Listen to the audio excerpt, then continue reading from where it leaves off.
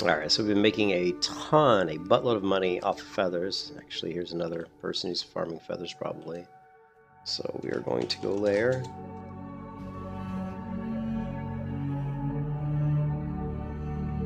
But we've been making just ridiculous amounts of gold farming feathers. They're selling for about almost 50 silver per feather, so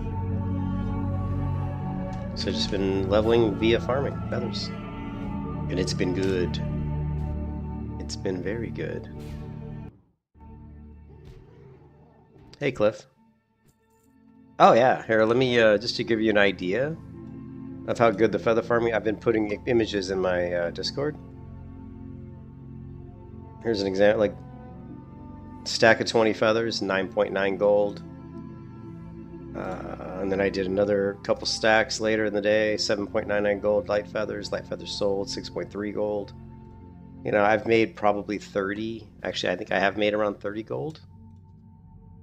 Just farming light feathers, because what it is mages are using light feathers. I'm not sure exactly how they're using them in Zul'Gurub, but they're using them in Zul'Gurub when they do boost runs, when they're boosting people. So they're using them to, I guess levitate to certain areas to get, you know, to group everything up so they can quickly, like, so they can quickly down all the mobs. So it was funny, I put one stack of light feathers up 20, and some guy messaged me and said, hey, can you sell me those for 35 silver each? And I'm like, I felt like, I didn't say anything, but I felt like saying, dude, I mean, this is like my only character really here on the server, so well, I'm not going to sell you for 35 silver each when I know they're going to sell for 50 silver each. And of course they did. They sold like minutes later for 50 silver each. But yeah, I mean, we've been selling them crazy. Of course, because it's such a good farm, there's other people farming them. Like here's a level 37 priest. You know, we just saw another person. So we may have to try to switch layers. But they're spawning really quickly though, so it's not too bad, even if there's a lot of people. Plus, for me, I'm leveling. I've actually leveled from 13 to 15, just killing moonkins basically. Also, you can also kill the forest striders. Also drop light feathers, so it's not just the moonkins here. The only problem with the forest striders is they always run away from you when they're almost dead, which is always annoying. But you can kind of go around the outskirts here and kill forest striders too if you want.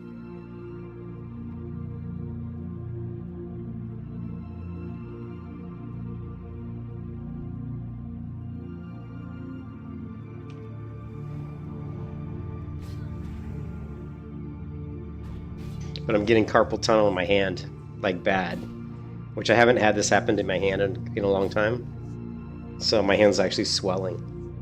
My hand's actually swollen right now, which it happens every once in a while, like every few years it'll happen. It just means I'm using the computer too much, because I'm a computer programmer, so I'm on the computer anyway. So it's like, and plus I play guitar, so it's like playing guitar, programming on the computer, and then playing games on the computer. My hand just freaks out sometimes, and right now it's in one of those modes where it's basically swelling. My hand's swelling up. So I'm gonna have to at some point probably take like a few days off of playing the guitar and playing WoW. Even though I don't want to, but maybe I can soak my hand in water or something. I'll look it up and see. I don't know if it's cold water or hot water. Let me put on my gaming sleeve. That might help a little bit. It's not really a gaming sleeve, it's a biker sleeve, but no, I haven't been doing that. But I could. I did sell some of the ghost mushrooms yesterday for, I don't know, like 40 silver each maybe. I sold some for like maybe 2 gold. Like, I don't know, 3 or 4 ghost mushrooms. I think maybe it was 5 ghost mushrooms. Sold for about 2 gold. And of course, as I'm killing these guys, I'm getting green items and stuff. And of course, I sell all the green items too. So, yeah, we're making. I mean, this guy have 14 gold on this character, and I've probably got like on my banker, I already has like maybe 10 or 15 gold. So, yeah, we're just, this has been an amazing farm actually.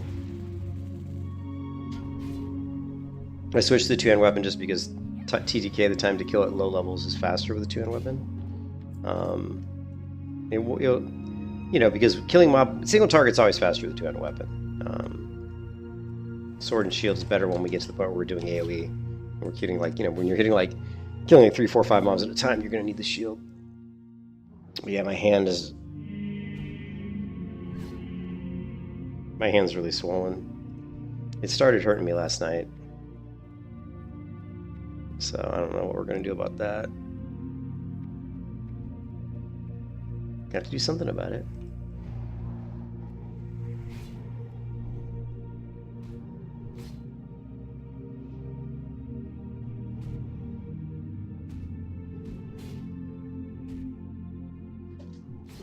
Take a...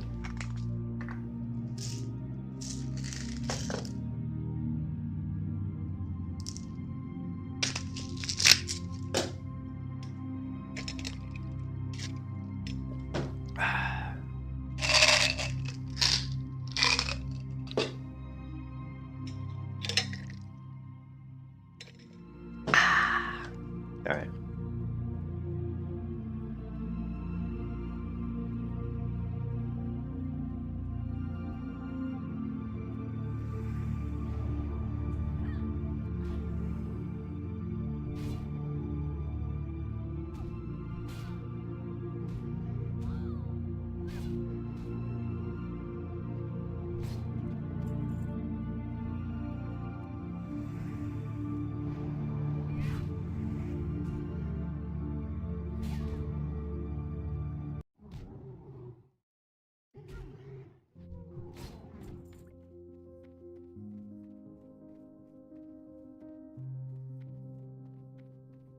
Yeah, I always use shield spikes. We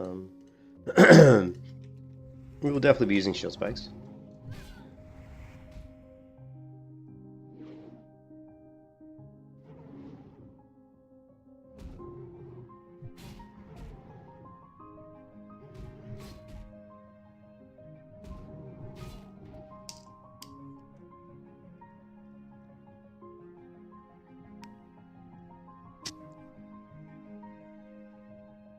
I need to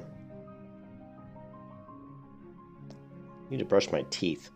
I didn't brush my teeth today. Normally I brush my teeth in the morning and I forgot, and then I brushed it after dinner and I forgot. So my teeth feel icky. We're doing the Asmongold. The grit and the grime.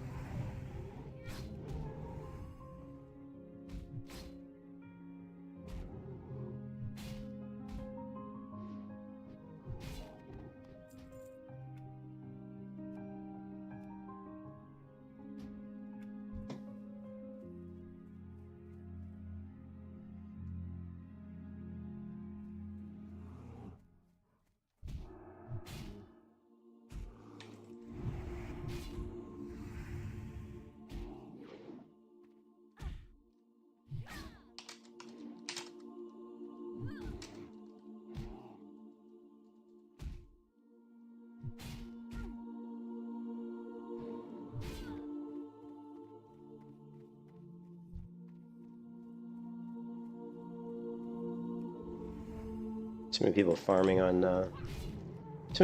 on this layer. Oh wow.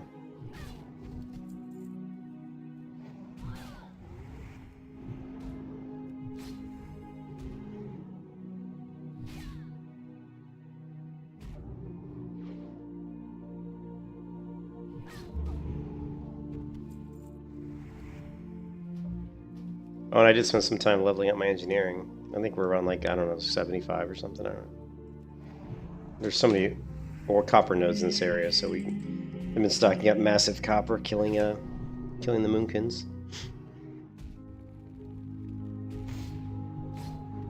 So we got to throw a few copper bombs, some rough dynamite.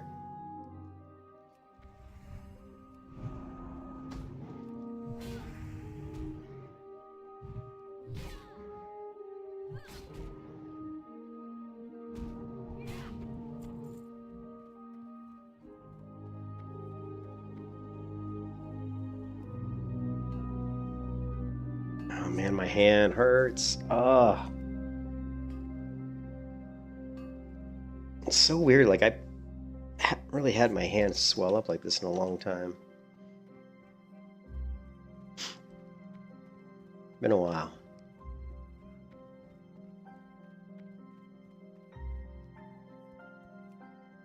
I'm trying to adjust my armrest.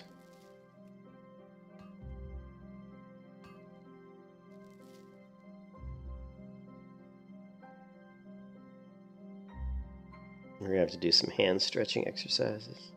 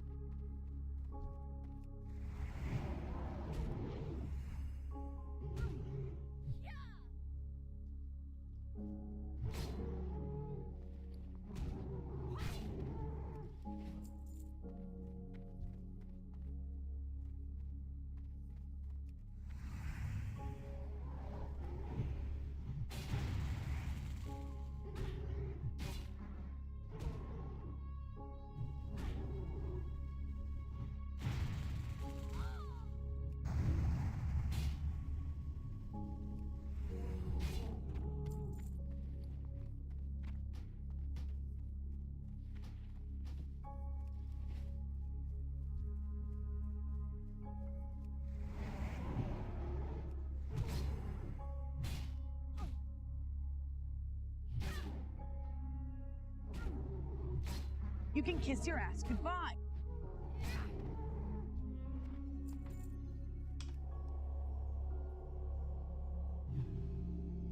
Do I watch any bands from Japan? No, not really.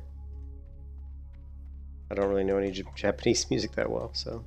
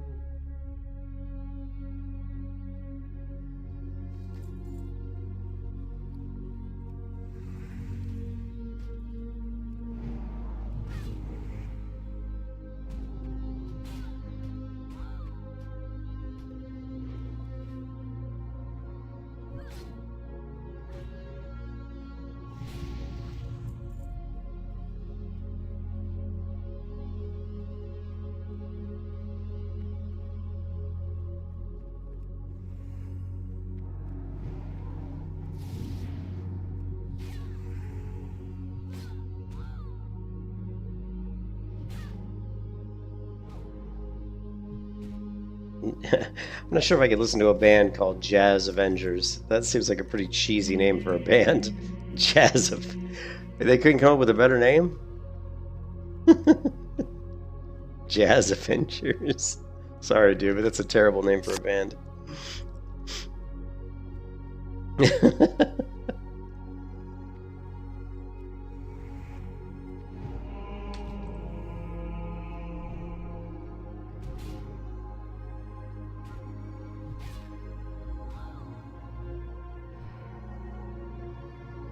That's like creating a band called the Rock Gods, you know? Rock Gods. Jazz Avengers. Country Cowboys. Country Cowboys. Oh, I kill myself. Alright, we do need to, we're not going to do it right now, but we do need to go, get our Retribution Aura, but I'm not going to worry about it right now, so I want to finish farming some more feathers, unless Slayer is too ridiculously full. Let's see if somebody... Let's see if this layer will get me off one. It did flip. Maybe it will. Of course, we don't know that the next layer is going to be any better than this one. We shall see. Layer 1.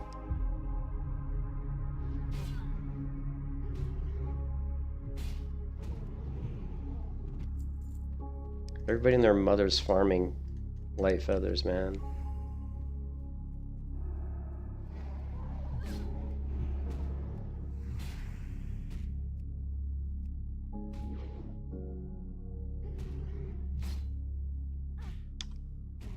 Stupid, I'm like a rogue or a druid, feral druid or something that I could kill these mobs like super fast, but we do what we can do.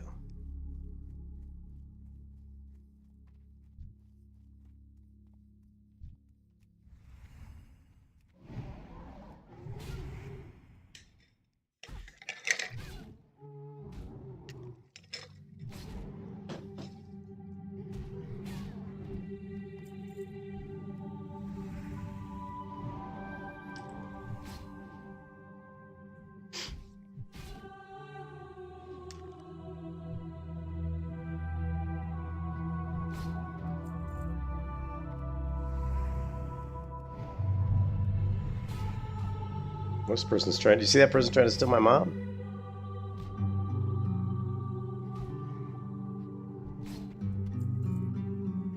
This is the best farm for light feathers, in my experience, and I've farmed them before many times. I've always found this to be the best. It's just so many people are doing it right now. I mean, when light feathers are selling for 50 silver a pop, you know, everybody's going to be farming them.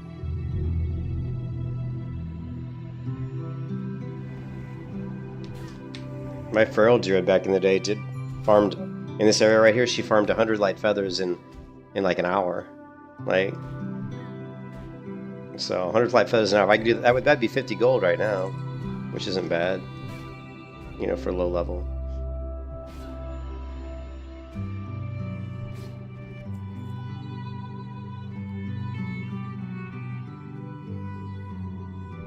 Yeah, they're respawning really fast, so we're in good shape. Luckily, the dynamic spawns are working. You can kiss your ass goodbye.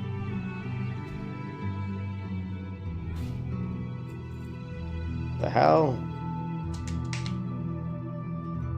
Don't you hate it when you accidentally start typing in the chat window somehow?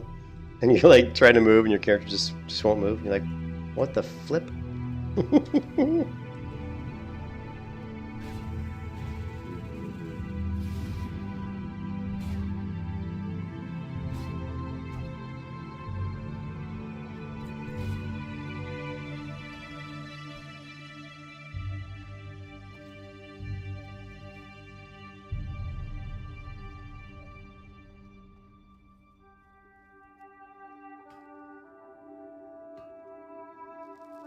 What are we engineering?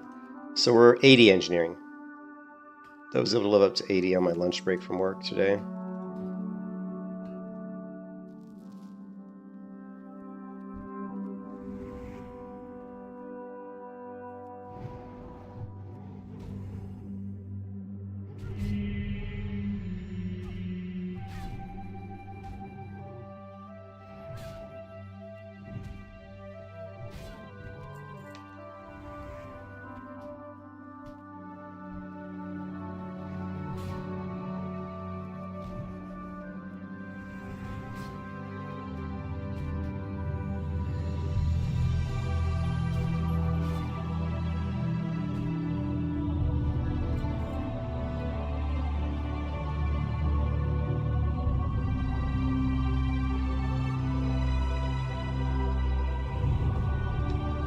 Look at all the corpses.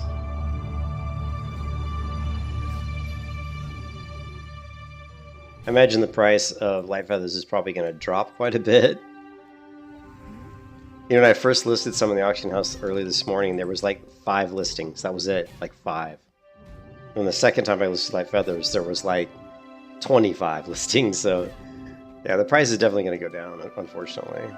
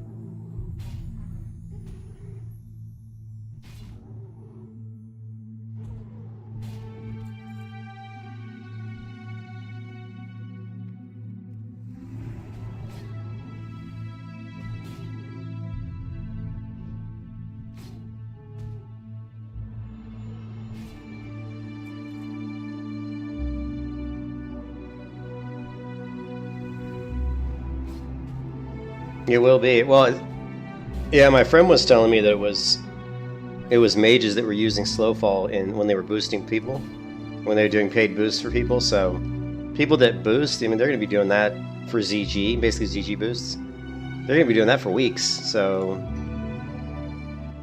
you know, they're going to be doing that for weeks. So, so the demand should be there for at least another 2 or 3 weeks, I would imagine.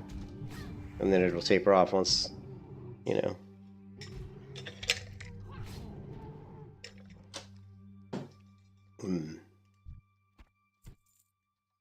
I also see most people, I see a lot of Grand Marshals too, so a lot of people are getting their max rank in PvP. I would love to get this character to Grand Marshal. That would be super cool to get the rank 14 weapons on this Paladin. But we got a ways to go to get to that. We got to get to 60 first. I don't know what level you can QAV. I don't know if it's 55 or if it's earlier. I think it's 50. I think you'll have to be level 50 to queue for AV. I think. I'm not 100% sure. I know I've queued after 50, but before 60, so let me just ask. What level do you have to be to queue for AV? Let's see. Somebody has an answer. I think it's 50. Let's see. It's either 50 or 55.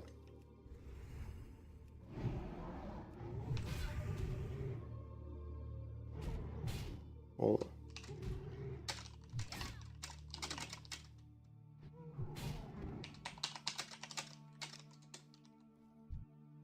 since no one's paying attention to the area general chat here, I'm just gonna go ahead and ask in the layer chat. No response. I guess people they don't know.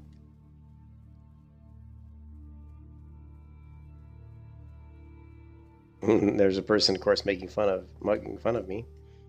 You gotta love how people make fun of you. Keep on working that PvP brain of yours. It's just such a random response, you know. Instead of trying to be helpful, just say some stupid response. All right. Since we got the douchebags not being helpful, we'll just ask.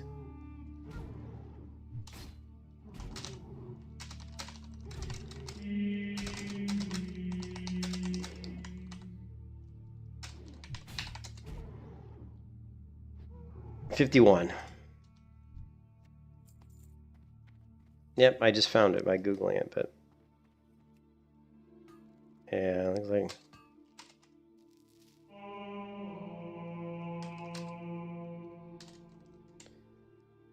it looks like 51. So once we hit 51, we can start doing AV.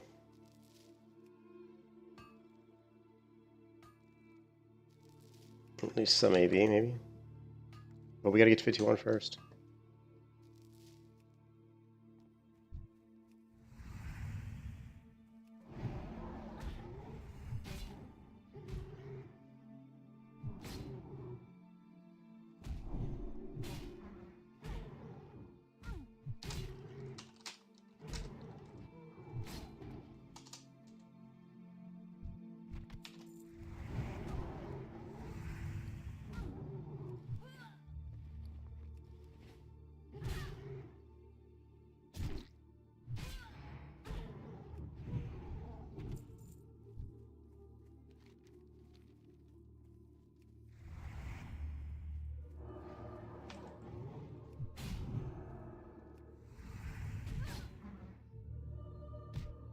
We just need to get enough gold so we can start getting gearing this character with some gear. You know, I took some of the gold we made from selling light feathers to buy some green items.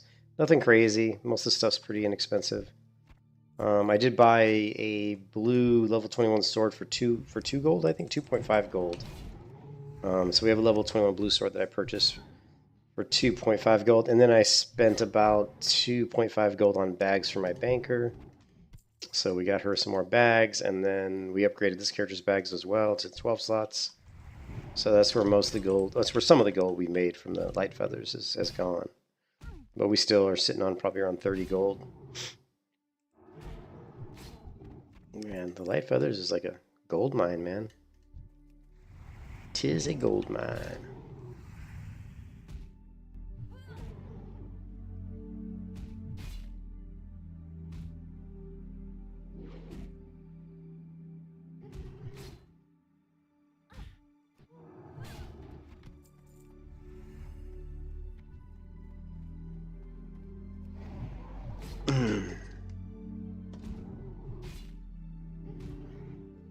You can kiss your ass goodbye.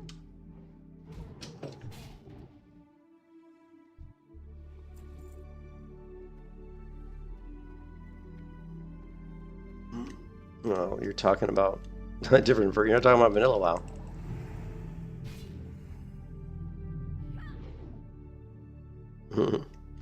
Yeah. Yeah, the inscription that makes Avenger Shield do double damage. Is that what it is? Like does twice as much damage or something? It's a good, yeah, I use that for, that's Wrath of Lich King. I use that on my Wrath of Lich King Paladin for PvP sometimes. It surprises people sometimes, you know, you'll be, because they don't expect a Protection Paladin to hit that hard, and all of a sudden you'll throw out like an Avenger Shield and it'll crit. And sometimes it'll surprise people and they'll be like, holy shit. You can kiss your ass goodbye. Because if it crits, it can do pretty good damage. I love Protection Paladin and Wrath of Lich King is really fun. I'm really hoping that they progress these anniversary servers through TBC into Wrath of the Lich King. That's one of the biggest reasons why I'm playing on these servers, is because I'm hoping that, yeah, I mean, I've played vanilla so many times that it's just kind of whatever. You know, I like vanilla, I love vanilla, but I've done it so many times. But the fact that these servers are going to go into TPC is what makes them, I think, more appealing, you know? And then hopefully from TBC into Wrath of the Lich King. And that's like years, right? It's amazing how WoW can just roll out a fresh server and say we're going to progress from, you know, from vanilla through Wrath of the Lich King, and you just rope like people into playing for like, you know, 2.5 years basically by doing that. I mean, they have like such a freaking, they've got such a gold mine with their with this game. It's unbelievable. It's like the golden goose, you know. It's crazy.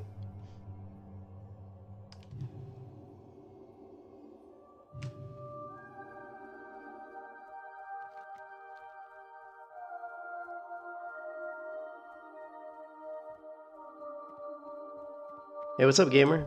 How's it going?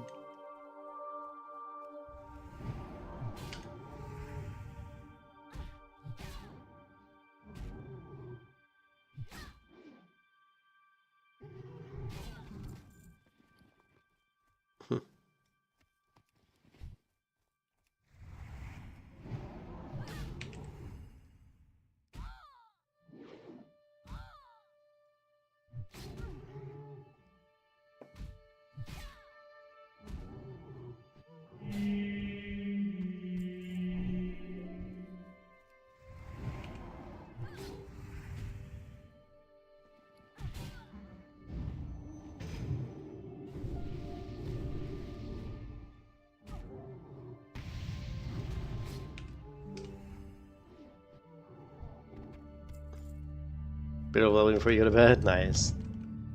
Yeah, I'm just farming feathers and leveling at the same time. I've made today already. I've made like what, 30 gold probably, or close to it,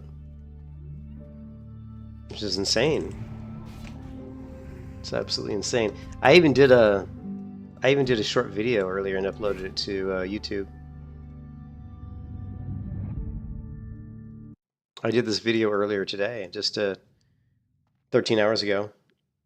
And it just shows you that after the first time I farmed light feathers. Ah, shit. I'm gonna get attacked. Oh, wow. They're respawning so fast. Nice. This was my first... Here I was auction successful light feathers. 19 light feathers, right? 19 light feathers made me 9.39 gold, right? 9.39 gold. Look at that. For 19. So, crazy. The amount of money you can make from light feathers.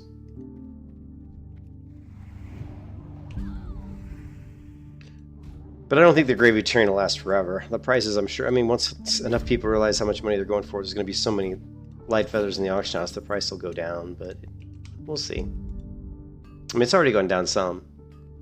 They were going for 50 silver a light feather, and then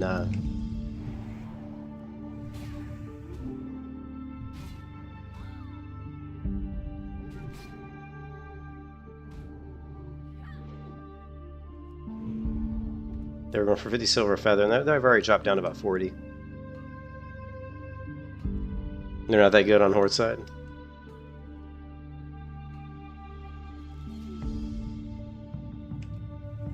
Well, you think it'll be worse, or you think it better or worse for the weekend? I mean, the prices should be pretty good on the weekend. If they truly are being used by mages a lot of times for boosting, there's going to be more boosting going on the weekend, which means there's going to be more consumption of feathers, right? So it should be better. Yeah, I might. We'll see. If the price drops too much, we could always hold on to them, but I'm not too worried about it. We'll just keep. Look at all the dead moonkins. This just shows you how many people are farming these. Look at all these dead moonkins. Look at this. People are farming light feathers. I just happen to be lucky enough that I'm leveling at the same time because I'm low enough level. You know, a lot of people flying through here like level 35, 45. You know, and they're just here for the feathers. But I was level 13 when I started doing this, and I'm level 16 now. So 20 silver, yeah. Yeah, last time I looked, they were over 40 silver. 4 gold a stack. Dude, I sold a stack earlier today for 9.95, almost 10 gold for 1 stack. Here, if I hover over, look. Right now, if I hover light feathers, tell me that on the auction house right now, it's basically 40 silver a feather. All right, see that? Auction times 20, 8 gold. That's what it's saying right now. And I scanned the auction house a couple hours ago, so that's pretty accurate.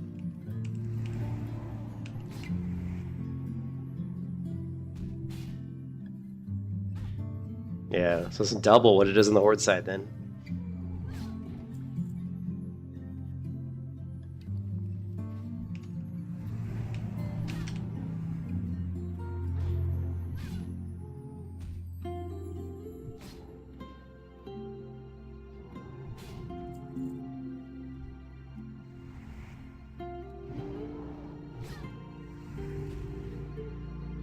The Basslands.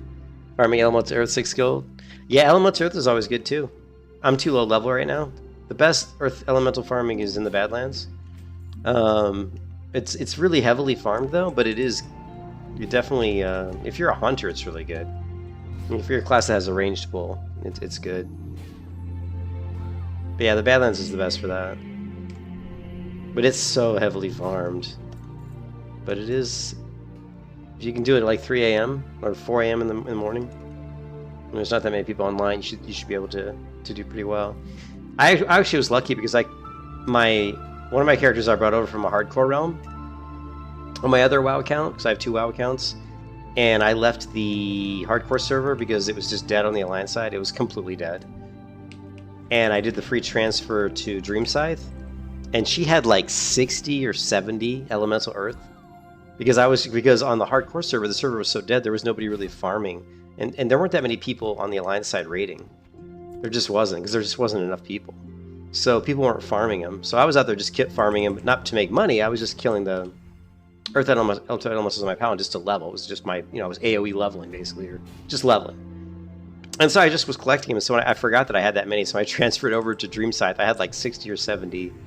I had like 60 or 70 Elemental Earth, and it ended up making me like 300 gold on the auction house, so that was kind of cool. I came over, like, just put it up and made like 300 gold.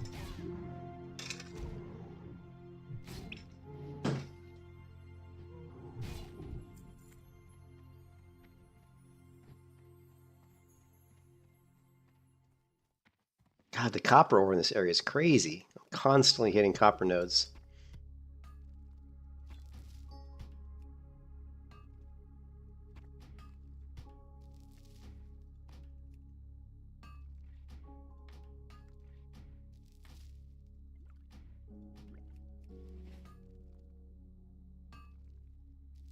Behind the ogres? A plateau behind the ogres. Ogres. Plateau behind the ogres. Oh, yeah, I know what you mean. Yeah, that one's pretty good. I think the lowest level ones for me usually is the best. Essence of Air, 39 gold, yeah. I mean, all the essences. Essence Air is good because it's used for spell power, used for agility enchants and spell power enchants. Probably used for the healing enchant too, I would imagine. In my experience, the best is right here. These are the low level ones right here. Drop the elemental earth the best. You're saying over here, probably, right? Or no, you said north. Yeah, I mean that's right here. This is the best right here. These low level, for whatever reason, those low levels drop at the highest rate. And I've farmed all of them ones there, like a ton. So yeah, Silithus, sure, yeah, you can farm those. Like you can go. Let's see. Like in Silithus up here in the corner, in this top left corner, you can farm the earth, and then of course the air is right here, and I think here, air here, earth here.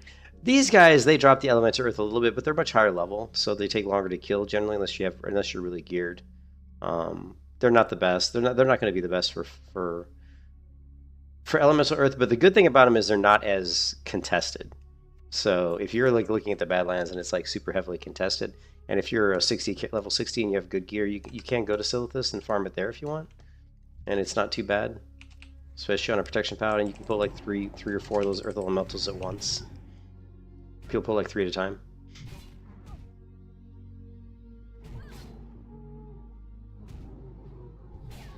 Yep. Yeah, there's Lotus spawns. Yeah, I don't know where the one is in Silithus, but the most Lotus is typically, I think, in Burning Steps. Yeah, Burning Steps, I think, has them big. There's the one that gets farmed the most for Black Lotus. There's one that spawns here, right around here, and I think there's one that spawns over here somewhere. I know there's one that spawns here, and maybe here, and here, and here. Kind of in the middle of the map. Yeah, oh, in Winter Spring. Winter Spring has some Black Lotus spawns too.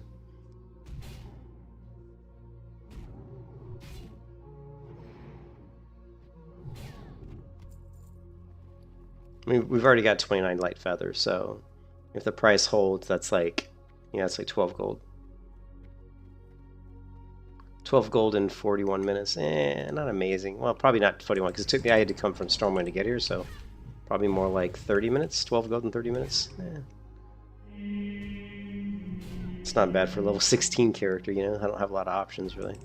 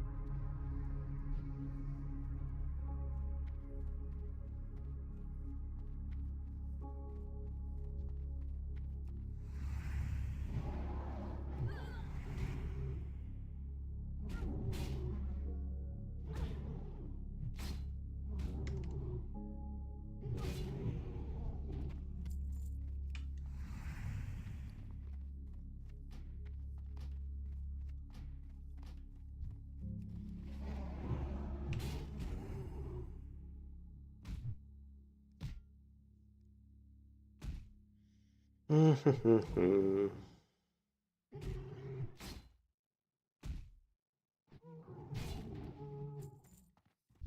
saw the copper node literally spawn right as I started to turn around. This spawned.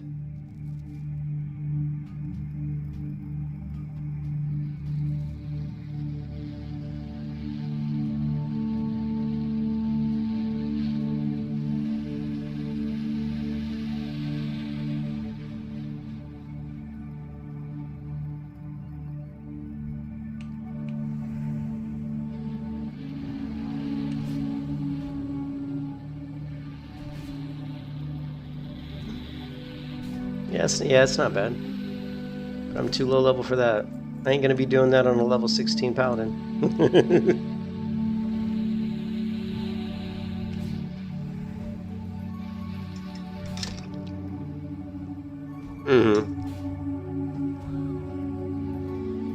Yeah, the Hide of the Wild. Nice.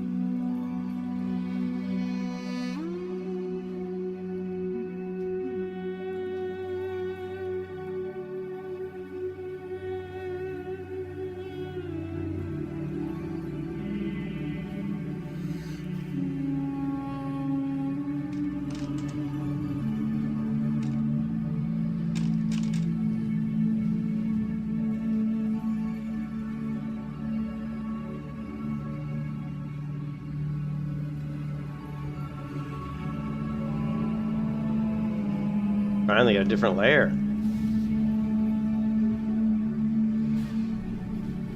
Layer 3. Haven't been on. It feels like I haven't been on layer 3 in forever.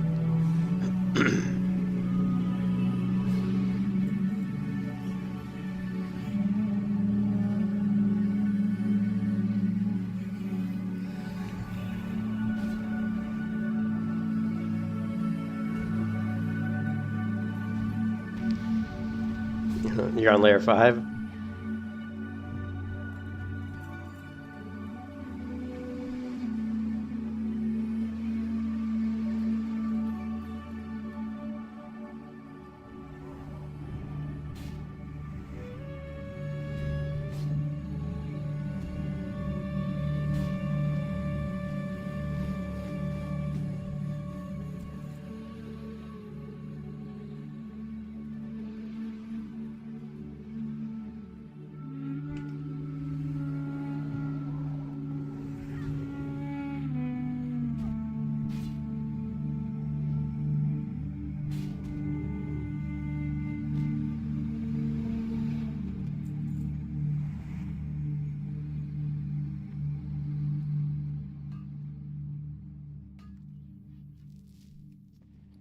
I'm hitting the copper ore just because I want the gems. I don't care about the ore. I have enough copper already. Actually, no, I could probably still use some for bronze bars and stuff.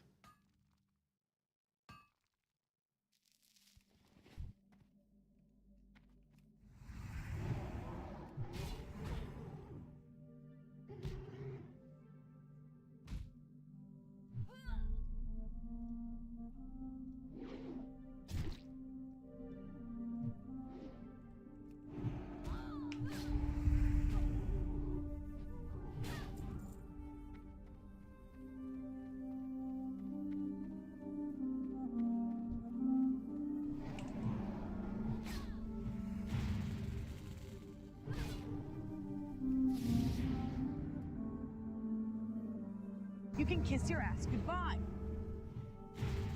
I'm probably going to jump to Stormwind and before that an Ixia reset in 30 minutes and see if we can grab the dragon buff. That'll drastically help our kill times here. We can switch back to probably sword maybe and shield. Plus we need to check the price of the feathers too. See if we want to list any. You were screwed. Why am I suddenly taking so much damage?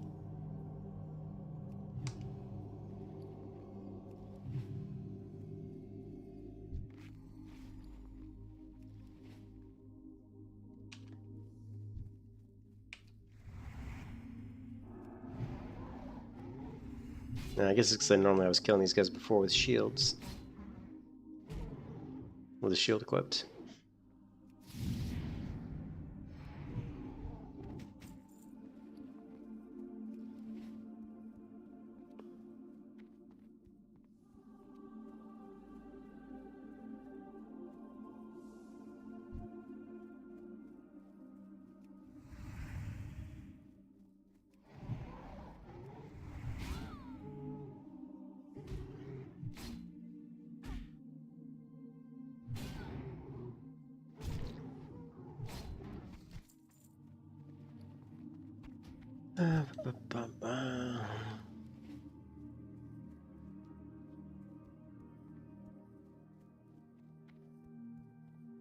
Okay, maybe I should have stayed on layer 1.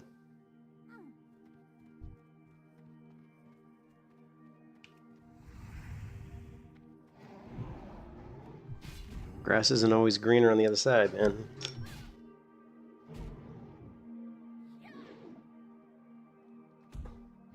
Yeah, you can make pretty good money leatherworking, crafting those, the cloak and the Devil Sword set.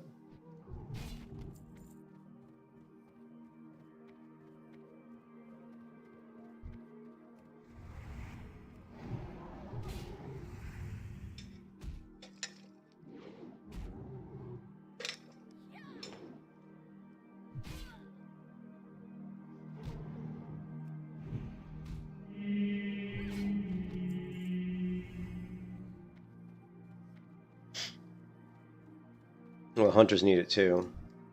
Warriors, hunters, rogues all need Devil Sword because they need the hit rating.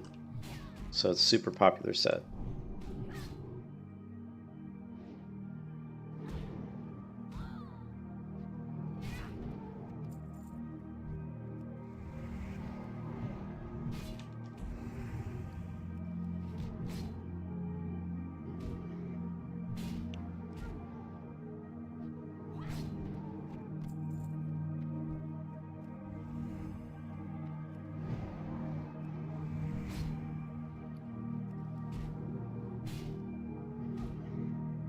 You can kiss your ass goodbye.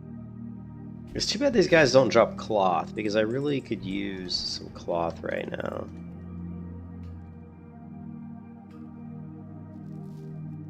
For more dynamite and coarse bombs.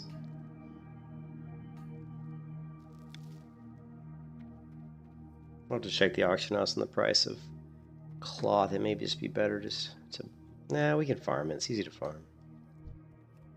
Never buy stuff that's easy to farm.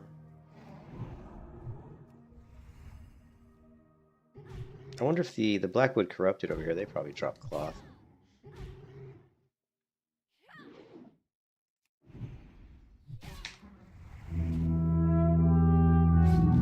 Oof.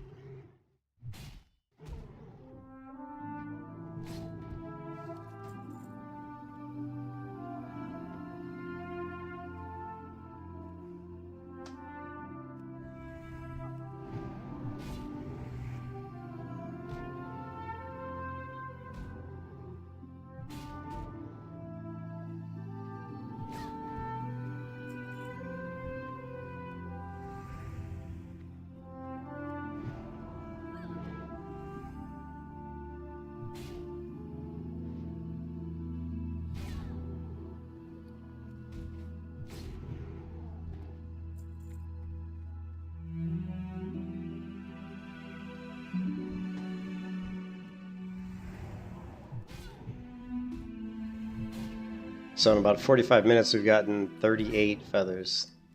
Not bad. Not too bad. Not too shabby.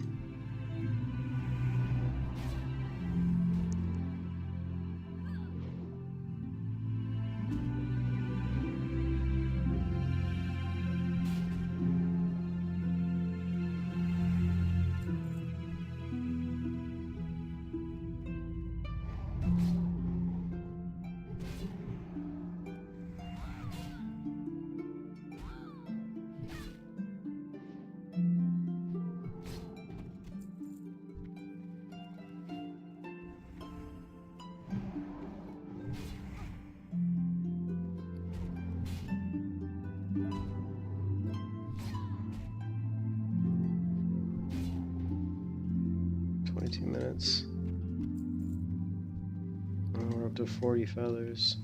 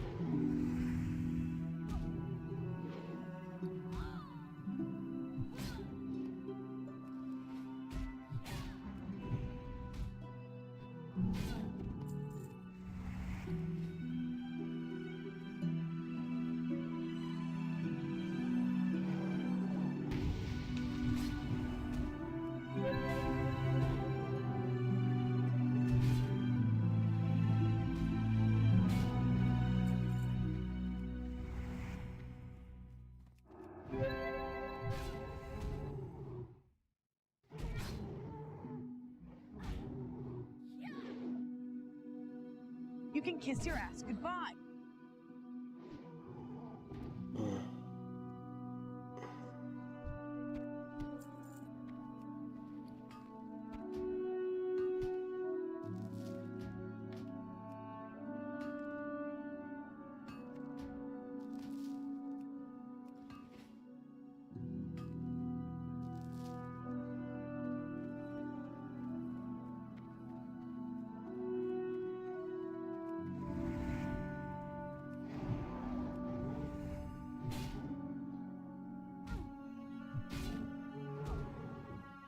You're coming, what? You coming to my lair? I'm heading to Stormwind pretty soon to get my dragon buff.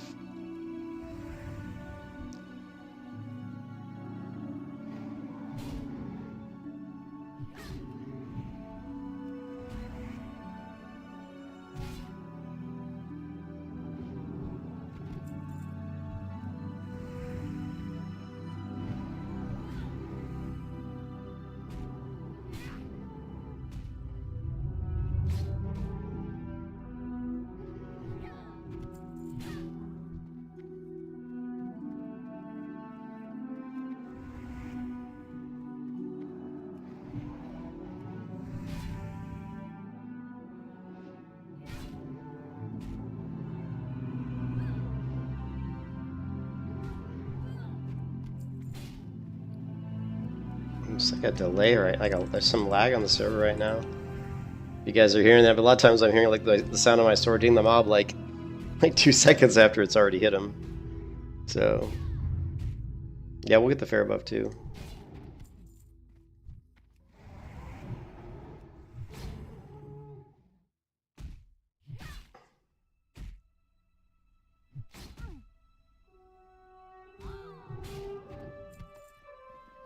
We're up to 46 feathers. They've been dropping at a pretty good clip.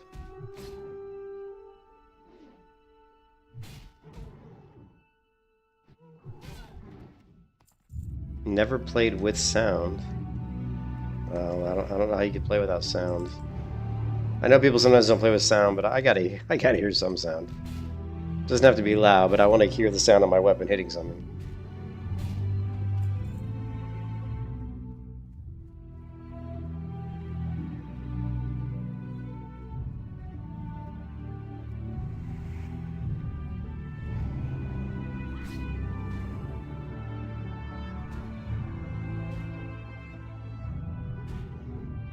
Transformers. I'm trying to play music that isn't going to demonetize my stream tonight, but I can't do it, man. I always want to hear music that I want to hear, and when the music I want to hear is always copyrighted, you know what I mean? So I make so little money on YouTube because you guys need to donate money to me, because that's the only way I'm going to make money, because I'm not going to make it off of ad revenue, because my streams are always demonetized because I'm always playing copyrighted music. Damn it! No stream revenue. We had some pretty good. We had a good amount of people in the stream last night, right?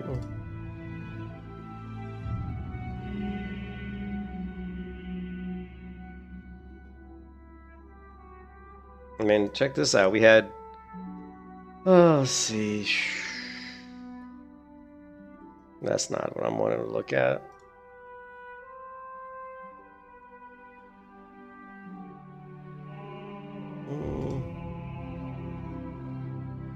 Yeah. You can see like revenue, like estimated revenue in the last 20 days, $15. And like most of my streams are demonetized, right? So if you take a look at there, so you look, see all these here, monetization, exceptions, on, off. Most of the times I turn it off because it's just, you know, well, I'm surprised that it looks like almost half my streams are monetized, which kind of blows my mind. Because most of the times I am playing music that is copyrighted. So yeah, I don't make a lot of money streaming. Because I hate listening to shitty music. Look at this kind of crazy looking...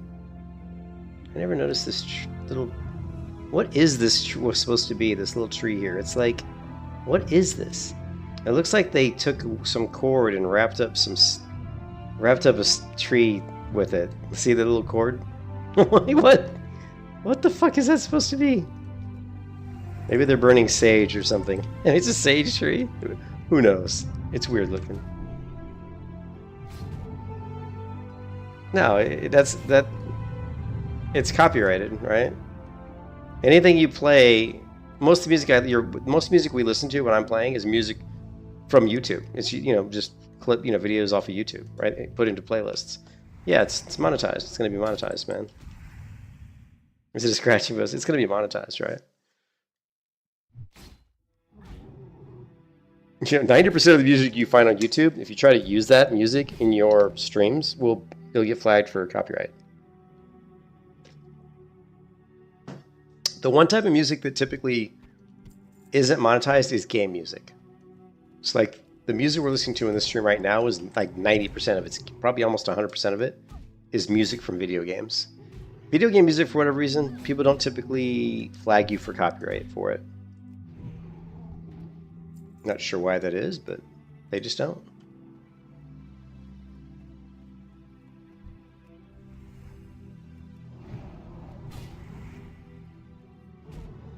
What do you mean name player? Music player? What are you talking about?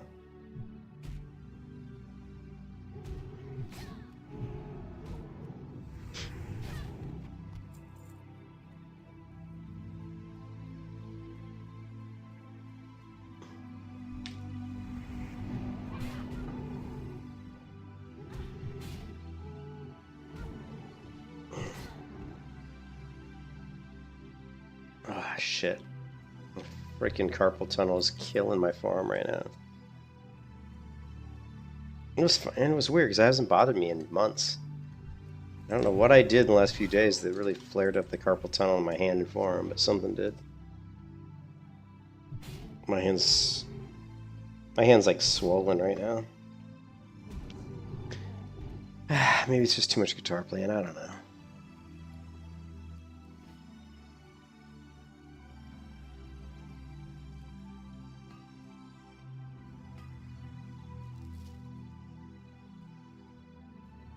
Too many light feathers.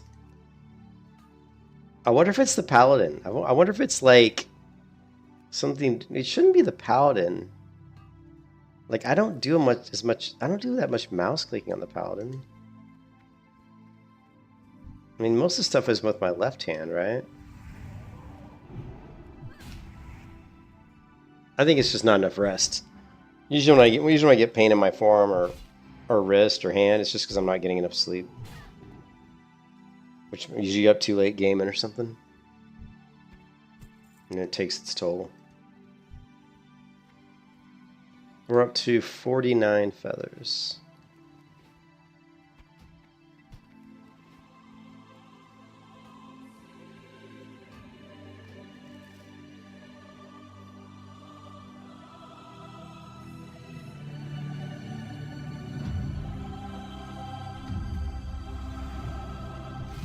Look, see, look at that. Level 51 hunter. Like, why is the level 51 hunter here? Why? Because they're farming feathers. That's kind of funny, though. You think like a level 50 character could find a better way to make money than feathers. You know what I mean?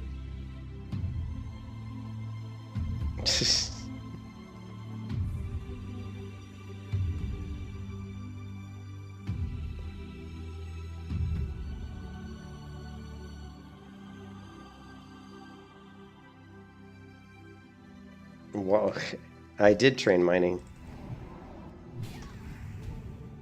My mining is currently, what is it? My mining is 82 out of 150. Ah, I made a ton of money. We made 8, like, here I sold some light feathers earlier, 8 gold for this, for like 20. Here we sold like a bunch more for 6. Earlier I sold a stack here for 9.9 gold.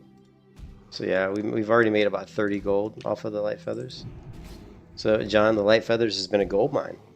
But I'm assuming the price, I haven't checked in the last few hours, but I'm sure it's probably going to go down because I see so many people. I see so many people farming them, so the price has to drop.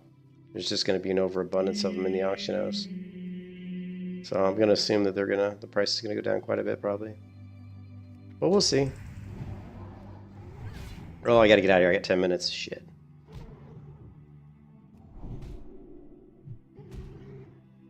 $10 minutes?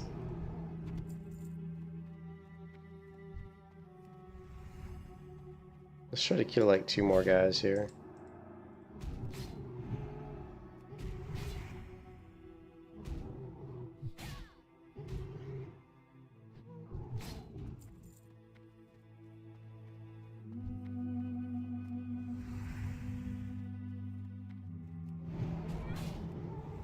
Yeah, anyone can join the Discord. If you say something I don't like, I might ban you, but you would have to say something that, you know, like something stupid. But yeah, anyone can join the Discord.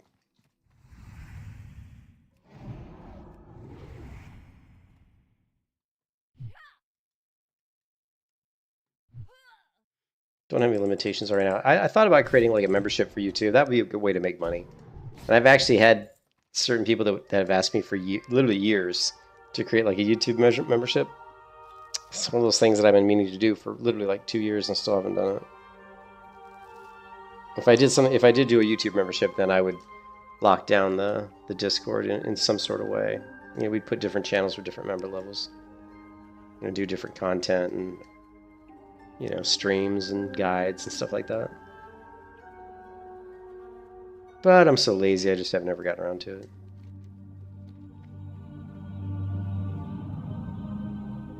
Alright, let's just get out of here.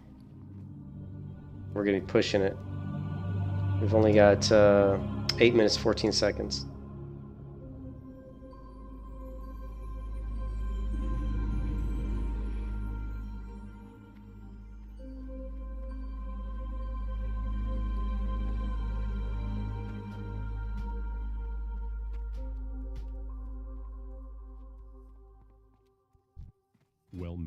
Go with honor, friend.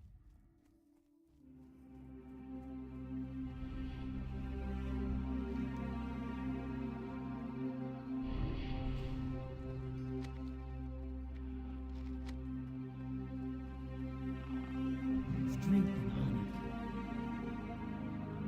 Strength. Light be with you.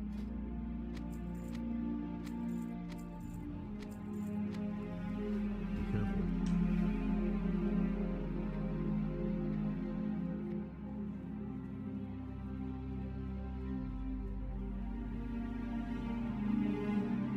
Seven minutes. Greetings. For the Alliance. Look at that, righteous fear, retribution aura, blessing of wisdom.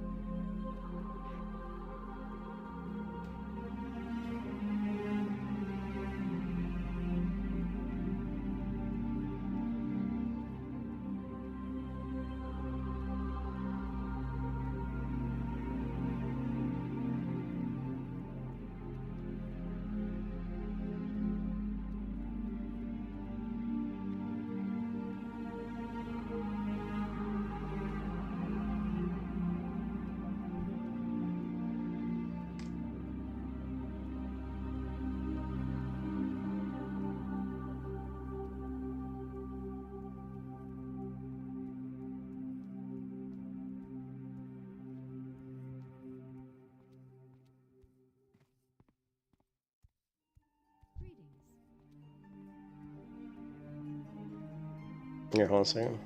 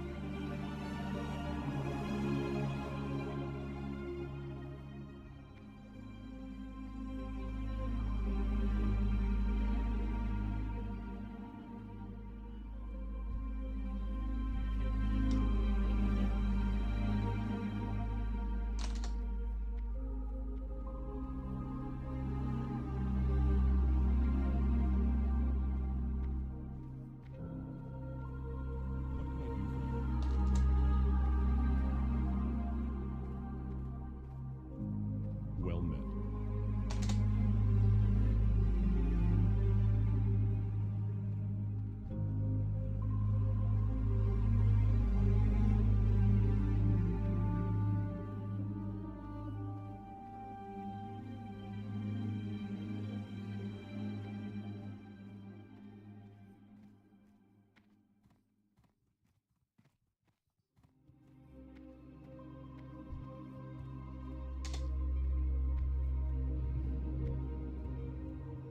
Yeah, no problem.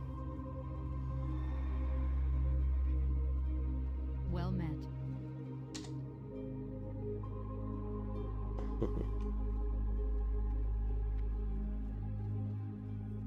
Let's take a look and see how much they're going for.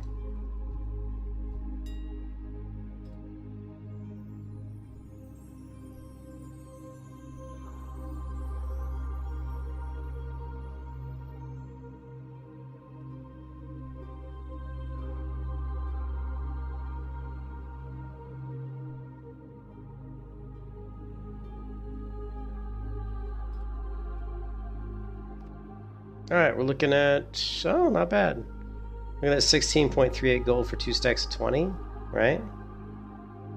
40 silver each. So we're looking at almost 20 gold, if it all sells. That'll chain tunic.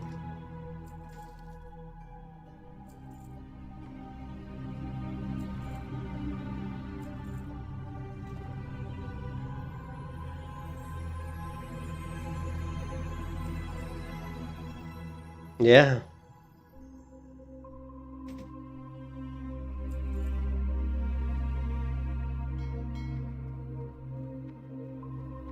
Save one stat for the weekend. Well, we'll go farm more. We'll go farm some more.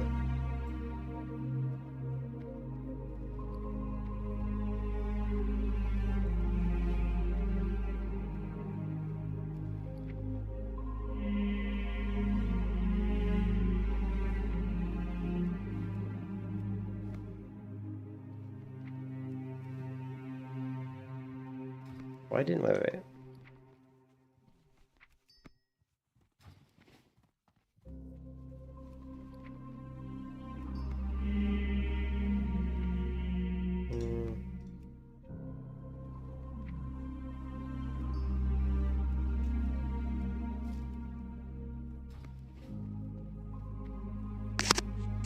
Hopefully we'll get a buff, Oni buff in about 1 minute, hopefully. 2 minutes.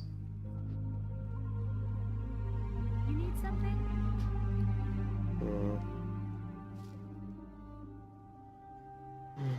Let's see.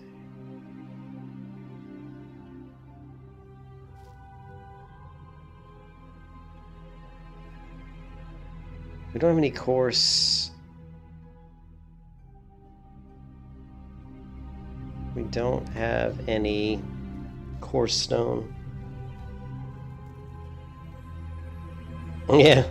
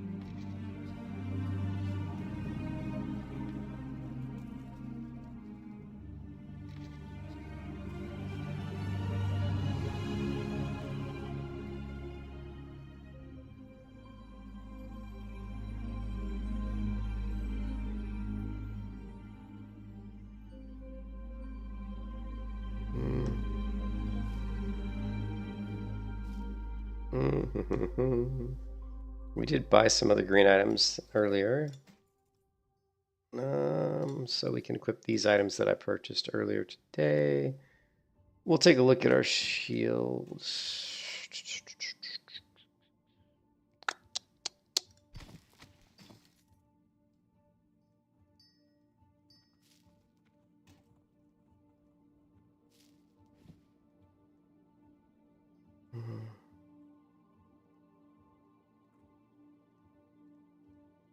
Safe travels. Bank's full, of course. Yeah.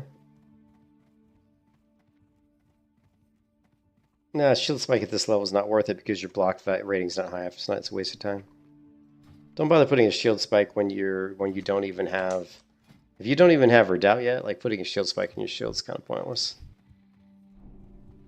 Unless you're really trying to min max at like level 15, it's kind of pointless. All right, so we got ourselves some burnished boots and some burnished leggings, just because they look nice, not because they're really great gear, to be honest. What else we got? Let's check. Did we get the buff? You know, buff hasn't dropped. Shit.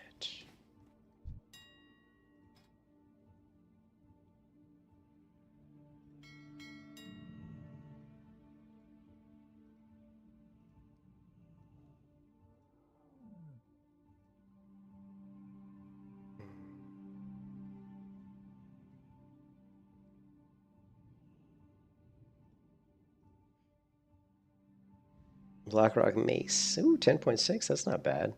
Hey, only 85 gold for this one. This is pretty good, though. 10.63 strength. Yeah. What's it look like? It's not bad. Let's check out shields. There we go. Dragon buff dropped.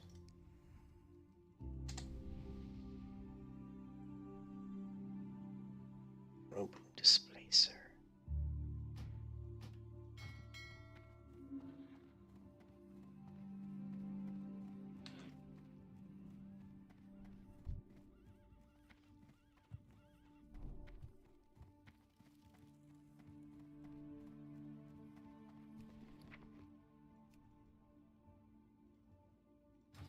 The hell? Did I not purchase it? Did it say sold? It might have said item not there. Sometimes is that what you were saying? I don't know if that's what you were saying about Too Slow. Sometimes it'll say that you go to buy something, you think you bought it, but what really happened is the item was already gone. Happens a lot with the Chrono Booms because they sell so quick. So.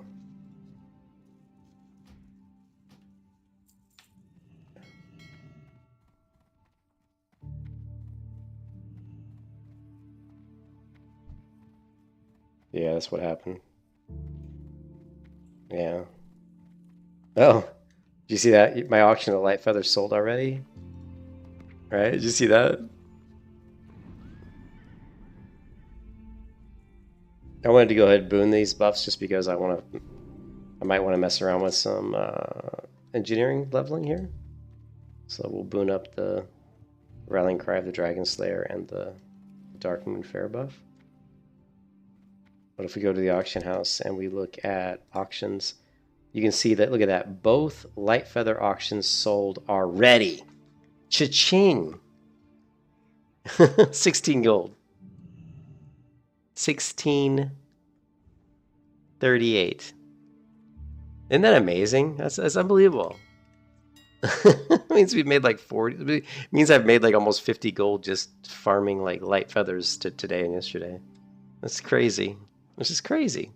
Level 16 character. Actually, I was level 13 when I started killing those guys.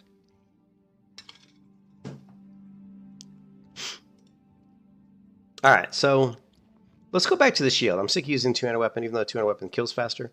I hate two-handed weapons. Let's go back to the one-hand mace.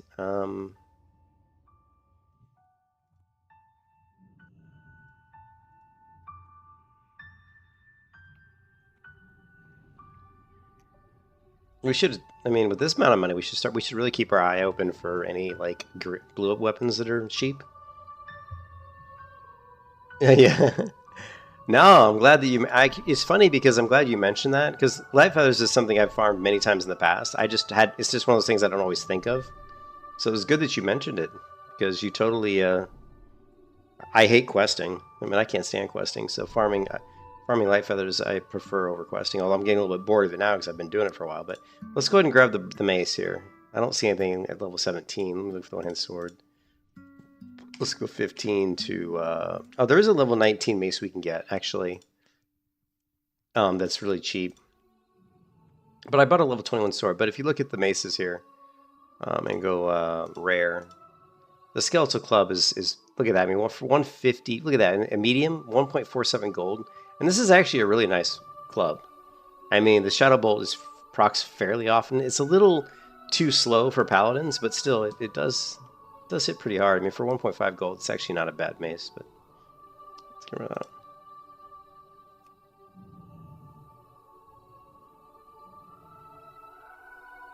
that. And these are, of course, way too expensive. We're going to get the rebuffed again. Alright, let's just grab the Blackrock Mace. And then we need to look for a shield. And let's see what we got.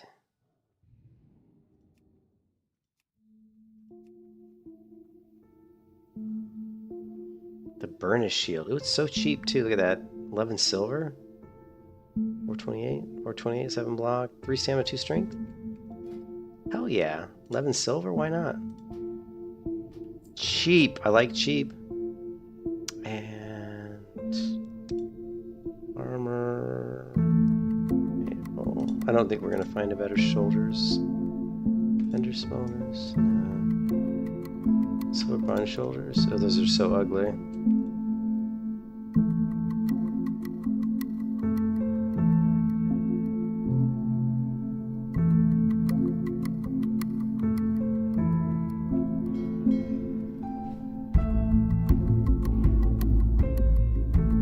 Actually, that's not true. I think maces... Actually, I think maces are... a lot of times maces are pretty fast. When the mace I was using was 2.7, so it was slow. A lot of maces are very quick. I mean, this mace is only 2.5, which is, you know, not bad. But actually, I don't really agree with that assessment. What's up, Ripoff? How's it going, man?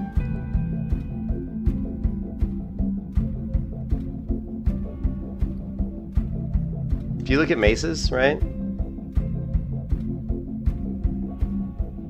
Look at attack speeds, 2.3, 2.4, 2, 2.2. Those are not, 2.2, 2, 1.7, 2.3. Those aren't very slow. When you go to swords, 2.6, 2.4, 2.3, 1.9. I mean, to me, they're pretty much the same. Rapiers fast though. 2.2, 1.9. So yeah, it looks like the sword's maybe a little bit faster on average, but not. It's not a huge difference.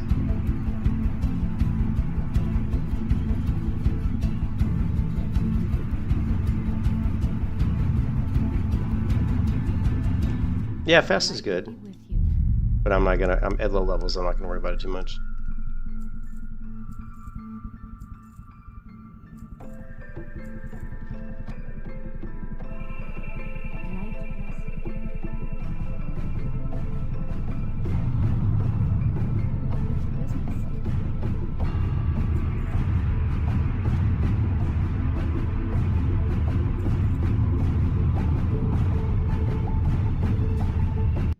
Okay, that song was annoying the fuck out of me.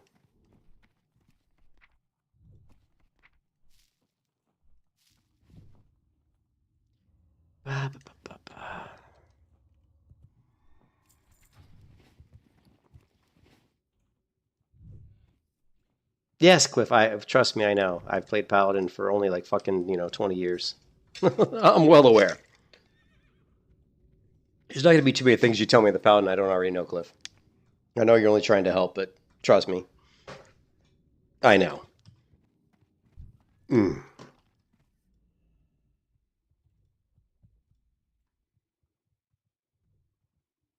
Just in, Steak and Shake announces it will start accepting Bitcoin payments at all locations. Very nice. I always loved my Steak and Shake.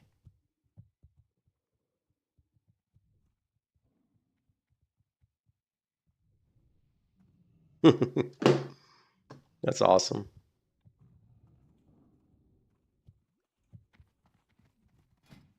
Well, I went as far as I could with the music that isn't going to demonetize my stream, and it's all dust in the wind at this point because I'm sick of hearing that shit.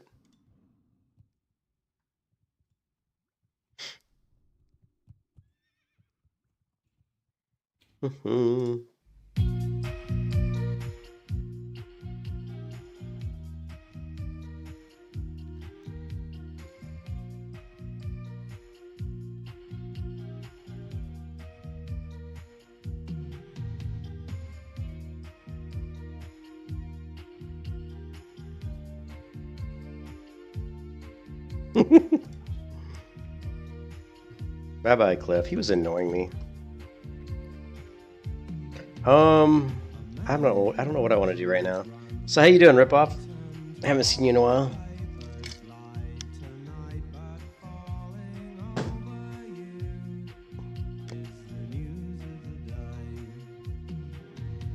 I guess we can just go farm feathers. I mean, it's such easy money.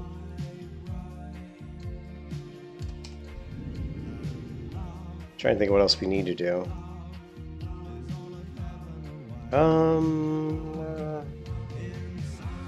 We do need to start farming tin ore.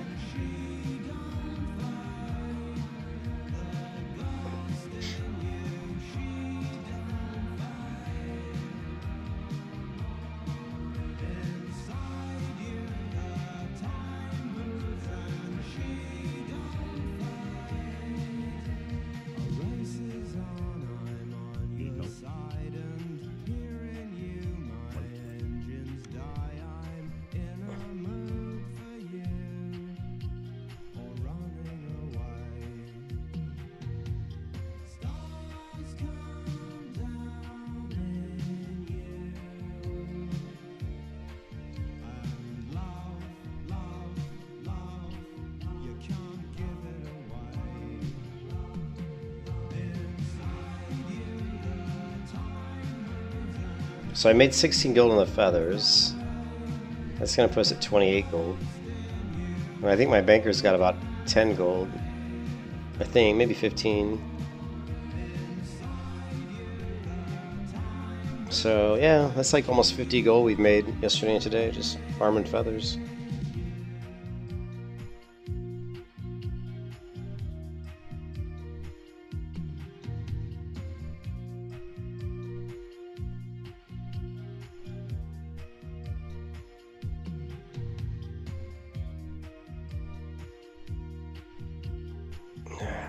Three and a half levels to consecration.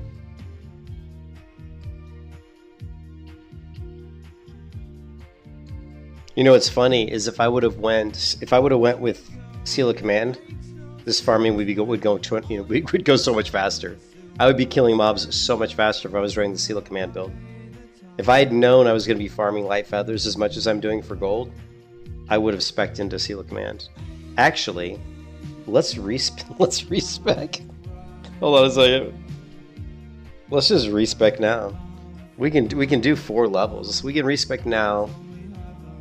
Level with Seal Command until, let's see, and then we can figure out when we want to respec again. This always happens when I always respec. I'm never happy with my builds. I knew I didn't know. I didn't know I was going to be farming so much light feathers, but if we respec,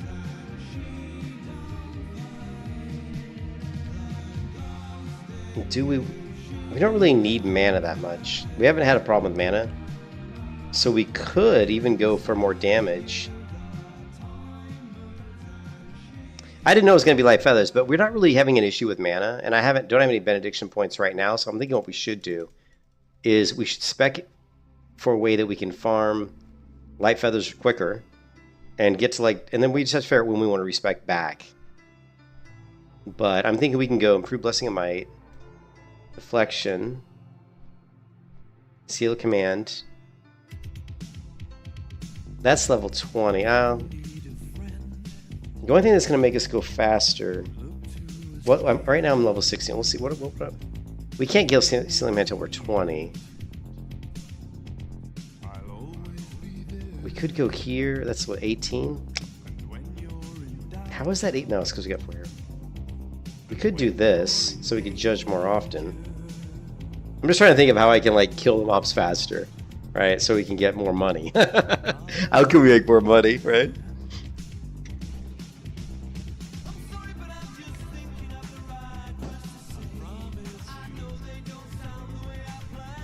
And then we can buy, if we can buy ourselves a really good blue 2-hand weapon, we can weapon swap.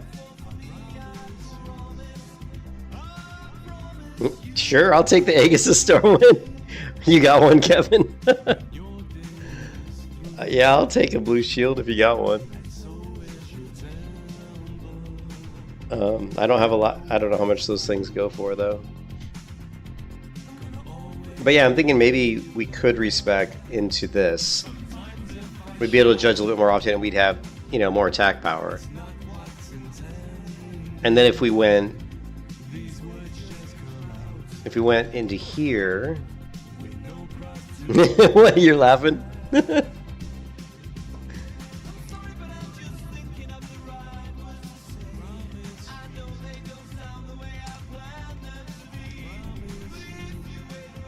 Yeah, mana's not an issue. We haven't even been using Blessing and Wisdom yet. Well, we won't be using Blessing and Wisdom if we respec. Right.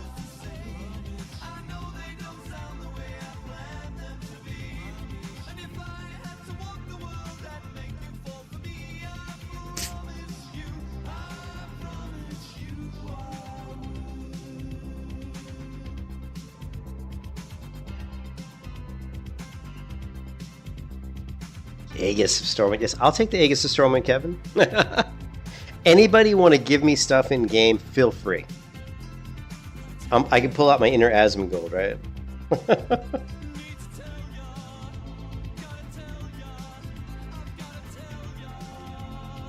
Making me dizzy.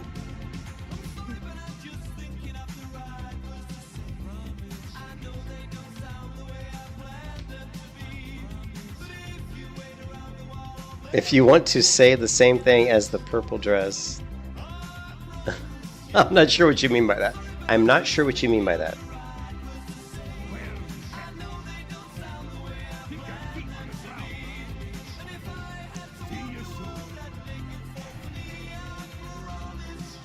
Alright, we undid our talents. Alright, so what I'm thinking we can do is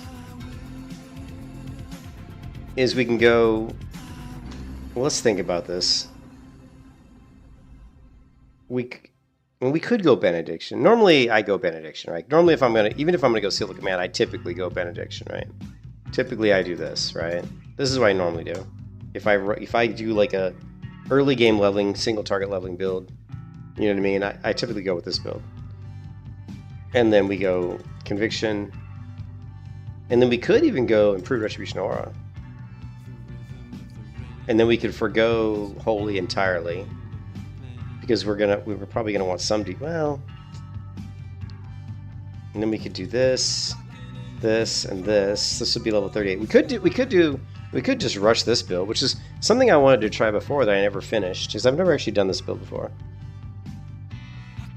This gives us Consecration, Improved Retribution Aura, and Seal of Command.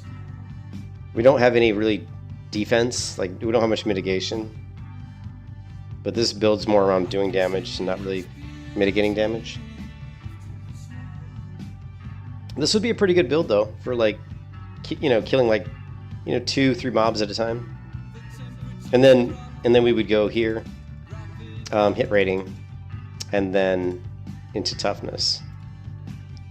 And then into shield specialization. And that would be 51. Yeah, we could try it.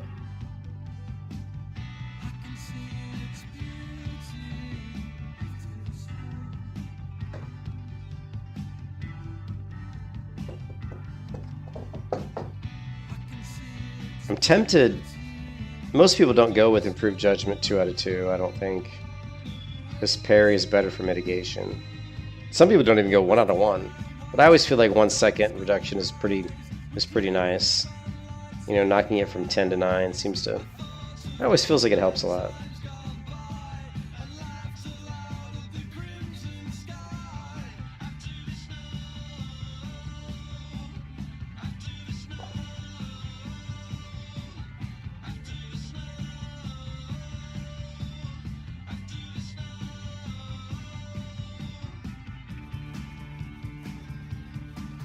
I'm still thinking about what...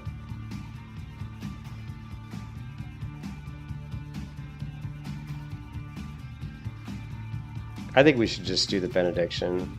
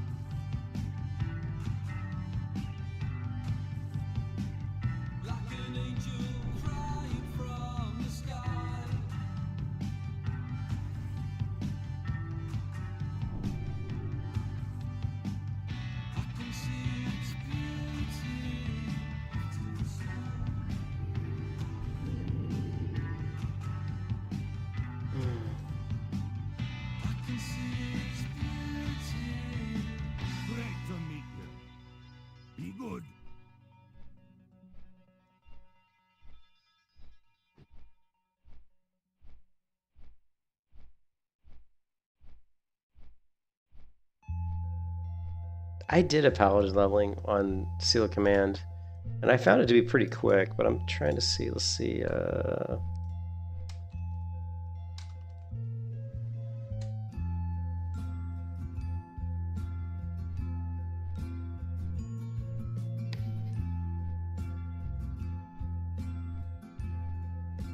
no, that's Skull Rock.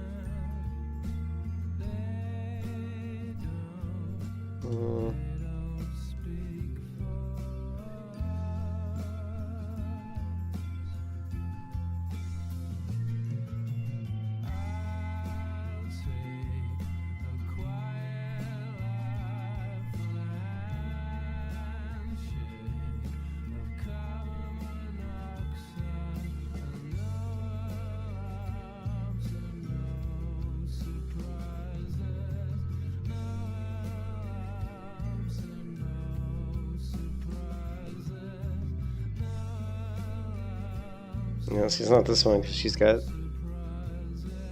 Seal of Righteousness. And that's Bloodsail Buccaneers. Shit. I was just curious if I actually did Blessing of Might or not. I don't think I did. I don't normally run Improved Blessing of Might.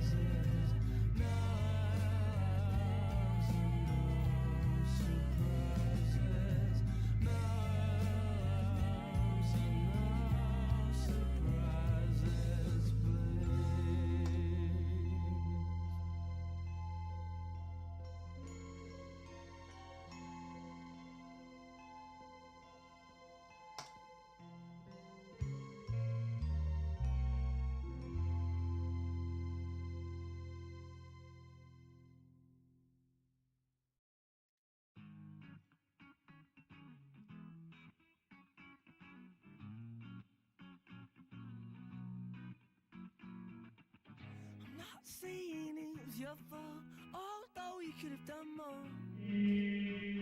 Oh, you're so naive, yes, so how could this be done with such a smiling sweetheart? Oh, and your sweet and pretty face is such an ugly way for something so beautiful. Oh, that every time I look inside, I know she knows that I'm not fond of asking. Yeah, this is the WoW anniversary, yeah. Oh, she's still out to get me, and I know she knows that I'm not fond of asking. True or false, baby, she's still out to get me.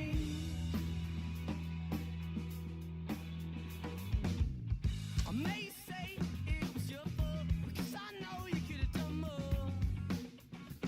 Oh, you're so naive, yeah, so Boss, what's up, man? How's it going?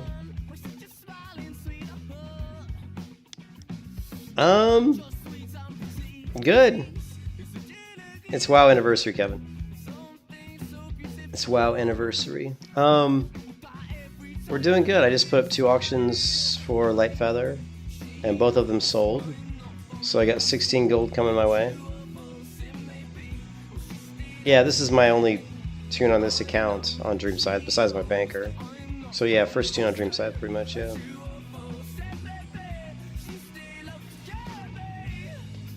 Yeah, we're up to 11 gold here. We got 16 gold coming in from auctions. We My banker's already got like 15 or 10 gold.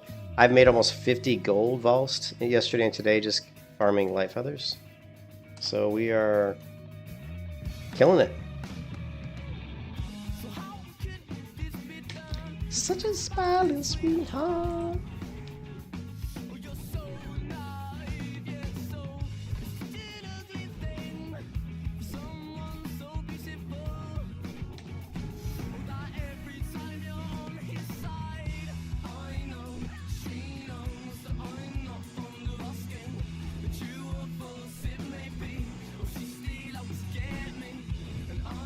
Dude, Bitcoin. I can't believe Shake My Steak is accepting Bitcoin payments. That's awesome. I actually like Shake My Steak is my favorite fast food burgers. Like, I don't like fast food burgers really, but Shake My Steaks are actually pretty good. Hold on to. I mean, it makes sense for anybody to accept Bitcoin because you're accepting Bitcoin. I don't know. It's weird though too because you could accept Bitcoin as a payment and the value of that could go down or up. I don't know. Interesting. But I mean overall and long term it's going to go up of course. But holy shit, Bitcoin is doing so well today. It's at 102.6. I am up. I was up like $600 yesterday or something, or $500, $600. I don't know. Trump said, "Is that what happened?" Trump said bye. All he had to do was say bye, right?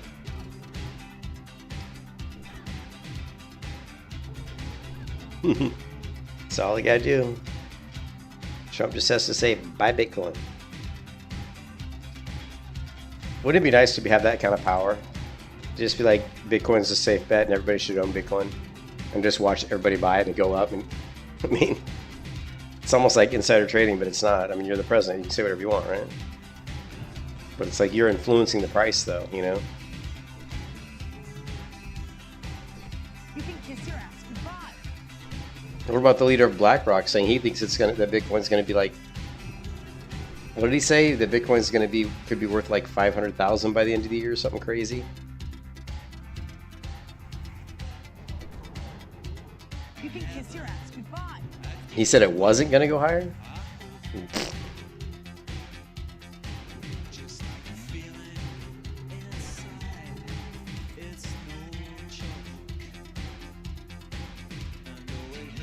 $7 gold? That's not bad. The reverse camera's always right. Yeah.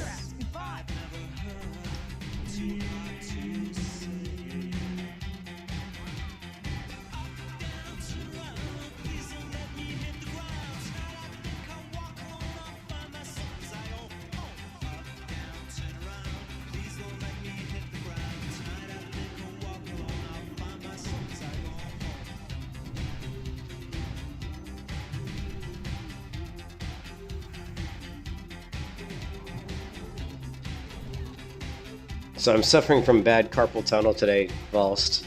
My right hand is swelling up and my forearm hurts. It happens every once in a while, like maybe once every 3 or 4 months this happens. And it usually just means I need to get off the computer. So, I don't know.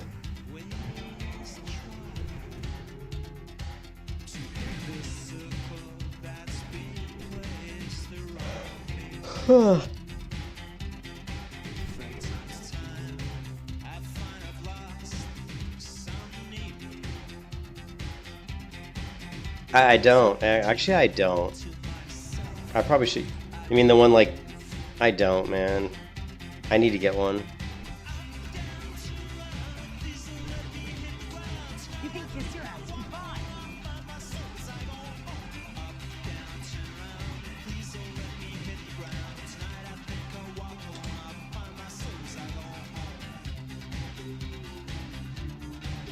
Yeah, I think I need one. Let me see. I do have...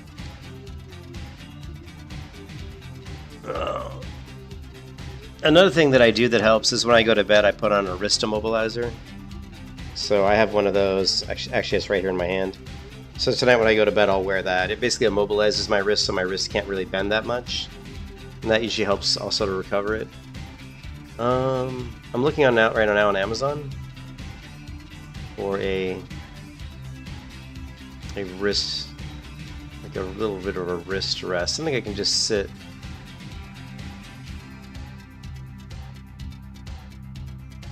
I don't know, I'll look for one. But yeah, I'll get one, because it might actually help.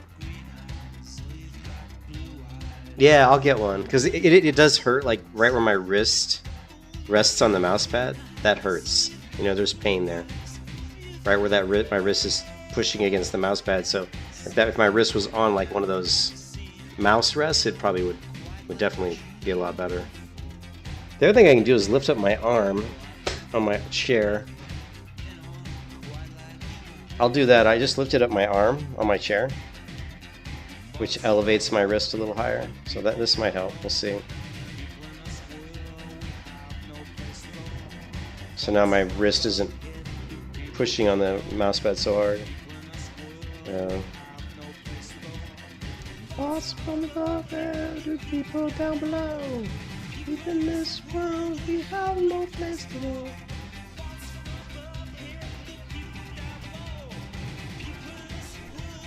I wonder if I can game with the wrist immobilizer on. Let me try it.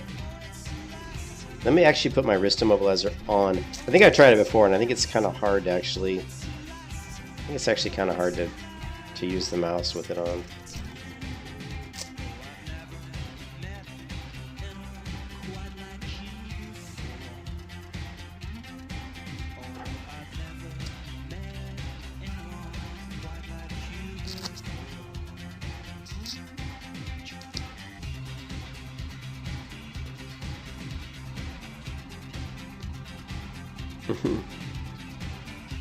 This is really weird. I'm wearing my wrist immobilizer while I'm trying to play. I'm not going to have the same kind of flexibility in my arm, but we are playing a protection paladin here, so it's not like we have to do a whole lot.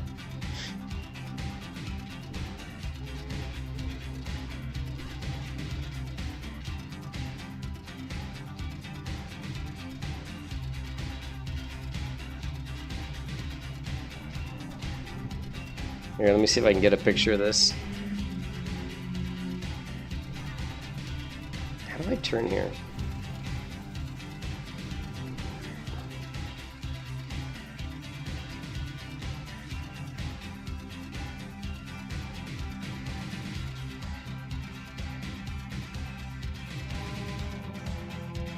Man, my hair.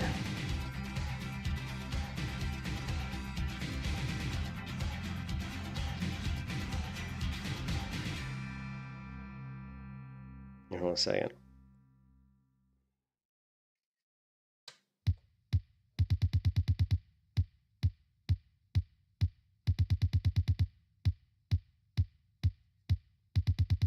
Let's see if I can get a decent picture of this. Look at my claw hand. Let's see, Discord. I'm gonna send this picture to Discord.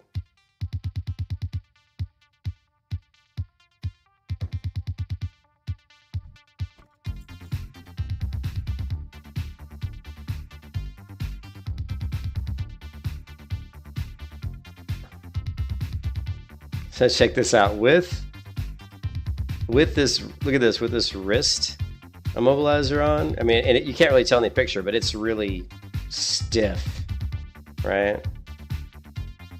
It's really hard to play while wearing this thing, actually. It's actually really hard to play while wearing this. But we'll try it for a little bit.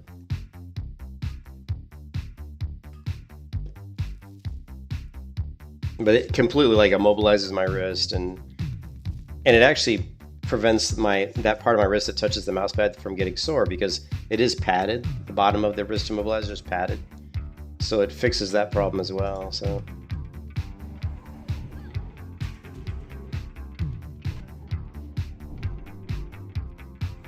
But it's really hard to play with this on.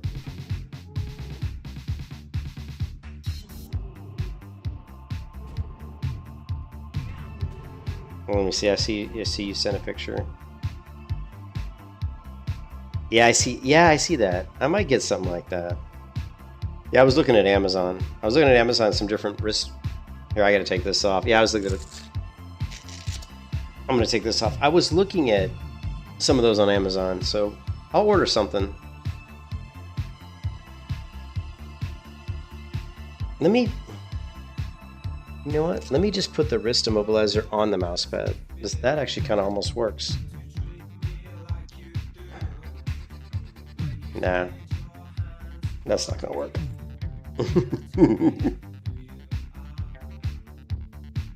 I need like a little cloth wrapped around my wrist, you know, to provide some padding, you know. It's all good. This only happens like every so often. Like I said, about every 3 or 4 months. If I'm gaming too much, yeah, I start to have a lot of pain in my wrist. And man, even just wearing that wrist immobilizer for just like a minute, my wrist feels better already. So that just shows you like that's the issue, you know. That it's just that wrist being folded and pointed, smashed down on the desk like that. Hold on a second, I'm getting multiple texts.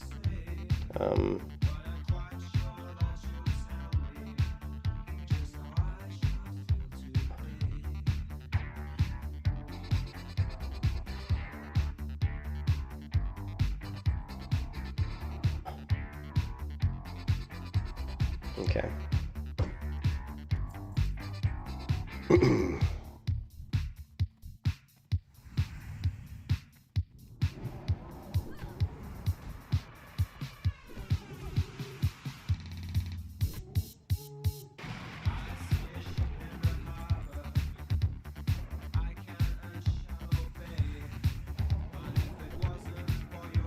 I feel so much better using a shield in a one-hander.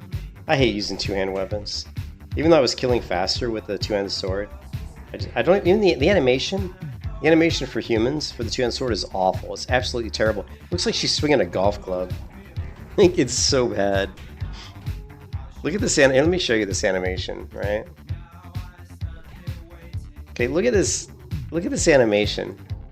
Look at how she swings this two-hand sword. It's terrible.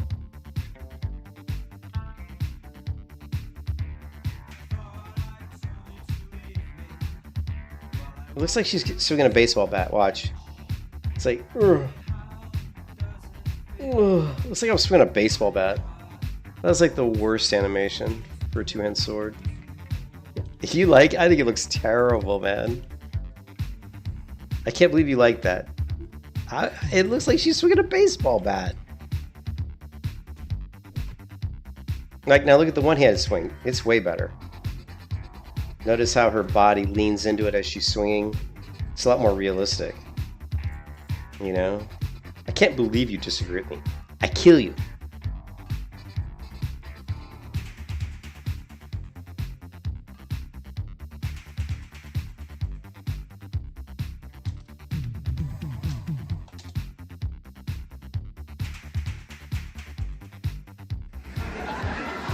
I kill you! Silence! I kill you! Silence! I kill you! Stop! I kill you! Big stompy weapon. It's terrible, dude. It's a terrible animation, man. I'm completely gonna disagree with you on that one. It's a really bad animation.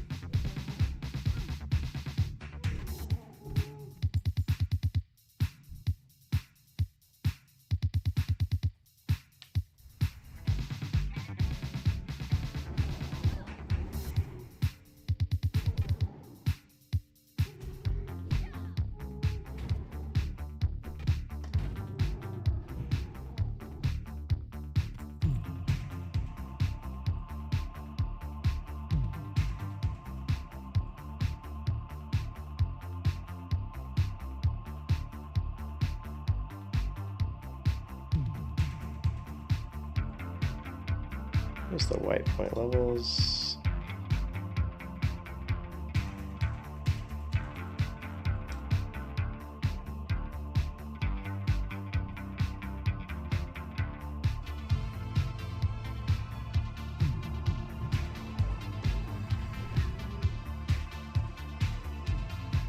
Ugh. Ugh. The fuck is this shit? This is not the music I wanted to play.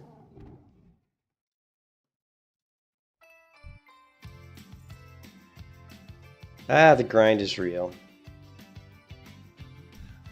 Not really. This is the easy grind. Wait till we get to like level 50.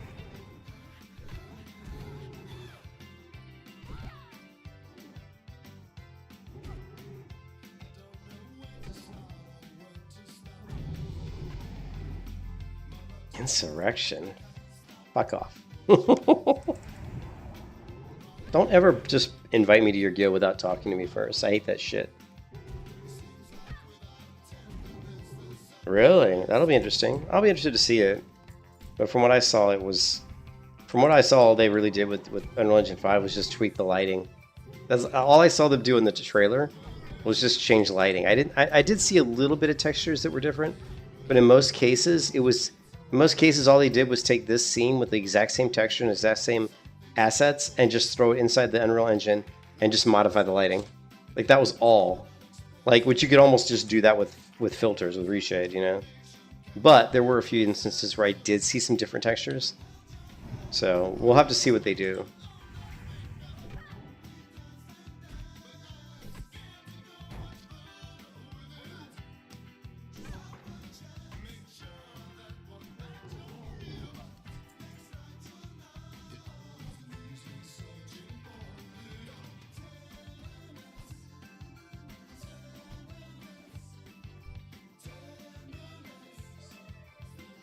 Yeah, it'll be interesting.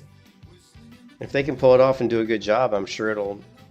If they can pull it off, do a good job, and launch a new server with that, I'm sure it'll be a massive success.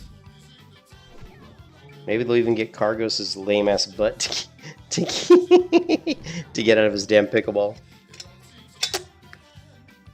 Oh my god. Oh wait, hold on a second. I just spilled my soda. 1 second. Oh, shit.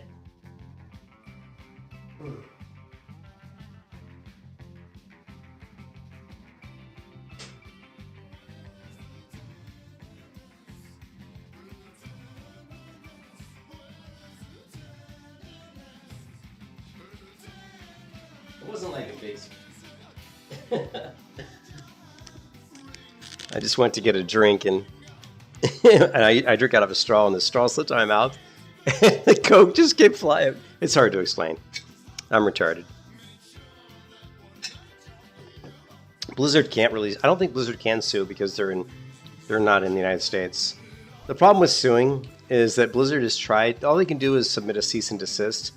But if the country of origin doesn't support them, they can't really do anything. That's pretty much all private servers that are that aren't shut down are European or out of the country. Any server that's launched in the United States gets shut down by Blizzard because for some reason the laws in the U.S. is they have a lot more leeway, right? Yeah, they won't be able to do anything because what happens is Russia won't do anything about their. So here's the difference. If the server is hosted in the United States, it's the United States ISP, right? It's United States Internet Service Provider. Blizzard will send a cease and desist letter to the ISP here in the United States. They will honor it because it's US. I don't really know all the logistics, but because it's United States ISP, they will honor it and they will shut down the server. The same thing happens with the Russian server, and Russia says, fuck you, US, I don't give a shit, and they don't do anything. And that's the difference. Russia says, I don't give a flying fuck you. You know what I mean? So that's the difference, and that's why they can't, that's why you see servers like Turtle WoW and that have been up for a long time, because they won't shut it down.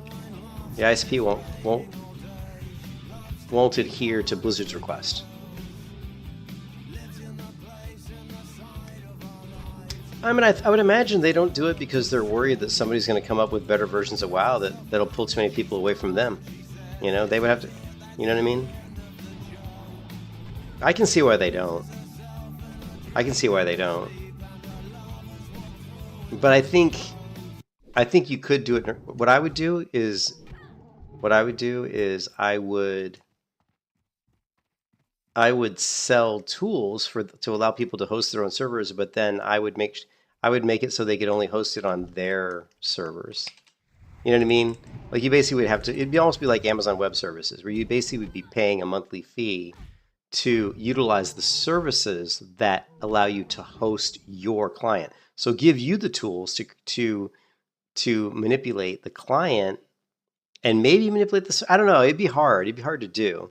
Is that what you meant?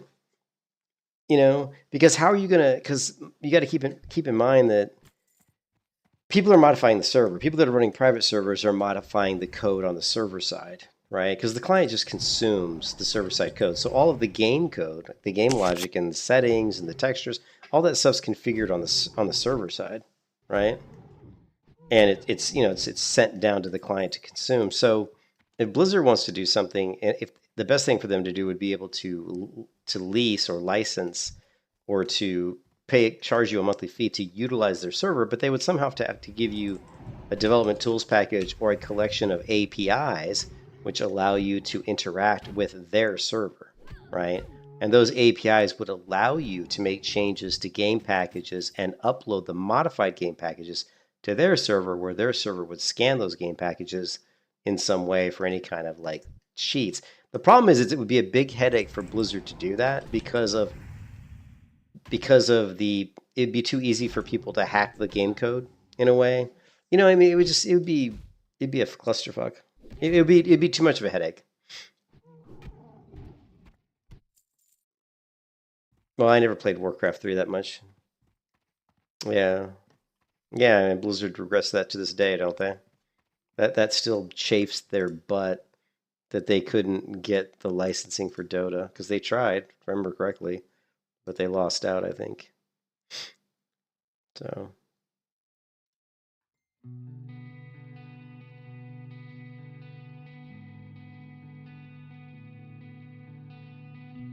Called you up when I said, took a breath when I walked it off. Said it's fine, don't you worry. Hard to see when it's blurry. Blurry. 2 weeks gone, now I'm falling. When will night turn to morning? Emptied out all of my mind. Hold me close, wanna rewind. Tell me I just think the problem is Blizzard has shown that they don't want to police their code, right? Like they don't want to, like they got rid of GMs for Classic WoW, right? Like there's so many bots on their servers, there's so many people selling gold, there's so many people selling boosting services and all this shit. Blizzard has shown time and time again that they don't care, that they won't police their servers. So there's no way they're going to release tools that allow people to actually have access to upload code that has to interact with their servers. Because at that point, you have to police it. Because if you don't police it, that code that people are modifying and uploading could have hacks, could have like cheats built in, could have weird stuff. So you would have to somehow police that. And Blizzard has shown that they don't want to police anything. So that's why they won't do it. They don't want to do it because to them, they don't want to do it. They're lazy. They don't want to do it.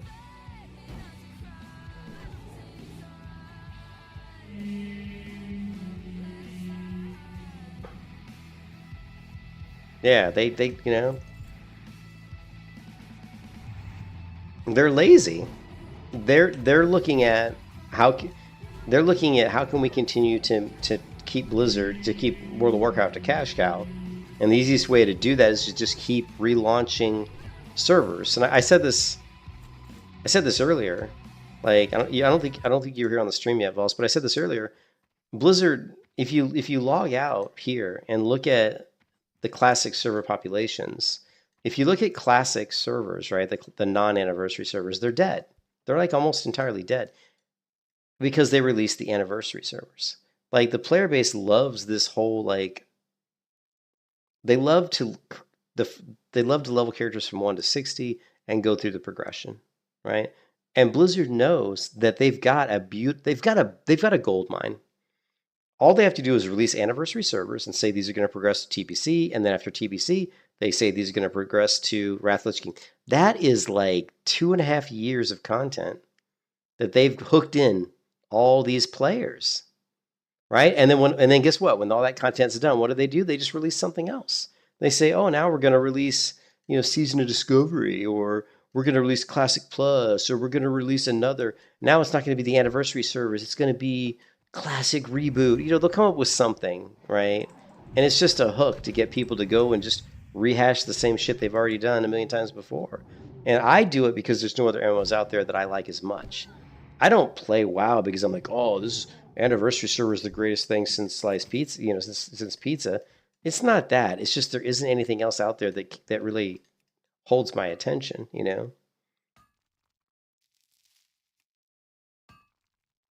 Yeah, I think you're probably right on that, John. I just never could get into Season Discovery. I mean, it was a balancing mess.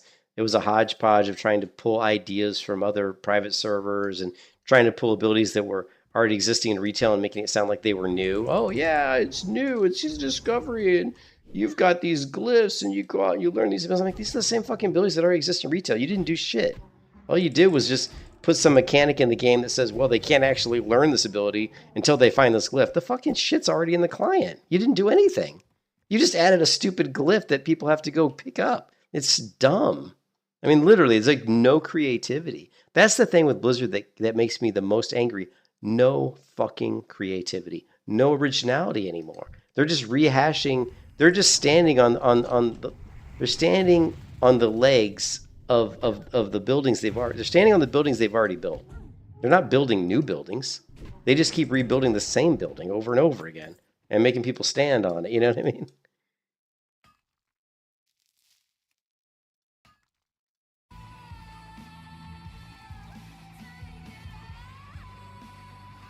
And when you look, I mean, if you look at all the stuff if you look at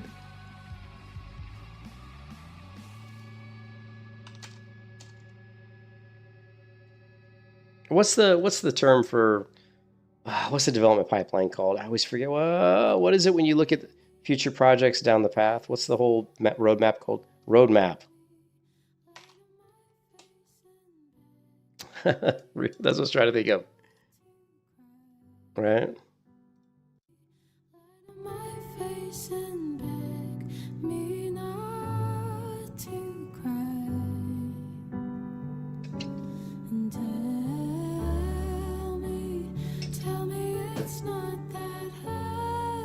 All right, so what I was talking about was the roadmap. If you look at the roadmap, right? Everything on the roadmap, there's not going to be any really original stuff. It's just rehashing different versions of WoW, mixing and matching different versions of WoW into Season Discovery bullshit. Like, it's crap. It's garbage. I mean, but I like World of Warcraft. I enjoy trying different builds. I enjoy the process of leveling up. I think that's the best part about WoW, to me anyway. I love the process of leveling the character up. I love trying different things, though. Like on this character, we're going to do something different. We're going to do a build that I've never done before on the Paladin, just for fun. We're going to try Improve Retribution Aura in combination with Consecration, which I've actually never done that. A lot of people have done it. It's not like a new build, but it's just something I personally haven't done. Anyways, but if you look at this, it's like, oh, we're going to do, let's see, we're going to do, this is the War Within. So that's not what I want. What I want is the classic WoW roadmap. All right. All right. So we've got World of Warcraft Cataclysm Classic. We got Mist of Pandaria Classic. We got Burning Crusade Classic, which is the anniversary. And then we've got Season Discovery. So we've got all this content. None of this is like really new stuff. It's stuff that, it's just the same shit, right? I mean, like Cataclysm Classic is just, it's just Cataclysm again. Mist of Pandaria Classic again. Burning Crusade Classic. For how many times is this going to be? This is going to be the second time we've had Burning Crusade Classic. Actually, it might even be the third time. I think it's the third time, isn't it? Is it the third time? Because we had, I don't know if we had it with the hardcore servers. I don't think we did. And then we got Classic Season of Discovery, which, again, I've never really cared for too much. So, but this whole thing, which a ton of people play, is basically just rehashing content that everybody's already played. There's really not that much new about any of it. So,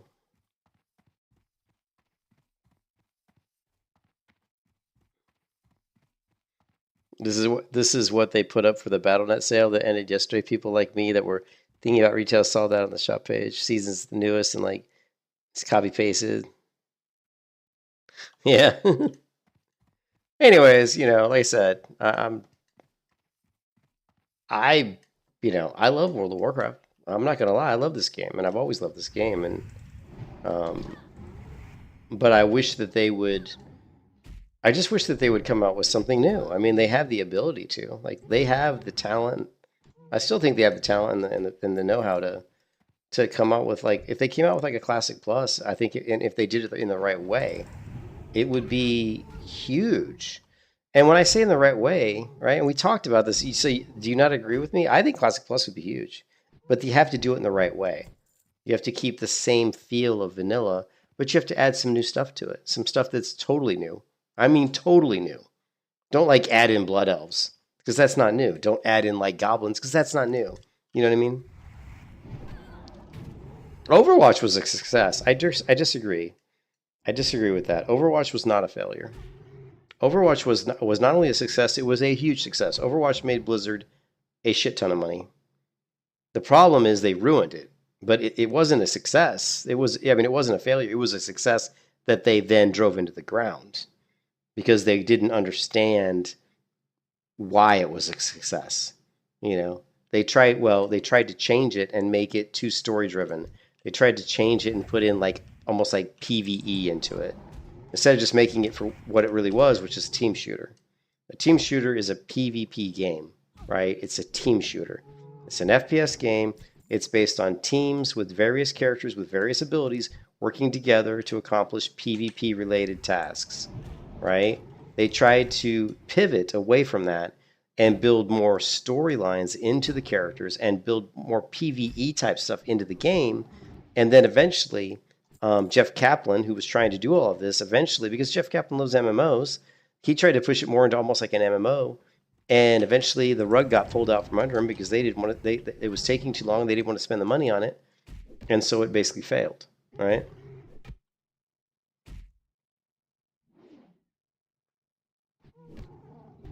Yeah, but the whole problem with Overwatch was what killed Overwatch, in my opinion, was them trying to try to put PvE into it. That was the wrong approach.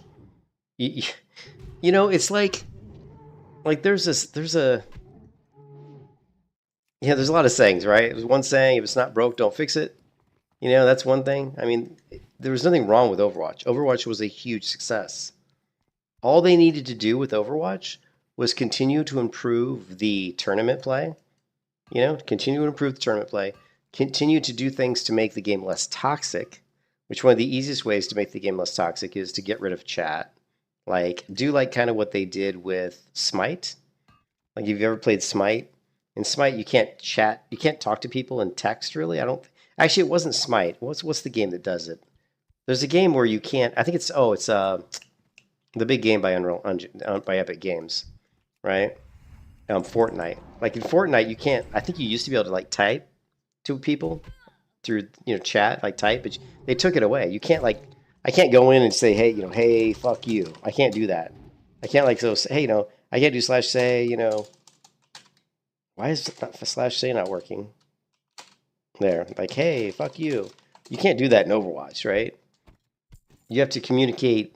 The only way you could do something like that is if you got on comms, right? If you got on a headset, which is kind of a different story, right? They can't control that. But there's things they could have done to try to fix the toxic. I'm trying to say there's things they could have done to try to fix the toxic community. That's what they should have focused on, right? Overwatch was a huge success, but they fucked it up because they went away from what Overwatch was, which is a team shooter. They tried to turn it into a PvE game, which that's not what Overwatch was. That's not what Overwatch was. It's like trying to take World of Warcraft and turn it into, Baldur's Gate 3. It's like, what are you doing? This isn't Baldur's Gate 3. Or turn it into The Long Dark, or turn it into The Darkest Dungeon. I mean, these are different genres,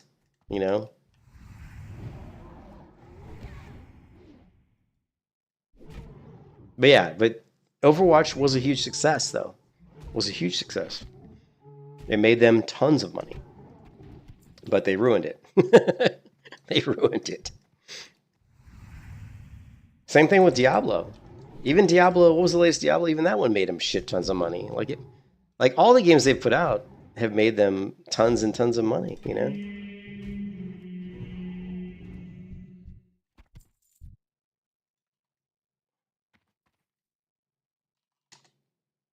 Who's dancing with me?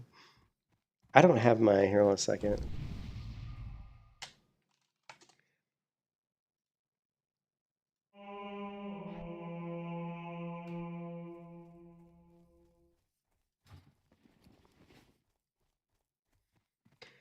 Yeah, they make bad decisions. Yeah.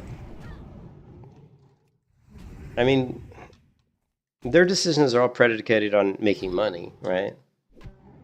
Like the creativity. That's why Jeff Kaplan quit Blizzard, right? You know, Kaplan wanted to try to do something interesting. And I think Kaplan, because he came more from a MMO space, I just feel like he was trying to make Overwatch.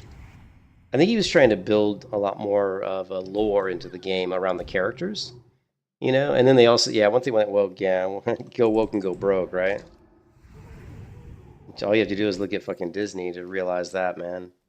If you go woke, you go broke. Don't even get me going on the woke shit, dude. You know, I'm an old guy, so I'm not that woke shit isn't gonna fly with me, man.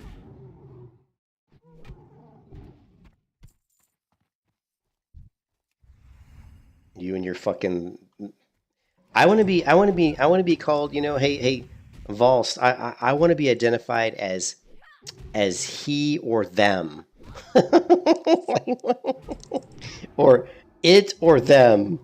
Don't call me sir. Don't call me he. Don't call me. I don't know. I want you to call me them. What the fuck? Oh my god. And we're not. The worst part is we're not going back. The world's like devolving into this like, you know, we're not going back, man. You know what I see in the future, Voss? What I see in the future is technology is going to get to the point that people are going to start grafting. We're going to turn into cyborgs, right? We're going to start grafting like machine parts into our bodies, and people are going to start like you're going to have, you know, guys with vaginas and girls with dicks, and it's the. I mean, I'm being 100% true. I'm being 100% serious. You know, I mean, there are already plenty of guys out there who want a vagina, and apparently girls out there who want a dick. So, you know, eventually we're gonna get to the point where people are gonna have that. People are gonna like the technology will be there that they can do it. Oh yeah, you know, I can go to the plastic surgeon and say, you know what, I don't want my dick, I want a vagina. You know, and I mean, I'm serious. I'm being 100% serious. I think at one point in the future we're gonna get to that point, and there won't even be like the typical male and female anymore. It'll be all this hybrid and fucking cybernetic craziness. I'm serious, dude. I'm 100% serious. That's where we're gonna go, man. I won't be around to see it, you know. I won't be around to see it, but you know, I mean, you know, and it's not surprising. I mean, if you look at, you know, you look at film and movies, and you see all the sci-fi stuff. You know, most of the stuff we see in sci-fi stuff eventually comes true, right? You know, we talk about, you know, augmenting the human brain with like maybe like electrical chips, or you know, or any kind of like some sort of artificial intelligence. I mean, they're working on that stuff now. That stuff's in development. It's only a matter of time until it does become a reality, right? So you see stuff like, if you guys have ever watched, I don't know the name of the show. There's this sci-fi show that's pretty cool. And in the show, there's a lot of people that are augmented by, you know, cybernetic technology. And I mean, we're going to get to that point. I mean, we already have like, you know, people who are disabled, who are missing an arm and a leg, who have replacement legs that are connected with some sort of electrical signals that they can somehow partially control those limbs, those like fake limbs that they have. So, you know, we already have some of this technology, you know. And so I'm just saying it's because of how far we're going with the whole like, you know, he, them, she, it, whatever. I'm not binary, unary, whatever. You know what I mean? All that craziness. I mean, we're losing the identification of sex, you know, if you're a man or a woman. I do see that eventually it'll get to that point where it's just, you know, people are going to be whatever the fuck they want to be, you know. That's what's on the way out. Well, yeah, I'm sick of it, but I mean, the cat's out of the bag at this point. I'm not sure. I don't know what's going to happen. The woke ideology. Well, I definitely, there's a lot of backlash against the woke ideology, but I'm not sure how easy it is going to be to. We might see the woke stuff come out of film and stuff, but I don't know, man. It's so ingrained. It's so ingrained in everything. Like I was a big fan of the Robert Jordan novels, right? The Robert Jordan novels. If you guys have ever read The Wheel of Time, it's probably my favorite book series. Um, and they came out with the The Wheel of Time, the Amazon, TV show. And it just blew my mind, the casting. Like I just couldn't believe how they casted the characters. And it was so woke, right? And the thing that blew my mind was,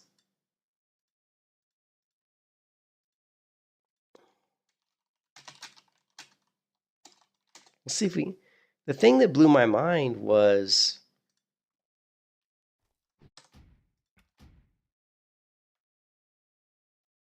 not that there's anything, it was like this character here, who's obviously like Indian or something, and then you've got this guy who's obviously Asian, right? This guy just looks like your typical white dude. Then you've got this black guy, right? So the thing, this guy's playing the character Perrin, right? And this woman's playing Egwene. I guess they pronounce it Egwene. I always said Egwene when I read the books. You read, how you read the books and you have a certain way that you call the characters. Then someone comes out with a movie or something, and all the pronunciations are different than what you used. But whatever. I guess these are right. They must have asked the novelist, although you really can't because Robert Jordan's not alive anymore. But anyways, Egwene is supposedly Egwene, right? In the book, Egwene, Rand, Nynaeve, and Perrin, and Matt all come from the same village. Okay? They all come from the same village. And yet, one's black. Actually, sorry, two are black. One's like Indian. One and two are like white. You got to keep in mind that Rand really doesn't really come. I mean, he lives in the village, but he doesn't really come from the village because he's actually an Aiel, and he actually was born over on the Aiel Waste. But the point is like they come from a village that's very small and very remote. There's not a lot of cross-pollination. There's not like a lot of other nationalities nearby them where they're coming in and having sex with these other races or other different nationalities or whatever. And you know what I mean? So there's no way that, and in the books, these characters, it just doesn't make any sense is all I'm saying. Like you wouldn't have a black person, an Indian person, and a white person who all grew up together from age 2 in the same village. Okay? They wouldn't all look so different. They just wouldn't, It's just stupid. And it's just dumb. And then you have and then the other thing that gets me with the woke stuff that really just drives me bonkers is everybody's sleeping. Okay, so the main, this female character here who plays Moraine has the hots for Siwan. Now that was hinted at in the books, right? But this character Elaine starts making out with I don't see the other actress, but it starts making out with another character, a female character, and I'm like, I don't ever remember Elaine being a lesbian in the books, at all. And then it's just. And then there's one part where this guy, the main protagonist, right? Rand's the main character, right? He's the Dragon Reborn. There's a flash. There's it's actually not. It's not really I guess it's kind of a flashback where he's in a different timeline, right? And he's talking to an Aes Sedai, and then he gets on a wagon, starts to ride away, and who's sitting next to him in the wagon? A black dude, which I don't see here. But some black guy, and he holds the black guy's hand and kisses him. So then they're gay lovers. I'm like, what? This was never in the book. I'm like, so now you've made him in one timeline he's got a gay black boyfriend, and then you've got this girl making out with some other girl, And I'm like, this is just stupid. None of this shit's in the book, right? And I'm sorry, I don't roll with the woke shit. I don't, I don't care if you're gay or not. I don't give a shit about, people can do whatever they want. If you want to be gay, if you want to have a dick and call yourself a woman, whatever. Just don't come up to me and talk to me because I don't want anything to do with you. I think you're weird. Whatever. I don't give a shit. But when you take a story that's written by a novelist and it's clearly written a certain way, and you make it into a show and you just start changing everything and putting all these gay relationships in there that don't exist in the book, I have a problem with that. Okay? I have a problem with that. And the novelist can't even defend himself because he's not even alive anymore. Now, Brandon Sanderson, right? I don't know if I haven't read the final book. I haven't read the final 2 books, believe it or not. And I certainly hope not, because if he did, that's going to piss me off. Dude, that's going to straight up piss me off.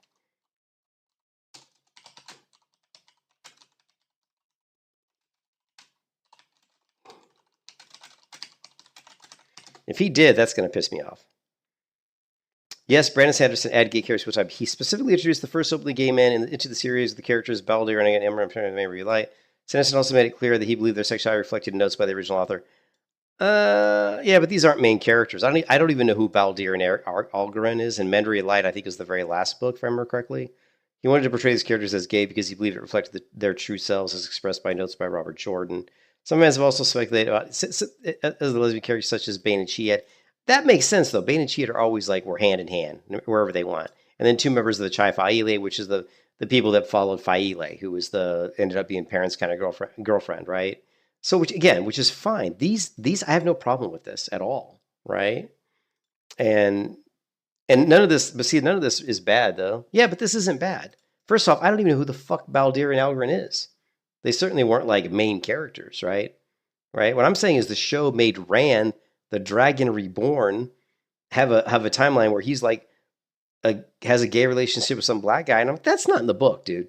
That's nowhere in the books. I don't care what you're saying. That's not in the books. And then he says he hinted. So the only thing that says here he added 1 relationship with 2 gay guys, right? And that's it. And he says, oh, he hinted at a few others. Robert Jordan hinted that a lot of the women in the White Tower did have sexual relations with other women in the White Tower, which makes sense. Think about it. It's a woman club, right? You have the White Tower, which is only women, right? The Aes Sedai are women, right? And it's just like in the military, they say there aren't gay men in the military, but come on, we know better. There's some shit going on. You stick a bunch of men in a group where they can't ever interact with women, I'm sorry, some gay shit's going to happen eventually. Same thing with women. You put a bunch of women in a scenario where it's all women and there's no men ever introduced, there's going to be some shit, right? It's just natural. It's like women in prison, men in prison. There's going to be some shit going on, right? I'm not saying it's right. I'm not saying it's wrong. I'm just saying it's going to happen. So Robert Jordan even called it pillow friends. In the Wheel of Time, there were lots of women who had pillow friends. Now, he didn't say that meant they were sleeping together, but he said they were pillow friends. He said that they slept in their rooms together. So he didn't say, but I think it was pretty much insinuated that they were, kind of having some relationship, right? And I don't have a problem with that. But when you completely change the story and say that the main character of the entire books is somehow a gay guy sleeping with some other gay black man, that's just, it wasn't even in the book. It wasn't even hinted at in the book. So yeah, I have a problem with that. I have a problem with that.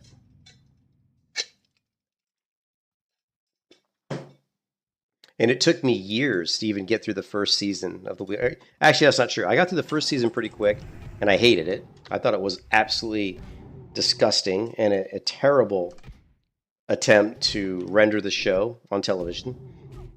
And then the second season came out, and I didn't even watch it because I was so disgusted at the first season, right? I was totally boycotting it. Then the third season came out, and I watched 1 episode of the third season, like this first episode of the third season, and I said, hey, this is actually a lot better. And there were a lot of things about it that were better. The special effects were a lot better. The wardrobes were better. The acting was better. Everything about it was better. I was like, well, this is a lot better. So then I watched the next episode of season 3, and I said, this is actually pretty, these characters that were really bad in the first season, their acting was really bad. And of course, I was so pissed off about the casting that it was hard to get past that, to digest. So then I watched the first couple episodes of season 3, and I said, this is much better. And I'm getting a fucking headache. Thank you, Vost, for making me talk about this, because I'm actually getting a headache, because that's how much anger I have against the woke bullshit, right? It fucking gives me a headache. So I don't know who the fuck brought this up, probably me, but shit pisses me off. Anyway, so I watched the first 2 episodes of season 3, thought they were a lot better. So I went back and I watched season 2, and I thought it was okay. Once I got past, this is why you don't enjoy this. Once I got past my hatred of the casting, which was bullshit, by the way, I was able to watch season 2 and think it was okay.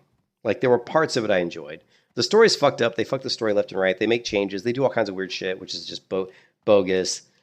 I almost stopped watching the show again when they killed off Hopper, which is a wolf character who's a wolf, and they killed Hopper. I fucking was livid when that happened for multiple reasons.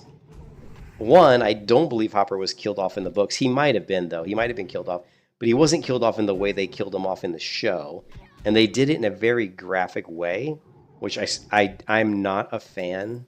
I'm very much opposed to graphically killing animals in movies or television. I'm just not a fan of that. I think it's not good. Okay? I understand there's certain situations where it's required for the story, but in this specific instance, there was no need to graphically hit the wolf in the head with a big axe and watch him lying there dying in a pool of blood. I just this is not necessary, right? And the character didn't die that way in the books.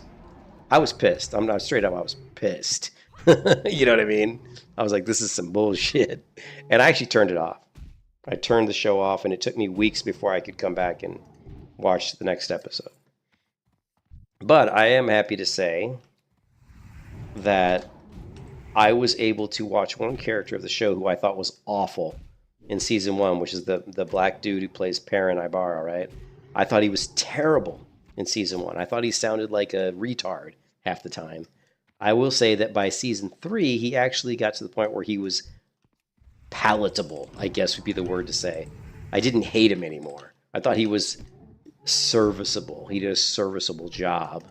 But I do think that the standout actors in the show are Matt Cathon. I think does a fantastic job. I think Nynaeve does and I've liked Nynaeve ever since season 1. I thought she's been great all the way through. I didn't like the actress who plays Moraine in season 1. I didn't think she was very good. And she's a famous actress, right? What is her name again? But she's gotten quite a bit better. Like Rosamund Pike plays Moraine. I didn't like her in season 1. And the other thing I didn't like about season 1 is how they portrayed the actual use of the One Power. Like the way the One Power was depicted was way over the top, and it was really wasn't the way the One Power works in the books at all.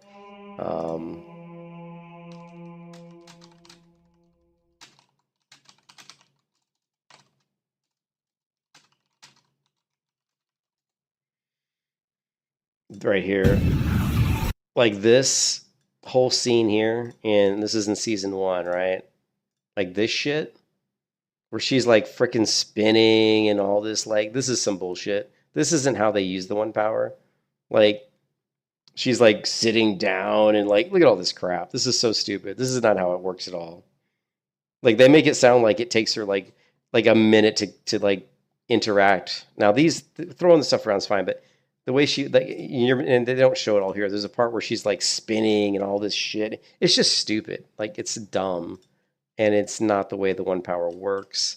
When they use the One Power, it's pretty quick. There's no like, oh, it takes me a minute to conjure this, and I'm doing a little dance, and I'm kneeling down like I'm praying or something. I mean, it was just absolutely ridiculous, and I'm happy to say that in the later seasons, they cleaned a lot of that shit up. But then there was another thing they did when they killed off Sawan, right, at the Amerlin seat in season 3, and the way they stilled her, like, because stilling in I don't know if you guys are familiar with the books, but stilling in the books is severing an ISI from the source, which is their magical power, right? The one power. So you sever them from the ability to reach out and get the one power, right?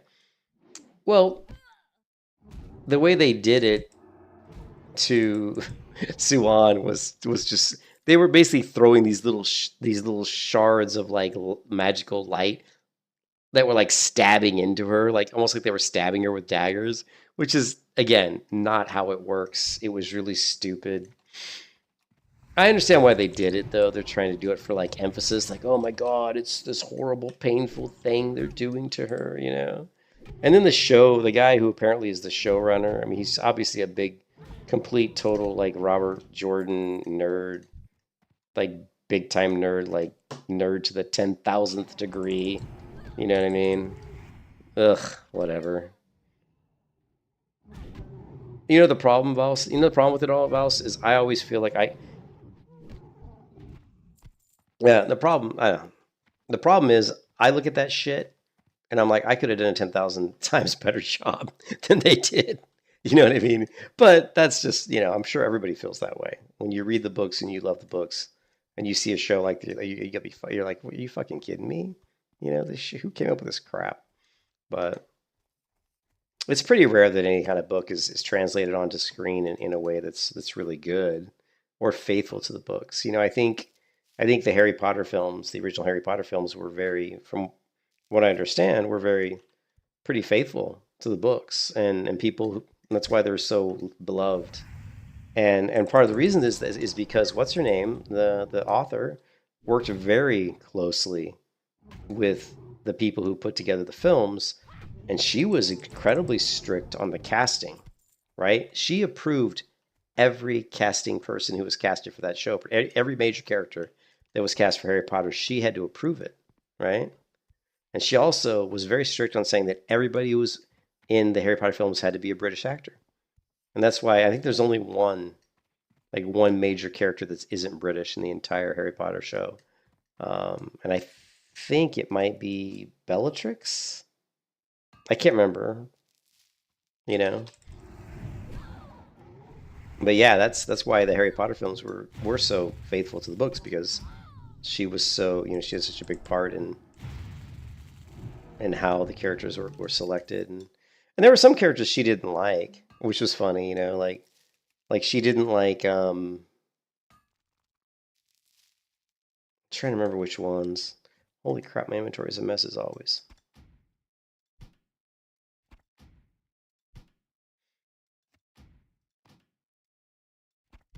I don't know if I want to keep that for the cooking quest or not. But anyways, whatever. It is what it is. This all started the whole conversation around the woke. And I hope you're right. I hope that people are sick of the woke nonsense. But I just don't see it. I don't see it because every commercial you see on TV, Vost, every commercial you see is woke. Like, look at any like car insurance commercial. Look at any ad for almost anything, even like maybe ads for McDonald's. Everything is woke because they always have a black person, an Asian person, a white person, a Hispanic person, and like an Indian person. You know, like it's like they have the playbook, the playbook for like each nationality that has to be represented.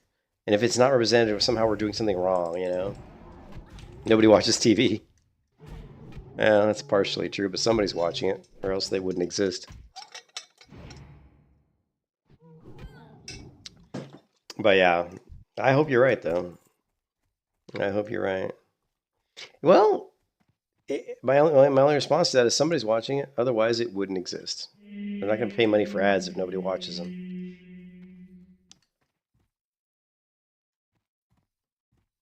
And hey, I watched them, and you probably watched them, right? If you know enough to know that it's woke, then you watched the ad, didn't you? If you know that it's woke, then you must have watched it. So you probably watched it, or at least I did. But I only watched it enough to be like, "What the fuck? What the fuck is this shit?" Oh my god, my inventory is fucked up.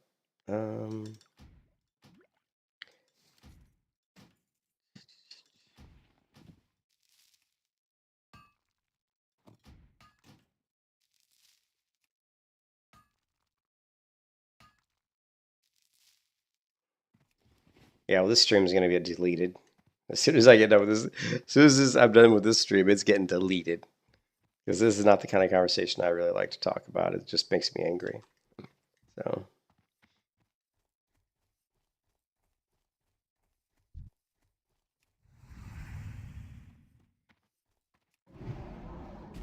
and that's,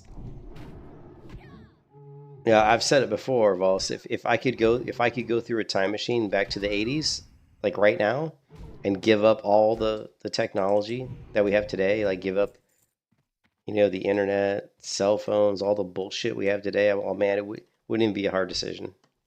I'd be like, I'm out of here, man. If I could walk through a door and be back in 1980, I'd do it in a heartbeat. Wouldn't even have to think twice about it. And I would gladly go back in time to the 80s to get away from the nonsense we have to deal with today. Do you think who would? Well, I think there's a lot of people probably wouldn't. I think a lot of people wouldn't. I mean, there's a lot of people that, all the frickin' LBGT, you think the LBGTSLT, whatever the fuck community, would go back to the 80s? Where they're probably not going to be so well received, right? I don't think they're going to go back. My hairdresser, claims she's a lesbian, although I saw her sleep with 3 different men in the same week, which doesn't seem to really jive with being a lesbian, does it? I don't think she'd go back to the 80s.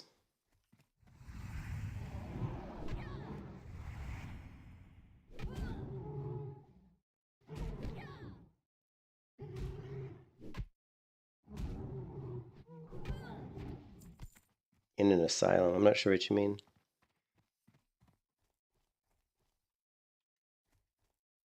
I think there's a ton of people who wouldn't. I think there's a lot of people that if you gave them the option to say you could do like the Morpheus thing, take the blue pill or the red pill, but the difference here would be I'm going to give you 2 doors. One door, you stay in the year 2025. If you go through door 2, you go to 1980. Which door are you going to go through? You want to stay in this year? Or you go back to 1980? I do think that most people would take door 2, but I do think there'd be a lot of people that wouldn't. All right. And I think, well, here's the thing too, Vols. I think a lot of people would take the door 2 because if they were younger, because they'd never been in the 80s, and so they wouldn't really truly understand what they were getting themselves into. If you're going back to 1980, you're losing a lot of technology, right? A lot of technology, right? Like, think about the differences, like, you're not going to have nice televisions anymore. You're not going to have streaming platforms. You're not going to have all these television shows. You're not going to be able to just grab your cell phone and call somebody whenever you want. You're not going to be able to look at stuff up on the internet. It's going to be harder to do stuff like trying to learn how to play guitar is a lot harder in 1980 than it is today. Trying to do anything from like a learning point of view. Like, what if you want to learn how to be a doctor? What if you want to learn how to be anything? Like, you have to go to school to do it because there's no really internet. You just don't have access to that stuff. You know what I mean? So like just learning anything in 1980 is infinitely more difficult than it is today. Like anything you want to learn today, you could just pull up, go to your computer and just, how do I change a light bulb? How do I don't know. How do I make a mahogany desk? How do I, anything you could think of. How do I properly replace my toilet with a different toilet? Just you can go to YouTube and find videos on exactly, oh, here's how you do it. Oh, and here's this guy going to show you exactly how to do it. You know what I mean? Back in the 80s, none of that was available. You know what I mean? What do you mean 11/22/60 for the 80s? I'm not sure what that means, KJ. It's like 11/22/63 for the 80s. You were 90s.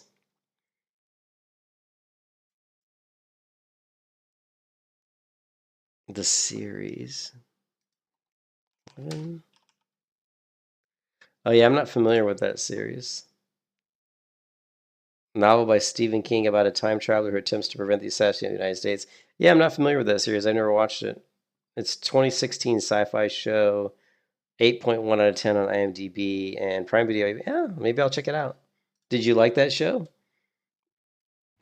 It looks halfway interesting. Maybe I'll check it out. I don't watch a lot of TV. I don't watch a lot of TV, but yeah, I just don't think. I think that if you gave people the option, like you said, Vols, I think a lot of people would choose the 80s, but they would be people who never grew up in the 80s. I mean, I grew up in the 80s. I was born in 1970, so you know, I grew up in the 80s. You know, so I know what I'm in for when I take door number 2, and I'm super excited and happy to walk through door number 2. Right? I'd be super stoked to go through door number 2. I think one of the things that would be bad about going back to the 1980s, obviously the medical, the technology for dental technology, medical tech, doctors and all that kind of stuff. Obviously, you're not going to have as good of medical care, and that would be one of the negative aspects.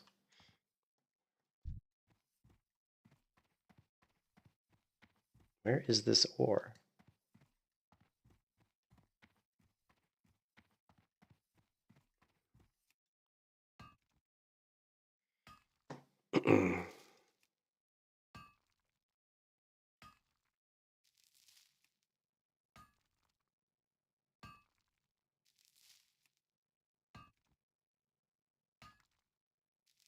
But we are reaching a time when, with artificial intelligence and supercomputing right around the corner. I mean, the quantum computers, the quantum processor isn't too far away. I don't think. It's just really a heating issue, is in the cost of the materials needed to create the quantum processors is the issue. Yeah, but I mean, I don't think we're that far off. So.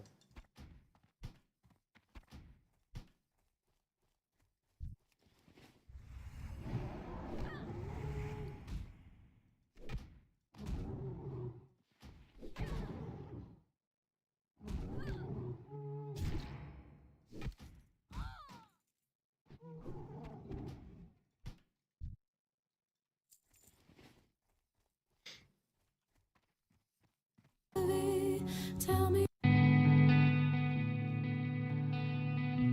Called you up when I saw it. Took a breath when I walked it off. Said it's fine, don't you worry. Hard to see when it's blurry. Blurry. 2 weeks gone, now I'm falling. When will night turn to morning? Emptied out all of my mind. Only close, wanna rewind. Tell me it's not that heavy. Lie to my face and beg me not to cry and not to hide. Just don't tell me it's alright.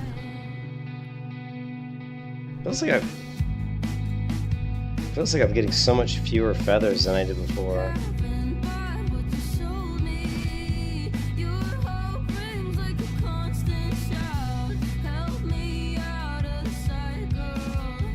Wanna swap how we think for the rest. Tell me it's not that heavy. Lie to my face and beg me not to cry. Say it's alright.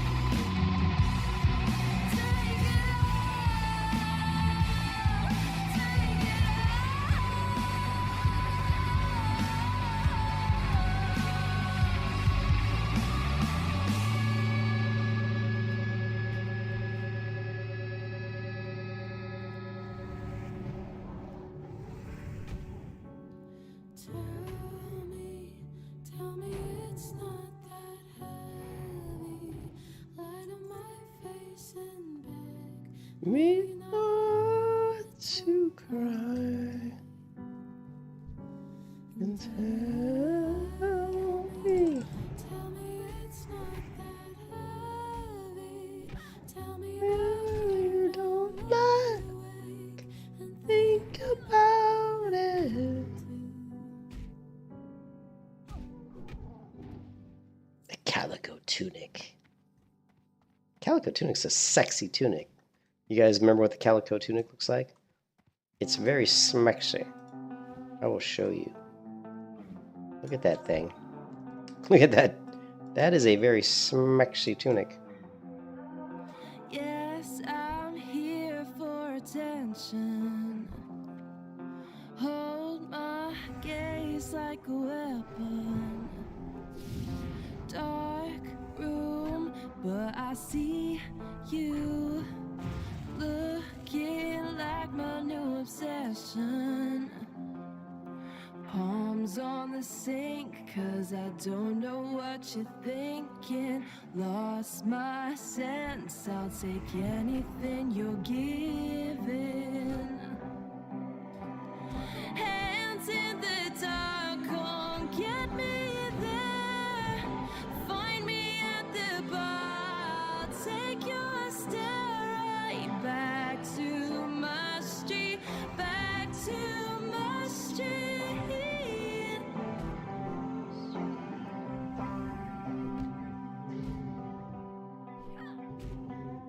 Take your stare right back to my street. Yes, I'm here for the tension. Hold my faith and my discretion. Crowded room, but I feel you becoming my new obsession. Touch my face, baby, tell me what you're drinking. I see shades of a dangerous beginning. Hands in the dark, come get me there. Find me at the bar, I'll take your stare right back to my street, back to my street.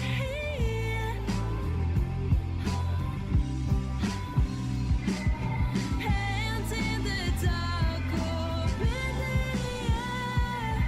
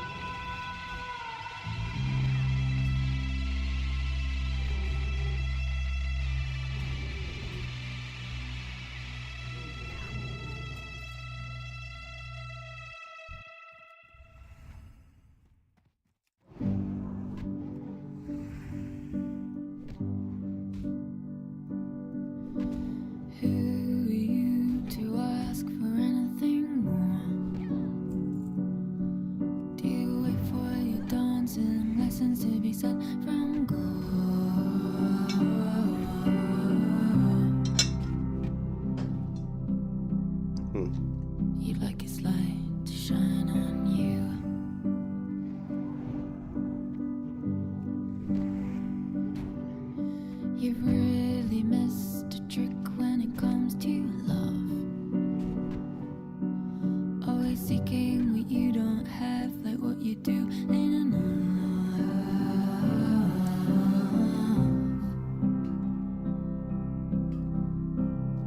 You'd like a light to shine on you.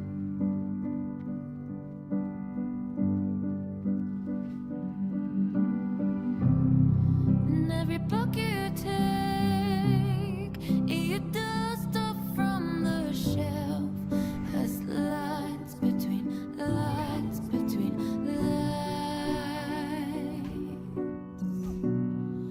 that you read about yourself. But does a light shine on you?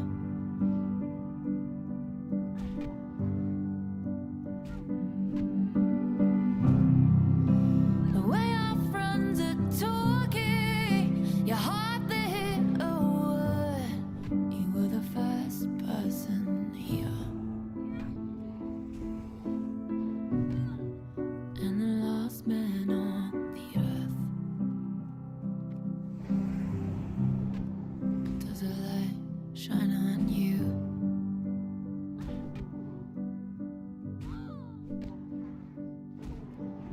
Who are you to ask for anything else?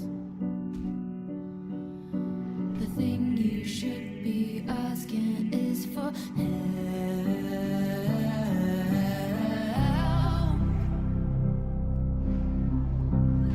You'd like a light to shine on you.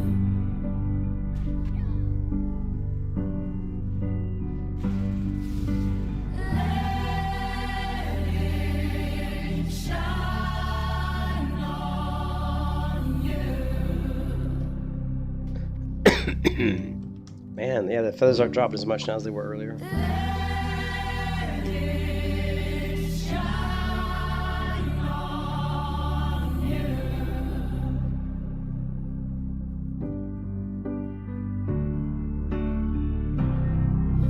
A penny for your truth. Well, I hedge my bets all out, 'cause it's lies after lies after lies. But dear, we've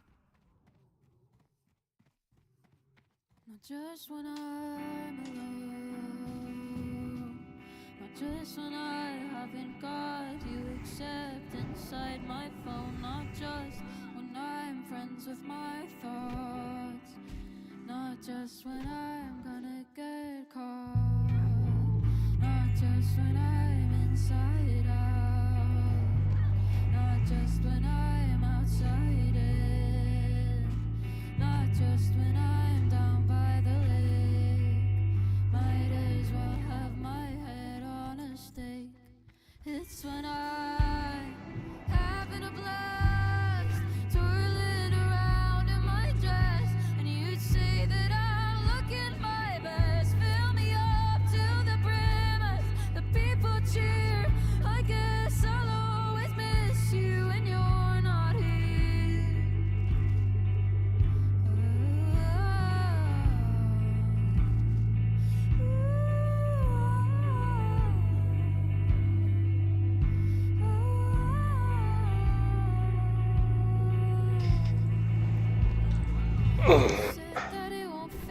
I think this band's really good, actually. I discovered this band a few weeks ago. I'm just waiting till you appear,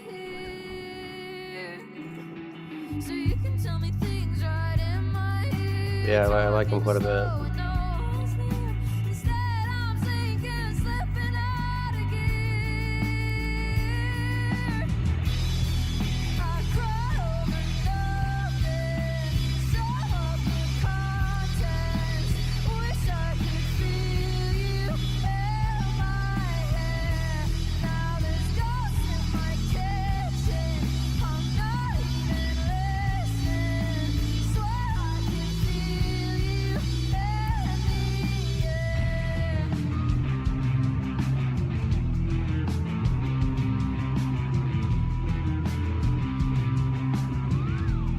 There's the sign up, their newsletter.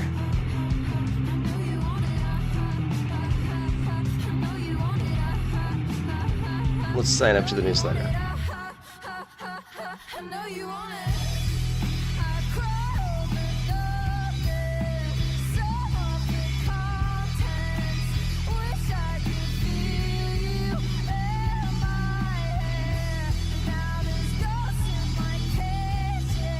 I'm not even listening. Swear I can feel you in the air.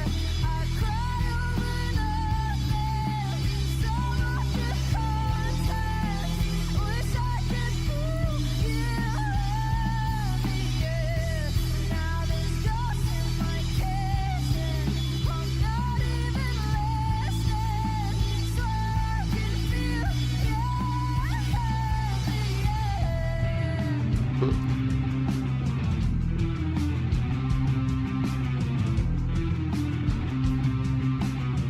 Lacuna Coil, Our Truth.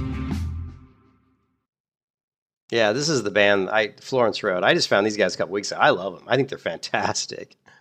With my thought head on a stake. You said that it won't feel like years. You said that you can't. Yeah, I can't get enough of this band. I'm just waiting till you. And they put out a lot of interesting shorts, too. They look so young. She looks quite a bit older, but this girl here on the right looks really young. Sinking in the sheets that cover my face. Feeling like a child, the bashment lives in me. Actually, she looks pretty young, too. Caterpillar hatching. Yeah. They got money, though. I can tell that they have some money based on her gear, because she's playing some... There's one clip where she's playing Duesenberg guitar, and those are not cheap guitars. Let's see if we can find it. This one here. Goes well. That's me. Like this guitar she's playing right here. This is like a $3,000 guitar. That is not a cheap guitar. So you can tell me things right in my ear. Talking slow, no. Instead, I'm sinking, slipping out of gear. I cry over nothing. So content. Wish I could feel you in my hair. I cry over nothing.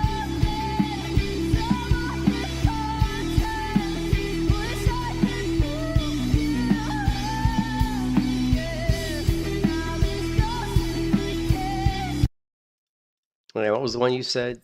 You were saying Lacuna Coil Our Truth. Yeah, I know. I like female singers a lot. I mean, I don't get into heavy rock anymore. I mean, I used to love, like, when I was younger, of course. Lacuna Coil Our Truth. Yeah, I don't get into, like, I don't really listen to heavy shit too much anymore.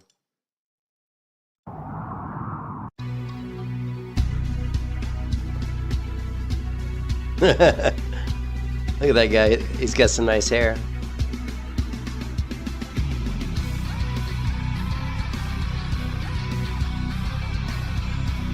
Is that a 7-string guitar? I can't tell. That's a female singer. I think that's a 7-string guitar.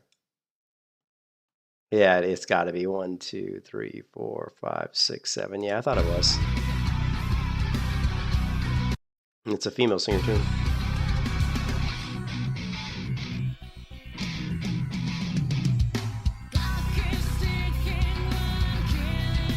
I like it. No, it's not bad.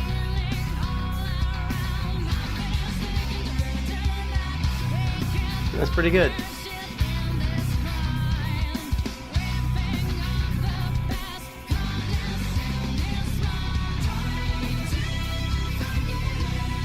They're pretty popular. And this song's got 10 million views.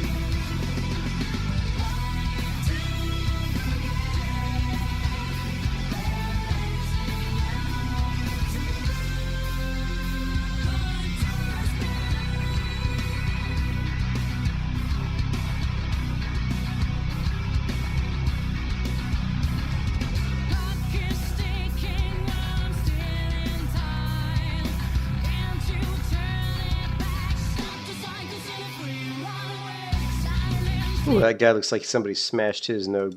This guy fell down. He fell down the. This guy fell. This guy fell out of the ugly tree and he hit every branch, man, on the way down, dude. This guy here, dude, he fell out of the ugly tree.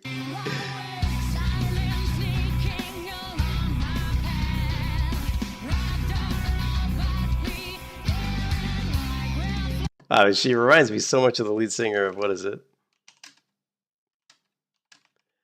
Of Evanescence. She reminds me so much of Evanescence. That little bit. You know?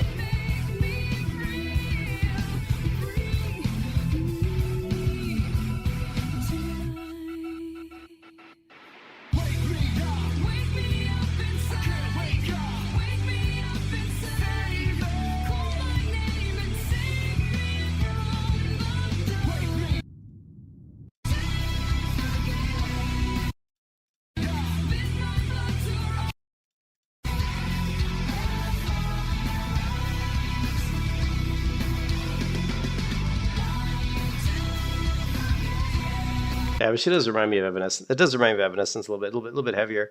But this guy, dude, I mean, somebody bashed his nose in. Who's the other? There's a band that I used to listen to a lot that I like that it reminds me a little bit of that band. I just can't remember the name of the band. It's been a while since I've thought about them. Sick Puppies. Like, you know, what's a good song by Sick Puppies? I mean, the one I like My World actually, but.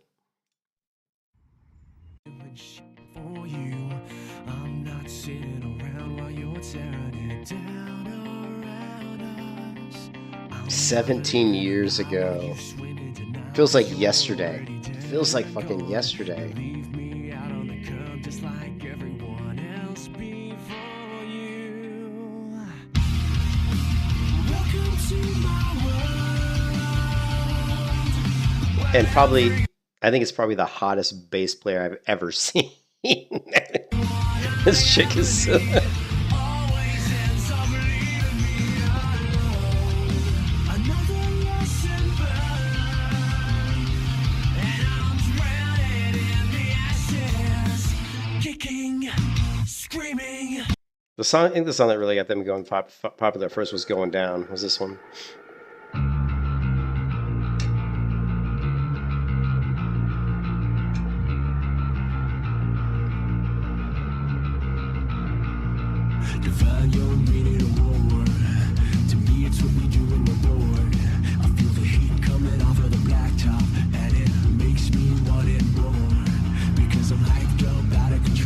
That's Emma. If it's a fight, I'm ready to go.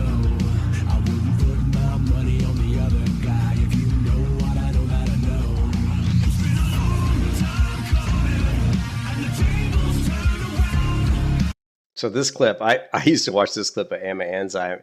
I've seen this band in concert several times, and this chick, when she goes off on the bass like she does in this clip, you're just like, I was literally standing a few feet from the bass player, this chick, Emma Anzai, and I was just like, I was like in awe. I was like, this is like a bass goddess on the stage, right? I mean, she's like, I'm not gonna lie, I was like, I had the hots for her. I was like, this chick is hot, and it was pretty cool. But she's just a good bass player. She's a really good bass player, actually.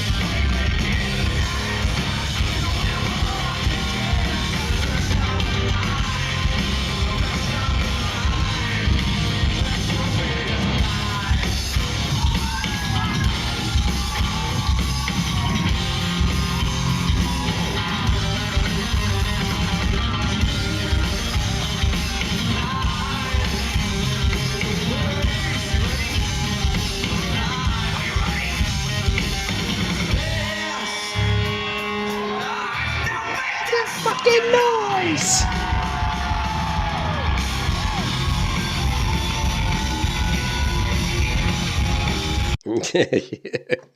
They're actually one of those bands too that like you hear them, like you hear their songs like this, but then when they play live, they're heavier. Like some bands are like they're polished for like record for like their albums because they're trying to like, they're trying to meet a bigger audience, right? But when you see them live, their true persona usually comes out. And when this band's live, they're a much heavier band live. And a lot of bands are like this. Some bands are heavier on their albums and they're lighter when they play live. But Sick Puppies, when you see them live, they're definitely heavier live, which was cool. It was good to see. But what's another band that's kind of like Lacuna Coil? I'm trying to think of another one. I mean, growing up, I listened to a lot of stuff like, what's another band that I listened to a lot? In high school, I was into punk, man. So I was listening to like, Dead Kennedys, Black Flag, Suicidal Tendencies. But I also listened to stuff like fucking Depeche Mode and all kinds of stuff. I was all over the place, man. South Arcade, Danger.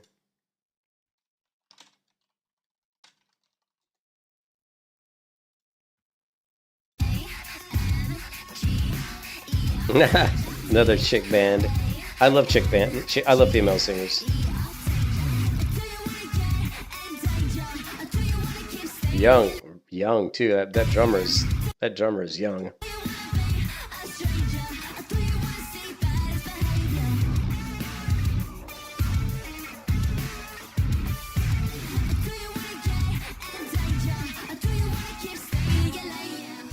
The guitar player is pretty bad.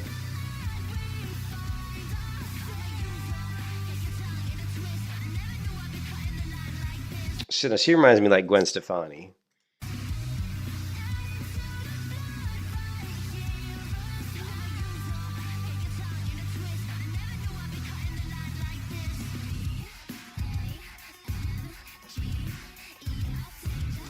I don't think No Doubt never really did any heavy stuff though. I don't think. Yeah. It's not bad. The guitar player's not very good though. But I like the rhythm of the song, you know what I mean? Yeah, it definitely has kind of like a slightly heavier version of like a No Doubt, you know what I mean? I like it though. It's pretty cool.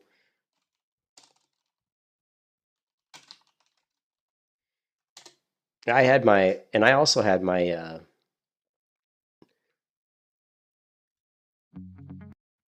I went through my emo phase too. I definitely went through an emo phase. I went from like a punk phase to like emo. I mean, I was all over the place. I listened to all kinds of music. Now I'm in more of a country phase, which I'm almost embarrassed to admit. But it's my wife's got me listening to more country music, and some of it I like. Some of it's pretty good, actually. I mean, the one thing about I play guitar. So the one thing about country music is the musicianship of the songwriters in the country scene, the music scene is really good. You have some great recording artists. You have some great producers and musicians, which can't always be said for some of the music we hear today. But yeah,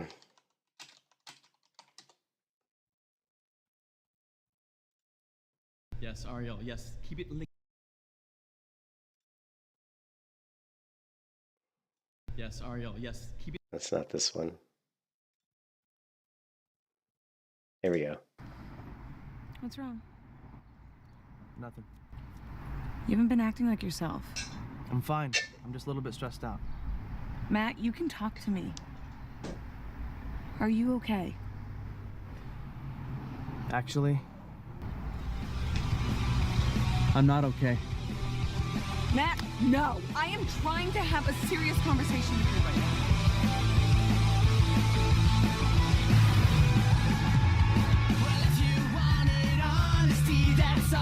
What's wrong with you? Yeah, this guy cracks me up. I would definitely went through my emo phase. Check out this song. This song I like quite a bit.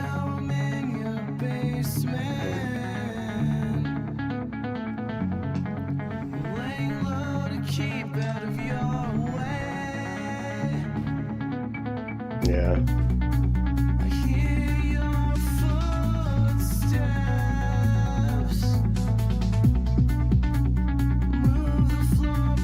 Above my head.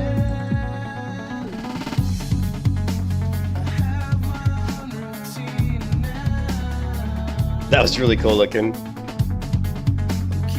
I like jumped.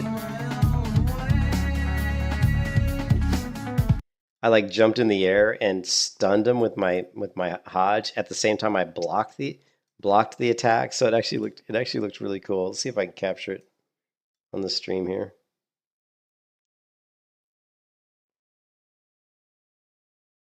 Yeah, sometimes it takes a while to pull it up.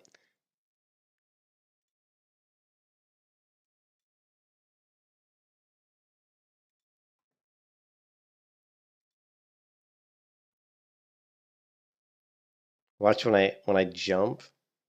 It looks cool. I like Hodge him and then I block while I'm midair. Like I'm gonna jump in the air right here and then boom, I block. I actually block the attack while I'm coming down. It just looked kind of neat. I don't know. I'm weird. Whatever. I thought it was cool looking. Where do we go?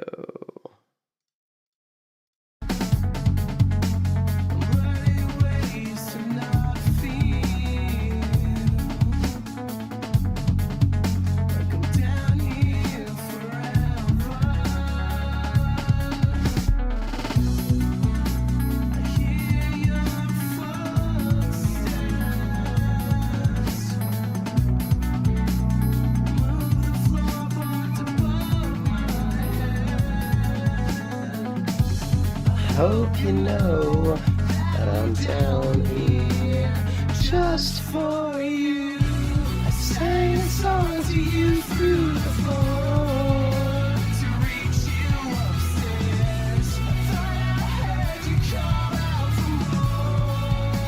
I know that's crazy.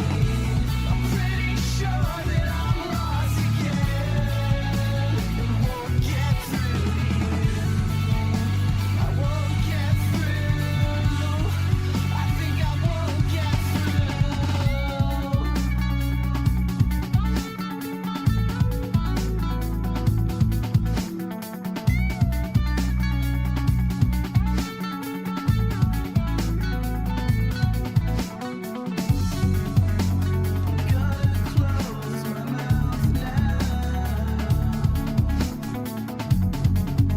You don't need more noise in your life. I miss you more than you know.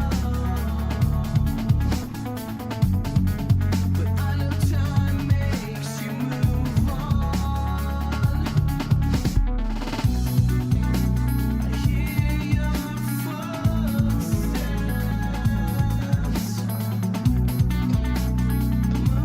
Floorboards above my head. I hope you know that I'm down here just for you. I sang a song to you through the floor to reach you upstairs. Heard you come out for more. I know that's crazy. I'm pretty sure Oh, that I'm lost again. I won't get back. Won't get through. Think I won't get through.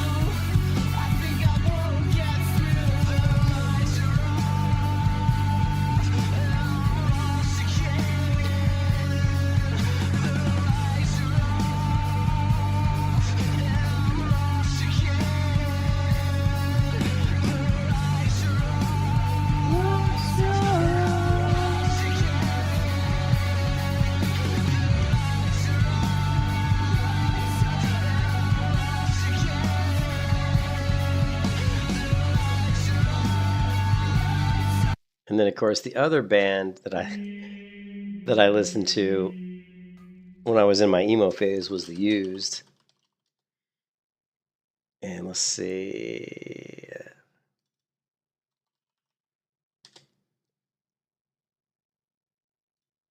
You are about to see and hear one of the most significant messages given to us from God.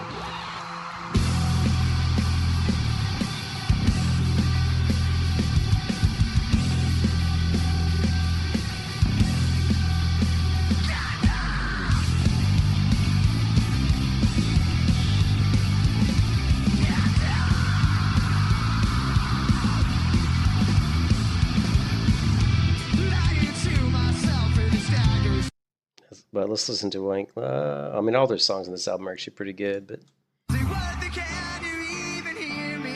my favorite song probably by them.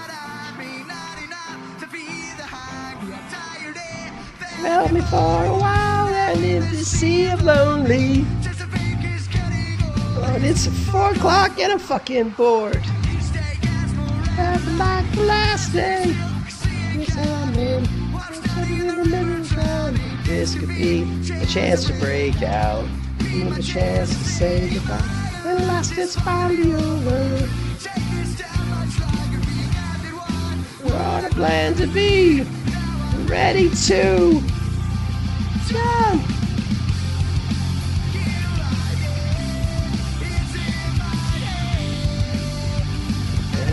At the moment of this.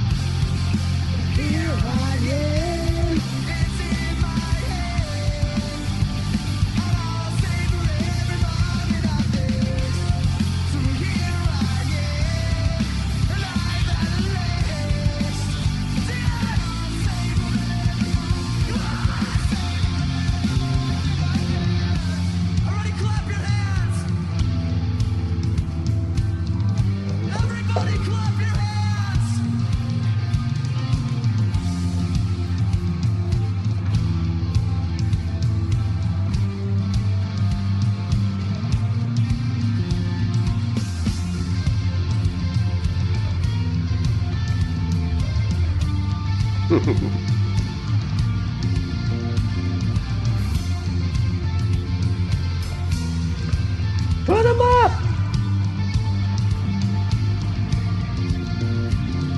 As long as you're alive, here I am.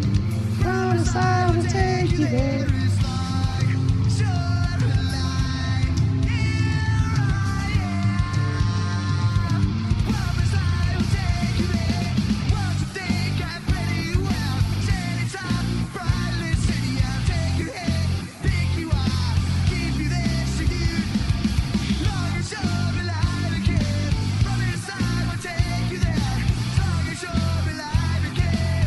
One more time.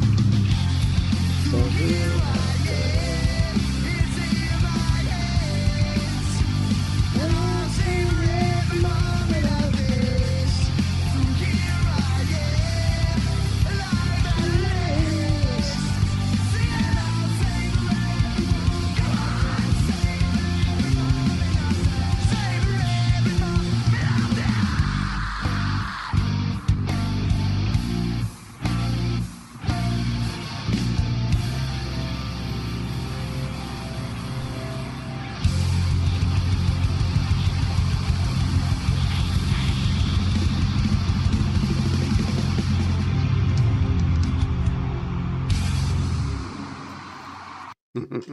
So yeah, I definitely listened to like I played the shit out of that album. That was a good album. But then that was like probably 10 years ago. But then in college, let's see.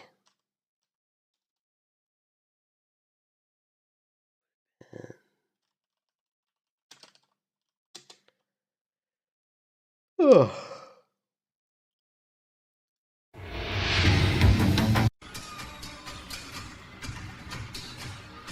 This would have been my favorite band in college.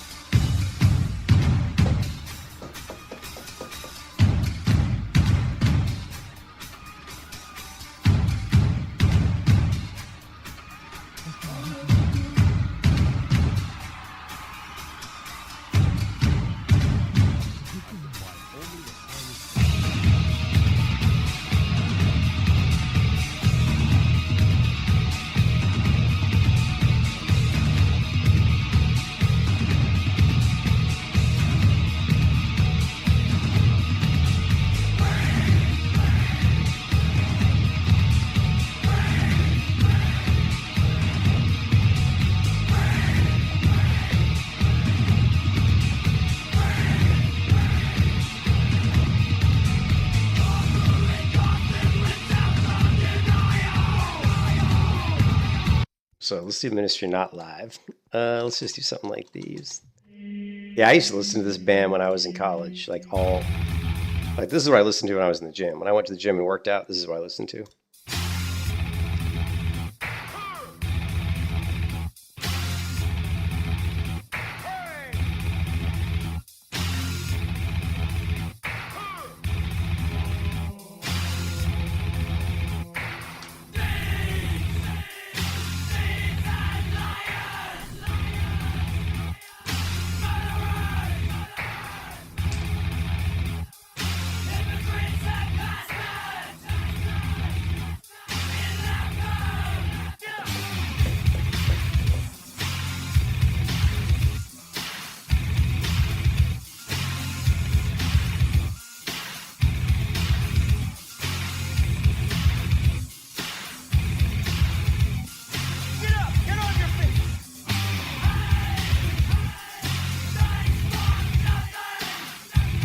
And then, like other music I listened to in college would have been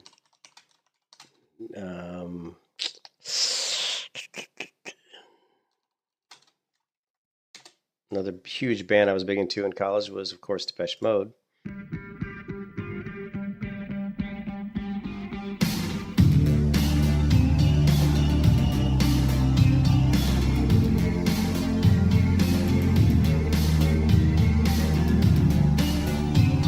They're having a little bit of a resurgence, actually, Depeche Mode.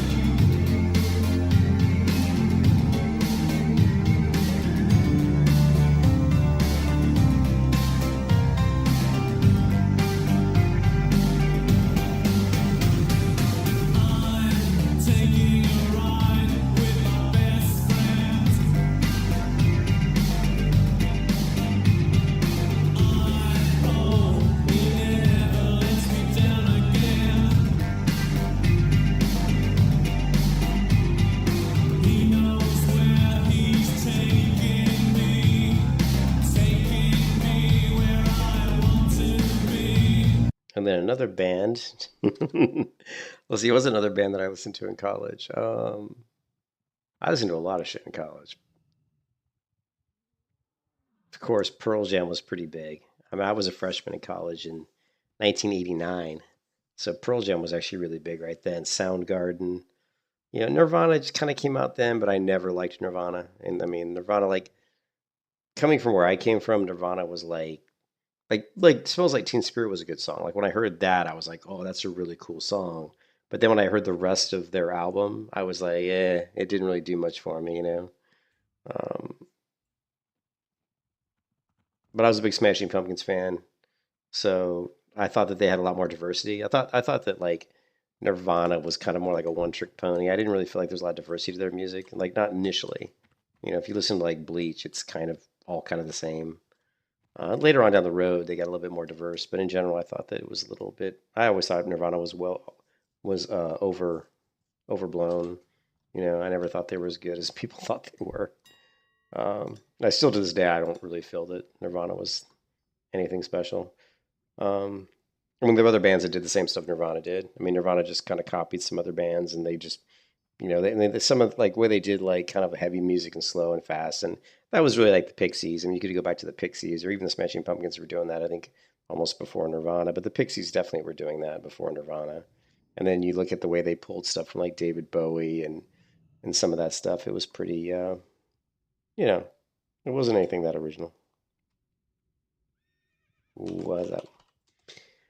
So let's try selling. We just got the enchanted leather. I don't know what this stuff sells for, but I think it, you know, made, hey, 8 gold. We just bought that enchanted leather for 40 silver, so we turned a tidy little profit with that. It looks like, ooh, it looks like the light feathers are still selling great. Look at, they're actually selling better now than they were earlier. Oh, hey, what's up? Oh, sweet. Oh, sweet. Thank you. I'm good. Thanks. Yeah, it looks like the price of light feathers actually went up. It was around 40 silver last time, or 41 silver. So, man, we're just, I can't believe how much gold we're making. Like, it's unbelievable. When you think that this is like when I started playing on this character on this server, all I had was the shaman that I transferred from the hardcore server, and then this character that I created that was level 1. And that was it. And that was just like yesterday. I think yesterday or the day before, maybe the day before yesterday. And then I created the lock is just for the bank, just as a banker, because I needed somebody to send all my extra crap to, because I'm forever, like, always, like, battling my inventory. So this character's got 19 gold, and all the gold I've made, almost all, not all of it, but most of it, 80% of it, was just from selling light feathers. And then, of course, selling all the greens that I'm getting while I'm farming the light feathers, right? You can see all these greens I'm getting, right? Actually, some of these items I purchased for... Some of these items I purchased for my other character. Like, I think this one, yeah, the leg guards I actually bought for my my Paladin, but I forgot to mail them to her, and now I'm not sure if she'll use them. I think she might still use them. I think she might. She's using the burnished leggings, but these leggings are a little bit cooler looking. And I think that's it. I don't think any of this other stuff I bought for her was for her. Yeah, but look, 19 gold here. I mean, we must be pushing 60 gold, maybe 60 or 70 gold if all our auctions sell, which is like inconceivable to make that much gold in a couple days. But that's because we're on a server that's been up for a while, and you know, with the gold selling, gold buying, there's so much gold flowing through the economy that you're going to be able to make money probably pretty easily.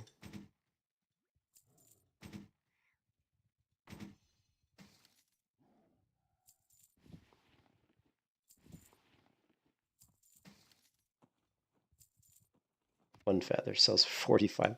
I still can't believe one light feather sells for 45 silver. That's just crazy.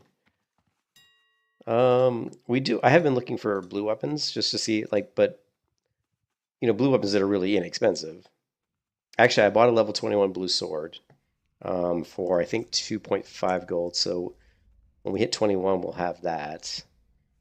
I haven't really seen. There's not really any like blue mail gear that's really. There isn't much. It's all too expensive. I mean, look at the prices of the. I mean, it's like 30 gold, 25 gold. It's insane. So trying to buy any kind of blue mail gear pretty much seems out of the question. So, you know what I do want to get? Let's look for some sharpening stone. Wouldn't mind getting some sharpening stones. Sharpening stone? Sharpening stone. Why are there no sharpening stones? Are there no sharpening stones? How about trade? Would be under trade goods, right? Huh. Oh, it's because I have it on rare. I knew something wasn't right. Sharpening stone. And we should find some. Yeah, let's look for some like requires level 5. Let's look for some heavy. All right, and they're way too expensive. I mean, look, 15 silver for one. That's ridiculous. How about coarse?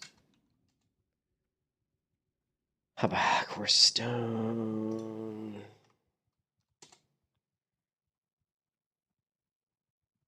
Yeah, that stuff's a little bit too expensive as well.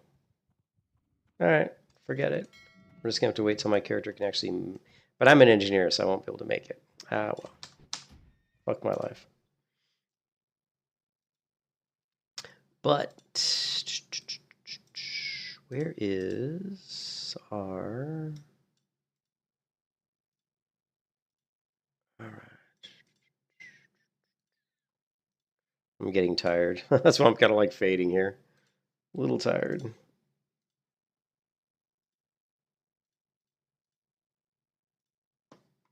Just looking for some music. We don't have any music.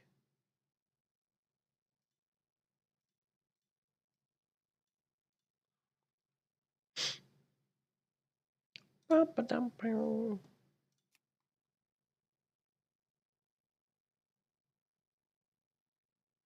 know what? Let's make a new playlist.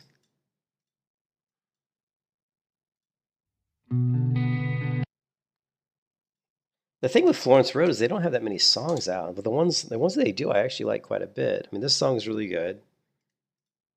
Let's make a new playlist really quick. All right. New playlist. We're just going to call it.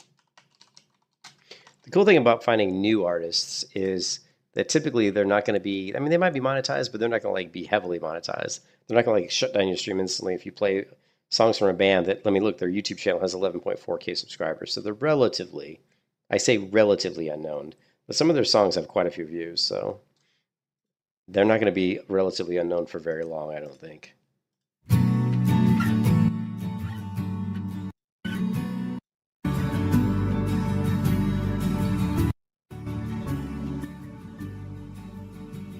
That song doesn't really do much for me. Not just when I'm gonna get my dress, and you say that I'm looking my best. Fill me up to the brim as the people choose. She's got a good voice, no doubt about that. Just when I haven't got you except inside.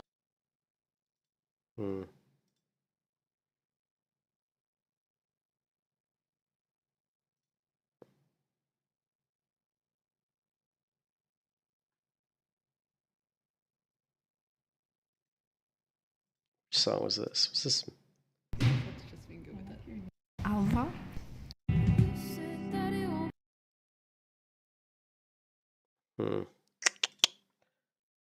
Heavy miss. Another 17 original song. Some of these videos are crazy because they must be like really young. Actually, I had to check out this jazz master she has. I did some research on this because it's a cool looking jazz master, but doesn't get very good reviews around the pickups. So I was thinking about buying one, but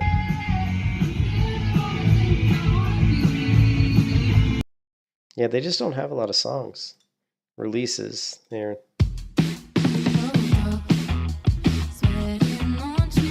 And this song just seems very young. Like I don't really care for it too much because the content of it's too young.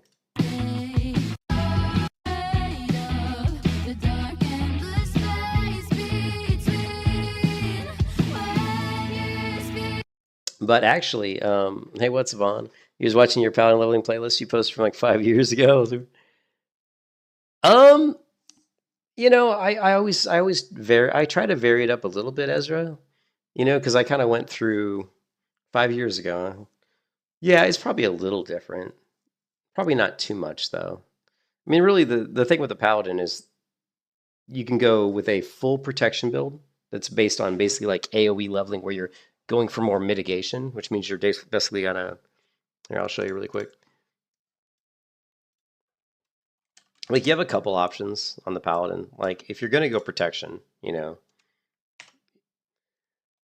Yeah, let me zoom in a little bit, but like normally, if you're gonna go with like a mitigation Paladin build where you're not gonna be doing dungeons, right? So you're not gonna be doing dungeons. You're gonna go here, and you're gonna go consecration, right? So your first points up to level 20 is gonna be, you know, intellect. I'm sure this is probably what I did in that stream you're talking about, and then you're gonna go down to the protection tree. You're gonna get your hit rating, you know, gonna get your shield. You're gonna rush your precision and your shield specialization, because these are really your damage mitigating abilities are Redoubt and shield specialization. And then you have a choice of if you want to rush down and get deflection. I typically do it last. So at this point, you're going to go here. You're going to flesh out here, get 1 point here, 4 here, 5 here. Holy shield. This is normally, and then we got 1 point left. This is normally the build that I was probably running back then, you know. And this is not a bad build, but this is really revolving around AoE leveling. Like this is going to make your character very good at killing multiple mobs, right? You're going to have really good mitigation. You can have deflect. If you want, you can drop 1 point out. You could go 4 out of 5 here. If you really, yeah, actually, you're probably better off going 4 out of 5 because you're going to get that extra % parry.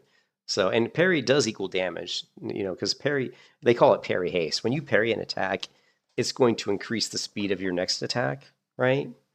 So it's called parry haste. So there is a slight DPS increase when you actually are parrying a lot, believe it or not. It actually is going to, because your next weapon attack is going to come out a little bit faster. There's some variation there, I think. But so, yeah, I mean, this is going to be your pretty good mitigation. It's going to be really good for handling multiple mobs. And it's not the best level. It's not good for leveling speed. Like when you watch my videos, they're not about leveling speed at all. Like I am not a speed leveler. My guides or the way I play Paladin is about playing the Paladin in a way that's fun, right? It's like, to me, it's like, this is a build that I find enjoyable. And it's enjoyable because I can kill a lot of mobs at once. Like by the time you're like, you know, normally by the time you get to, you know, I would say once you get to Blessing of Sanctuary, is this locked? No. Why is it not letting me draw it? It's just slow enough, refreshing. So by the time you get to like, you know, this is level 40. So by the time you get to level 40, you're going to have Blessing of Sanctuary, you're going to have Consecration, you're going to have Shield Specialization, Redoubt. So by level 40, you're going to be pretty good. You know, you're going to have some good mitigation. You're going to be able to pull like 4 or 5 mobs. You know, you want to make sure that you have a shield spike on your shield. You want to make sure that if you can, you're getting certain items like Uther's Light, Trinket. Try to get yourself True Silver Breastplate, I believe, at level 42, which has a chance to heal you when you're hit. Really, really good. And then, of course, the level 52 chest piece is the Demon Forge Breastplate. That's going to be really expensive, though, unfortunately, but that's really good, too. Also has a chance to heal you when you're hit. Plus, it does, the healing is like a lifesteal, so it actually does damage to the target. And if you really got a lot of money, you know, get yourself a Flurry Axe, put life stealing on it, and get yourself a Skull Flame Shield. I mean, these are like things you would like to do. I don't know if I have it on this account because I have 2 WoW accounts. Let me see if I do. I don't know if I do. It doesn't look like this is my account that has it. Maybe no, actually it is because that's Skull Rock. So well, maybe not. I don't see. I'm looking for my Paladin. I'm looking for a Paladin that has the kind of gear that I'm talking about. Thought it would have been. Yeah, it must be on my other account. Unless I left her on Skullrock, but I don't think I did. No, yeah, it's a different account. Anyways, yeah, so your question was, am I leveling any different now? I mean, yes and no. I mean, I still use that build that I used probably in those videos, but the build I'm using right now, the one I'm going with this particular Paladin, is we're going to be going more for a little bit of a damaging build up front, and we're gonna move into improved retribution aura and coupling that with consecration. So having to go down and get improved retribution aura and also get consecration is really going to limit us as far as like how we can go down into the defensive tree, but it's going to give us a lot more AoE damage. Now a lot of people think, oh, improved retribution aura is not great, but it is actually really strong because it's against every target you're hitting, right? So when you get the highest rank of Ret Aura, and let's take a look at that, right? If we go to Anniversary, go to Dreamscythe, let's take a look at the highest rank really quickly here.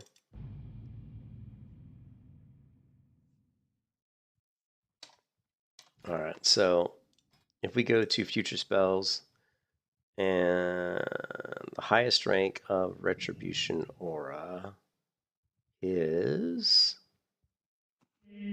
Wow, I guess it's right here. No? Oh, I guess since we don't have it, it doesn't show us the ranks. That kind of sucks. No, we do have Retribution Aura. I don't know why it's not showing us. That is really weird. Normally it will show me all the... Huh. This is borked. This normally shows me all the spells, but for some reason it's not. Something's not working correctly with my add-on. But anyways, the highest rank of Retribution Aura, actually, I think it does pretty, you know, it's going to do some pretty good damage. So that's the build I'm going with. So I'm going to be doing something. I'm just trying to determine whether I want to go with Improved Blessing of Might or Benediction. I'm probably going to go Benediction. So this is the build I'm playing around with right now. Now, the thing is, certain builds work good at low levels, and certain builds work better at higher levels. Like doing AoE leveling with a Paladin when you're level 20, it's not going to be like super great. You know, you can certainly do it. I mean, you can kill like 3, maybe even 4 mobs at level 20 if you've got enchantments.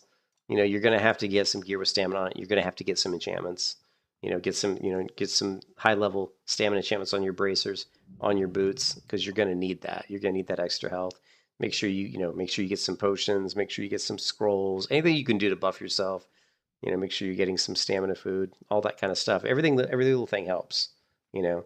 But this build I'm going with, where we're going to go into Retribution Aura, and we're going to grab Seal of Command, actually, it's actually really good because the time to kill, it's going to be more single target damage, but you'll be able to kill a single target way faster than the other build. So leveling speed-wise, this build actually may be faster at low. Actually, I would say it probably is faster at low levels. And again, my Paladin videos that you talked about from 5 years ago weren't around leveling speed. They were just around an AoE build that I find fun, you know, that I like to use. And so, but this one here that I'm going to do is probably going to be something like this. We're going to go into probably Benediction, most likely Benediction. We'll go into Deflection. I don't know what is going on with this website. Like, let me grab a different site. This one's, I don't know what's going on. It's not updating the talent calculator correctly. So I'm not sure what the fuck's going on. I've never seen that happen before, so bizarre. All right. So probably go with like Benediction, and then we're going to go probably with Deflection, maybe 4. Yeah, probably 4. And then we're going to go Seal of Command, and then we're going to go right into Conviction, right? And then we're going to go into Improved Retribution Aura. Or what we could do is we could not go into Improved Retribution Aura right away, and we could rush it's really hard to say. The Paladin trees are really difficult because there's really good abilities in each tree. Like Consecration is really, really good, but it takes you a while to get there. You got to be level 20 to get Consecration. Seal of Command is really good, but you got to be level 20 to get that. Hit rating is obviously incredibly powerful across every class in the game, every melee class, right? Hit rating is super important because every class you just miss a lot. So hit rating is very, very important. In fact, it's really important. And that's fairly accessible at the level 2 tier. And then, of course, Redoubt is the level 1 tier. So if you are going to be using a sword and shield with your Paladin, which, of course, I do because I don't like 2-hand weapons because they're boring as shit, then you could, if you want, rush this. But, you know, if you're going to go for Seal of Command, you want to go right away and get it because it's going to be damage that's going to help you kill mobs faster, which thus you're going to be leveling faster. So, but do you want to go ahead and get Conviction? I would say yes. Like for me, for what I'm doing, this is what I'm going to do. My first 16 points, 5, 10, 16 are going to be into this. And then probably even improve Retribution Aura. Then I'm probably, believe it or not, I'm probably going to go over and get Divine Strength, Divine Intellect, and Consecration. And then I'll come over here and I'll do my protection stuff, right? This, 2 here, 3. Finish this out.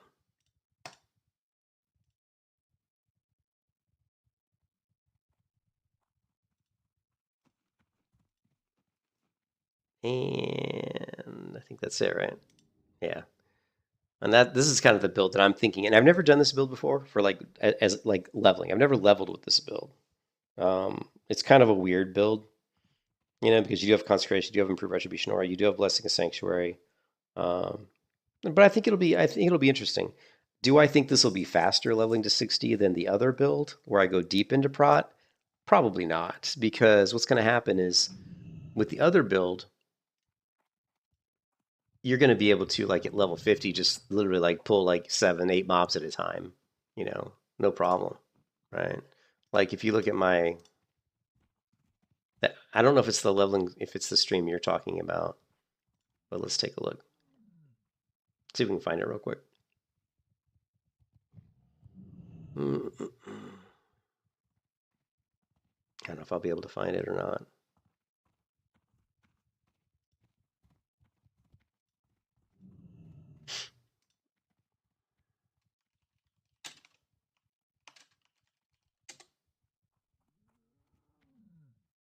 I think was it this one?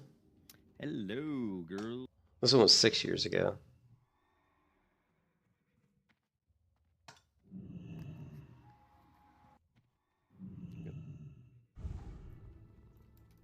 Actually, I don't know if it was that one. Yeah, I think it was, but I think it was. Was it? So, but on this one, you'll see that, and this was 6 years ago, but you're going to see I'm pulling I'm just leveling in Sorrow Hill straight to 60, right? So I'm pulling 1, 2, 3, maybe 6 ghouls here, 7. I think there's 1, 2, 3, 4, 5. I think there's another one in here. I think, yeah. So there's 7 mobs. This is 7 mob pull, so not a huge pull by any stretch of the imagination. But if you go through here, some of the pulls I get are 9 or 9, maybe even almost 10 mobs. You would never be able to I don't think you would be able to pull this many with the build I'm using right now. Because you don't have, I don't know, it's hard to say. I've never done it. I've never done this build to 60, so it's going to be interesting to see. But with this leveling series, I'm pretty sure I'm going with, I'm going with the Deep Protection build, which is here, which is the one I showed you earlier, which is going to be this one.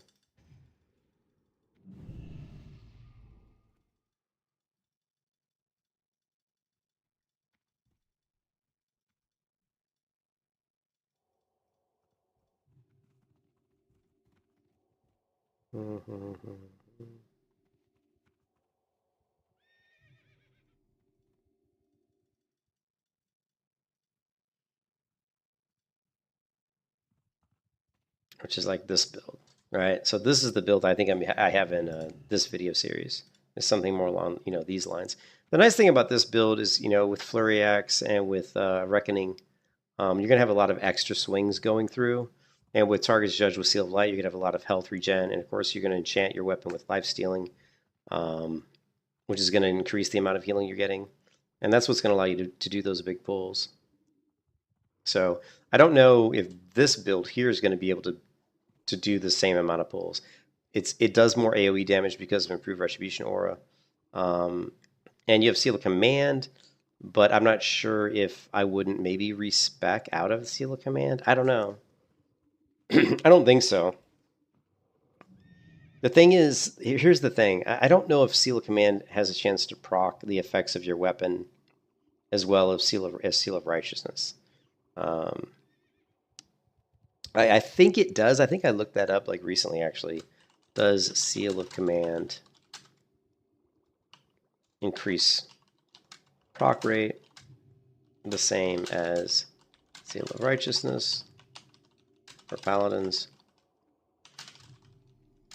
I think it does.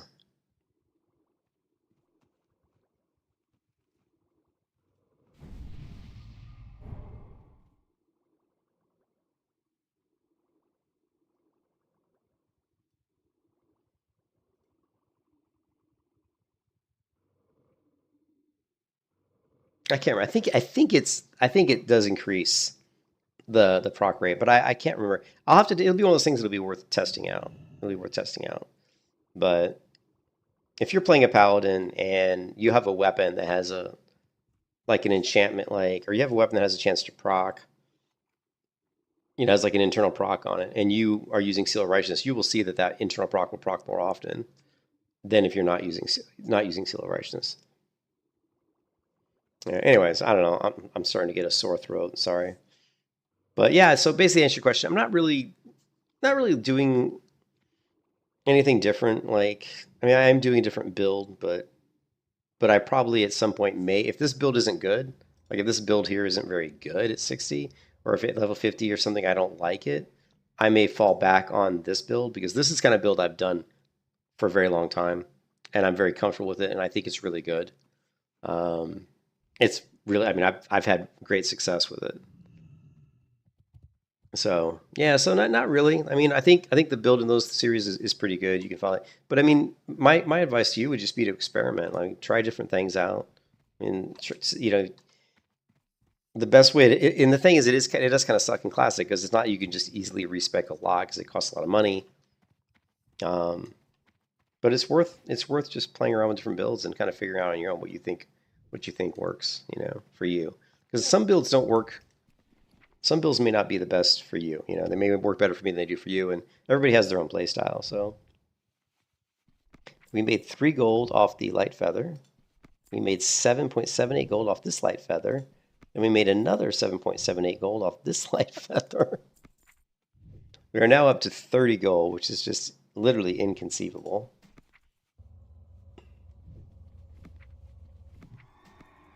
Here's the blue sword I bought for 2.5 gold.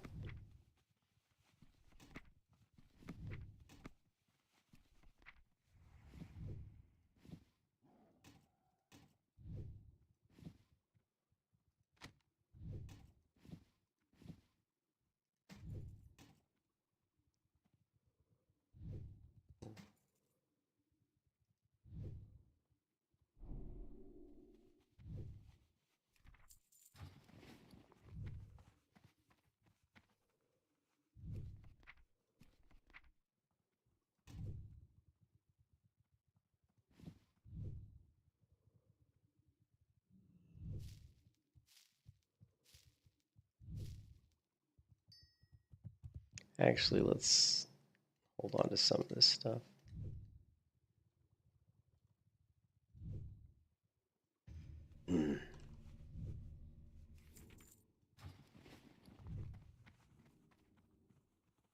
Restrained 1 agility 4 stamina. Why not?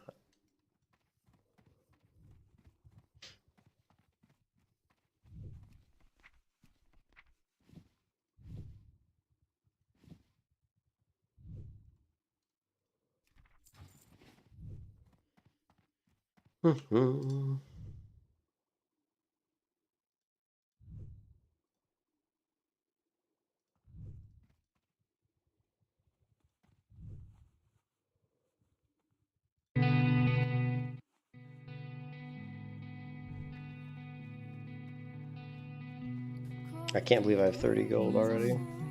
It's insane.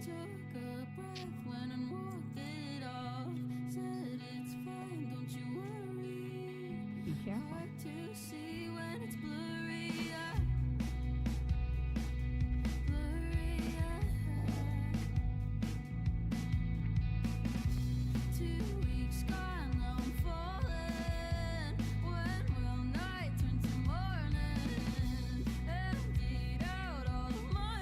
Good day to you.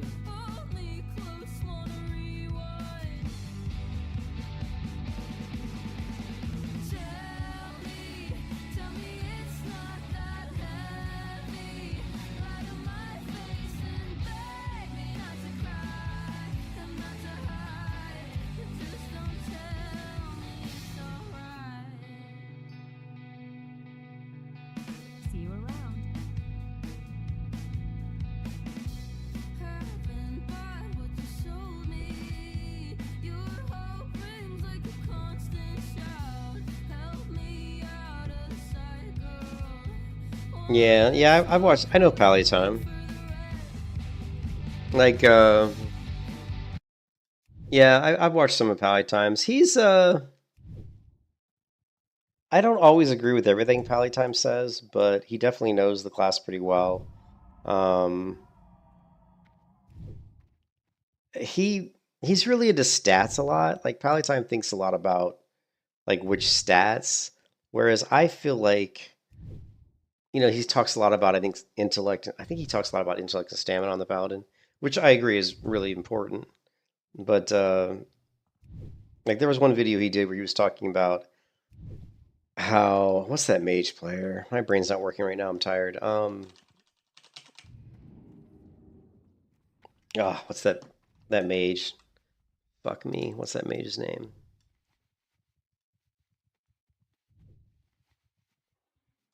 Zaryu. So Zaryu was doing a video where he was playing hardcore WoW and he was playing a paladin. It might not even be hardcore WoW. I think it was hardcore WoW. And he was playing a paladin. He was trying to, if you ever watched any of Zaryu's streams on hardcore WoW, he was always trying to like kill mobs that were like 6, 7, 8, 9 levels above him to try to like flex his muscles or something. I always thought it was really stupid because it just seemed like he was fishing for views because it was a hardcore server. So he's purposely doing these encounters that are inherently going to be incredibly difficult, which is going to put your life at risk, which I think he was just doing it for views, for content, and he always ended up failing on these encounters, and he always ended up running for his life, screaming like a little girl, and I just thought it was kind of stupid. I was like, this is kind of dumb, It's like, you keep trying to kill these mobs that are like orange to you, and you keep running away because they're killing you, which of course they will kill you because they're orange to you, right? I mean, that's the way it works, right? And Paladin was really ripping on Zarya, saying he wasn't playing his Paladin right, and he kind of went through and showed you how to play Paladin. And I was like, I didn't disagree with what Paladin said. I just felt like the rotations, I feel like rotations, like how you rotate through your abilities in the Paladin, matters more than your stats. I mean, stats are really important. You need a lot of intellect. You need a big mana pool. You need to have a lot of health. But if you're not rotating through your skills correctly, and you're not rotating and using your heals correctly, like one of my biggest arguments I have with people all the time in my stream is they're always like, well, why don't you use, why don't you, talent down into like spiritual focus, which is like, gives you, basically reduces the pushback when you're trying to cast a healing spell. And I'm just like, well, I just don't need it, right? I never really need it. Like I don't die because I couldn't finish casting a healing spell. If I die, it's because I'm an idiot and I pulled too many mobs. You know what I mean? So. Oh no, I don't think so.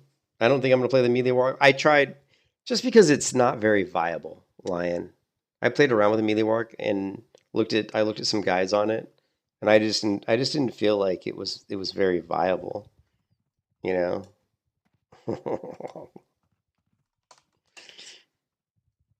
So, but I did enjoy the warlock in general. Just playing the warlock in general, I enjoyed. But I'm taking a break from that character. I'm just playing the paladin. I wanted to get away from. Yeah, it just wasn't very viable, And I thought I would just try to level a paladin from level 1 and do it where I didn't have any gold. Like start fresh, basically do fresh. So I came onto this account which didn't have any characters on this on the Dreamscythe server, on the Alliance side, and so it was a way for me to like start completely fresh, with like a character, with no gold, no nothing, and but oh god, nothing worse than people trying to fucking hit on you, in the game is disgusting. But then we found out that the Zul'Gurub just came out on the server recently, and I think Phase 4, and these mages are using the light feathers, and light feathers always for Zul'Gurub are always pretty in demand. But man, I've made like 50 gold at least just farming light feathers, which just has blown my mind. I never thought I'd be able to make that much money that fast, so it's insane. But yeah, I think for me, what's important on the Paladin is just understanding the thing with the Paladin is it's hard to like tell people like how to play the paladin, right? Because you can play it so many different ways, right? There's so many different ways to play the paladin. Like like just how someone in the stream was telling me that they don't really use Seal of Light that much, you know, which blows my mind, right? You know, that you're not, you know, it just blows my mind that someone wouldn't be using Seal of Light. But like if I pull a lot of mobs, like some people, and then some, like, and I think the reason that they probably don't use Seal of Light is because they were talenting into spiritual focus, so they could just heal themselves. But here's the thing: if I'm using Seal of Light, what that means is I'm judging targets with Seal of Light. I'm hitting those targets to get heals coming back to me. Well, as I'm hitting them, guess what? I'm doing damage to them. So if you're not using Seal of Light and you're pulling big pulls and you're using your heals to heal you, well, you're not hitting the mob, right? You're not doing any damage. So to me, using spiritual focus is going to slow down your time to kill, right? That's just my, and I've never personally never done spiritual focus, you know, on an AoE build, so I can't say for certain that that's true, but just logically that would make sense. If you're spending time healing yourself with self heals, you're not hitting anybody, right? Where the way I do it, I'm hitting people. I just judge them with Seal of Light so that while I'm hitting them, I'm getting heals, right? I don't know. That's just the way I like to play it, though. But again, it's different. Like what makes a person really good with a paladin is understanding when to use what seal at what time, when to know when to heal yourself, when to know when to judge with Seal of Wisdom, when to know when to judge with Seal of Light, when to know maybe when to judge with Seal of Justice. You know, you have all these seals, you have all these blessings. So what makes a paladin really good is understanding when to use what, right? And you can't teach somebody that. There's no way I can teach you that.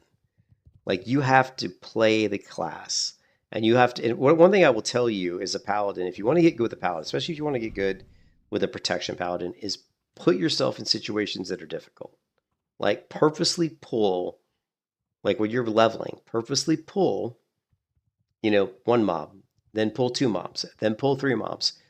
Figure out what you need to do in each of those instances to stay alive, right? If you're having trouble, like let's say you're level 40, right? Because at level 30, you get Seal of Light, by the way. So let's say you're level 30 and you're pulling one mob. Oh, I can kill a mob, no problem. You pull two mobs. Okay, I can kill two mobs. I lose a little bit of health. Oh, I kill three mobs at a time. And maybe I'm getting down to half health. Okay, now pull four mobs. Okay, you know, where's your mana pool at? Are you running out of mana? Pull as many mobs as you can until you figure out when you start to die. And then try to figure out why you're dying. Are you dying because you ran out of mana? So you can't use any of your abilities? Are you dying because you're just not getting enough self-healing? Are you dying because you're not doing enough damage fast enough? I mean, what is causing you to die? You know, what's the problem? Because there can be different things. It could be that, well, you blew your mana too fast. You used too high ranks of consecrate. You're like, oh, I'm just going to throw max rank consecrate every time it's up. Well, and you're pulling five mobs. Well, you kill like three really quick, but then you have no mana. You run out of mana. And now you can't do anything. You're just standing there getting, you know, your face smashed in. You know, and you can't even hardly cast Seal of Wisdom up because you don't have any mana to cast it. You know, there's, you know, so it's very difficult to tell somebody how to be really good, I think, on a protection paladin. You can tell them kind of like from a theory crafting point of view, you know, like what are good things to do? Like, oh yeah, intellect and stamina are good stats, you know. You can tell them like what are core abilities that you should have. Like, I mean, if you want to be an AoE paladin, I mean, there's certain abilities in your talents you 100% should have, and those are obviously precision, you know, consecration, redoubt, and shield specialization, and blessing of sanctuary. I would say those are mandatory. I would also go as far as to say is you should have some deflection as well, right? Those to me are like mandatory if you're going to do like an AoE protection paladin. You know, you have to have that stuff. I would also say that I would highly recommend getting, you know, Uther's Trinket. You know, that's just such, I mean, here, let me show you the different gear that you should really look at if you're leveling a protection paladin. There's certain gear that you should definitely consider that's just really, really strong for protection paladin. And one of those things is going to be, you know, Uther's Strength. Like if you're going to do a protection paladin, I would 100% always get Uther's Strength. Now, this is if you're doing AoE pulls, like big pulls, like, you know, like 6, 7, 8, 9, 10 mobs at a time. So 2% doesn't seem like much when you're getting hit by like, you know, 8 mobs at once. This thing's going to proc quite often. And it has a very, I don't want to say very, very strong shield, but the shield is pretty strong. It's like 300 health. Like, so every time that procs, this can absorb like 300 damage. That's quite a bit. It's not bad. And it can proc over and over. It doesn't have like an internal cooldown really. Like it can proc back to back. So it's fantastic. Definitely look at getting Uther Strength. Neck-wise, I mean, there were a lot of people that were always like, get, you know, the Medallion of the Grand Marshal, which is okay. It's not bad. It's actually pretty good. But I also would say that other ones you might want to consider are, one that I actually like quite a bit is this one. Is a Jeweled Amulet that came in. And the reason I like this is because I really like the Spirit and Intellect. You know, on a Paladin, you're going to need a lot of mana. This is a great neck piece for Protection Paladin. And obviously this one's even better, but it's like, do you want to pay, you know, an extra 800 gold just to get 1 more intellect and 2 more stamina? It just blows my mind the price difference here, right? All you're getting is 1 more intellect and 2 more stamina. It's like, okay, you're going to make me pay, you know, 800 and like 851 gold. Or no, I can't add. 831 gold for those 3 stats. It blows my mind. Anyways, but it's really good. And then another one, you know, that's good. Obviously, you know, the Medallion of the Grand Marshal is pretty good. It's really cheap. It's pretty good. It's not amazing, but it's pretty solid. Other things you want to look at for sure definitely is going to be your plate. You're definitely going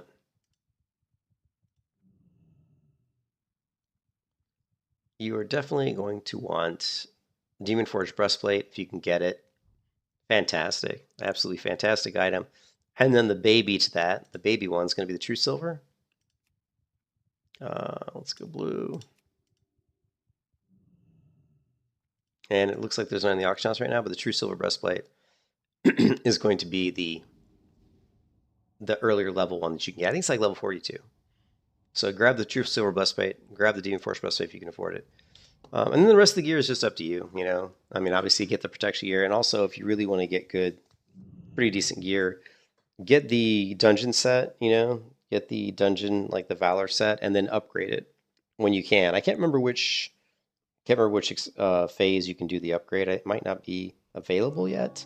I'm not sure. But once you can do that upgrade, start the upgrade quest. You know, upgrade your Pally gear. It'll upgrade from the Valor set to like the Soul Forged, I think. And it's amazing because the best stats for Paladin are stamina, intellect, and strength, right? Because strength's going to increase the amount of damage you when you block. It's going to increase the amount of damage you actually block, right? And plus, it's going to make you do more damage, but which isn't really as important, to be honest. But it's also going to give you some of the stats are going to be MP5, and it's going to give you intellect, and it's going to give you stamina. So stamina, intellect, strength, and in some cases MP5 on the Soul Forged upgrade set. And so it's very, very, very strong for Paladin. But this server is ridiculous because this server you can just run AV over and over and get rank 14 PvP gear, which is probably going to trump most of that gear pretty easily. So, but yeah, but it's just funny. Like, it's hard to tell people how to. You know, I see so many people that they say the right things, right? They talk the talk, but they can't really walk the walk. You know, you sit there and tell me that you know everything there is to know about Protection Paladin, but then when I see you go into a dungeon and try to pull like 6, 7, 8 mobs, you don't know how to play Protection Paladin. You know, they struggle. So, and that just comes from practice. A lot of it comes from practice. But I would definitely say put yourself in situations where you have to, you know, put yourself in a situation where you're dying, you know, where you're over pulling, and just get good at figuring out why. What do I need to increase? Do I need more stamina? Do I need more intellect? Do I need better gear? Do I need higher armor rating? You know, don't ever equip anything but plate. There'll be one of those people that's like, oh, I'm going to grab this mail item because it's got, better. No. You want armor, man. Get the plate gear. If I see you, a Protection Paladin, running around in anything but plate, I'm going to be pretty pissed off.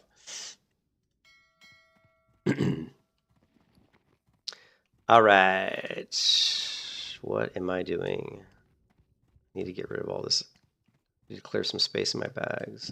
I'm getting a cold or something because I'm losing my voice. Losing my voice.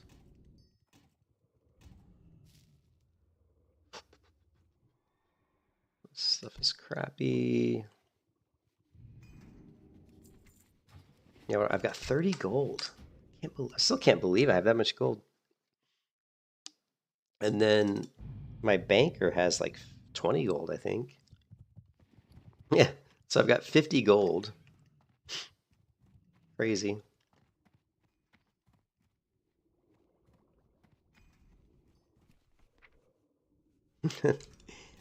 And all this shit. All of this.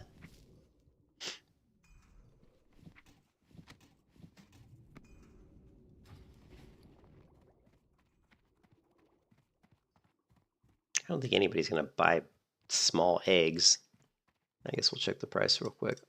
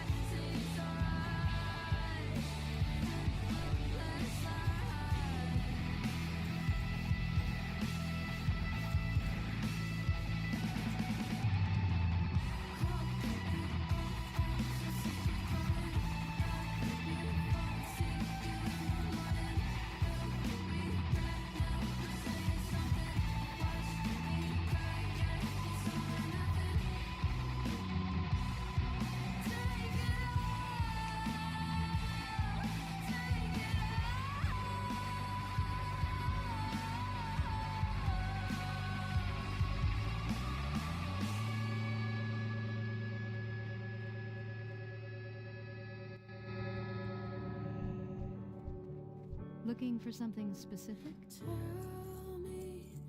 me it's not that heavy. Light on my face. Safe travels. Need help? Not to cry. And tell me it's Farewell. not that heavy. Tell me that you don't lie awake and think about it too.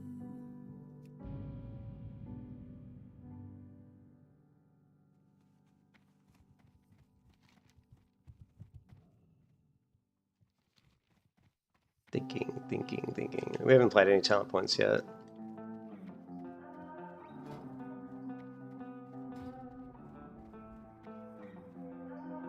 Yes, I'm here for attention. Hold my gaze like a weapon. Dark room, but I see you. Looking like my new obsession. Palms on the sink, 'cause I don't know what you're thinking. Lost my sense, I'll take anything you're giving.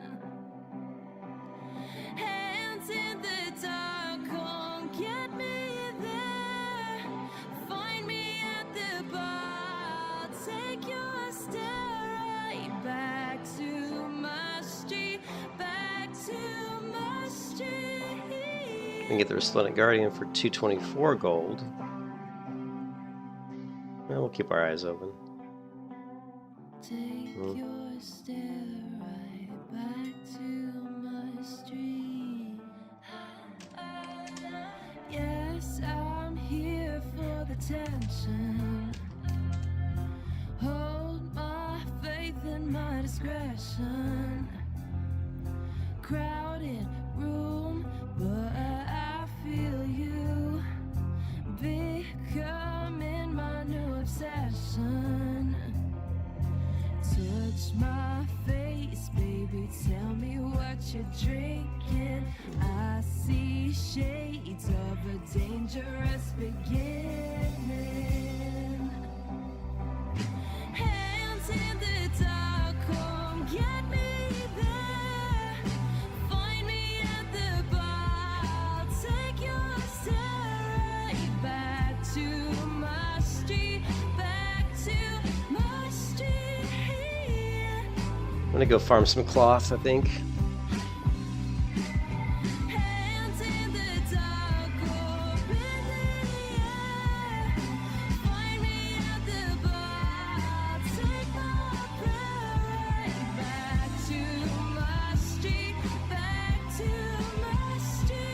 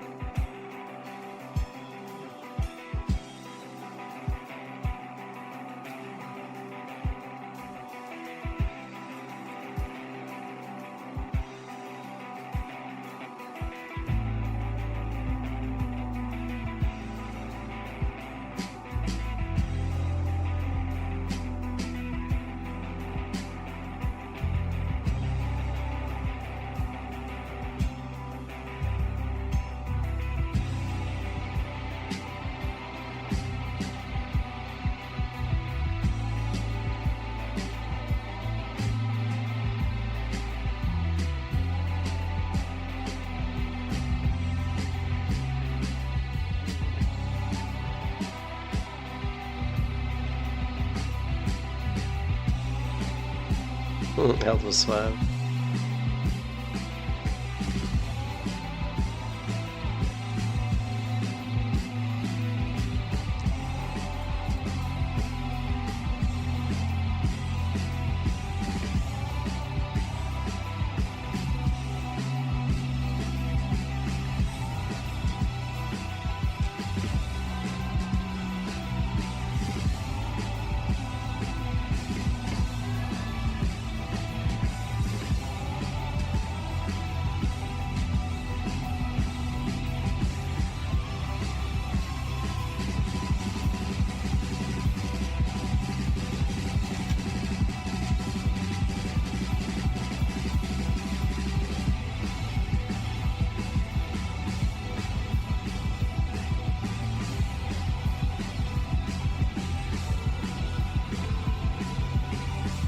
Why do I see her on the map, but I don't see her? Oh, she's inside the building.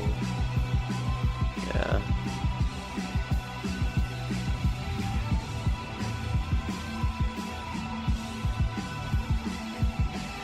Ah, there you go.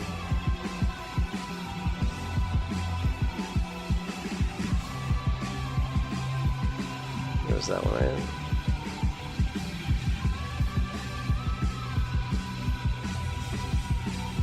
You don't have it done.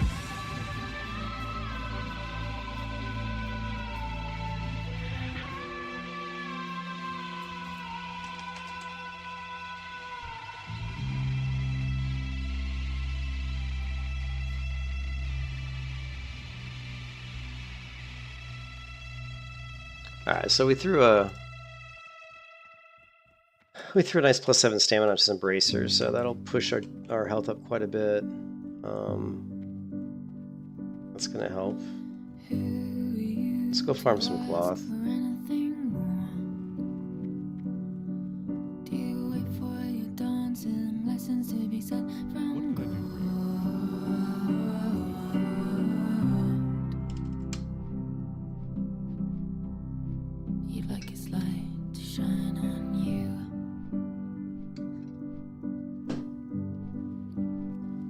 Spent quite a bit of money on that. But I tipped 2 gold, that's why. Always seeking what you don't have, like what you do ain't enough.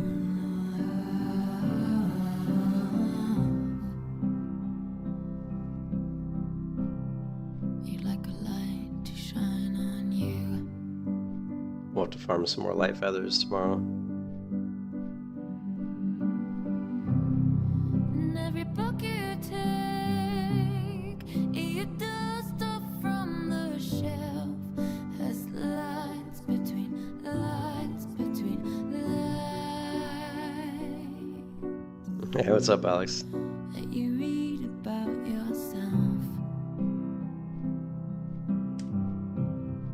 But does the light shine on you?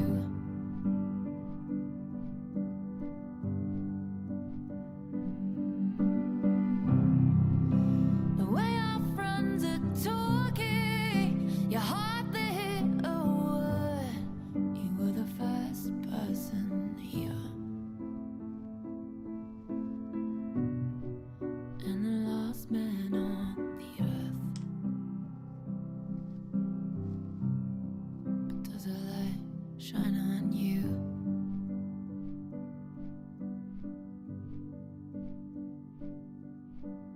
Who are you to ask for anything else? This is Dreamscythe. Dreamscythe PvE. The thing you should be asking is for help.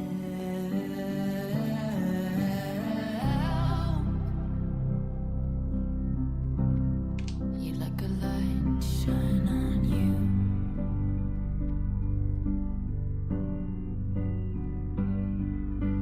Let it shine on you.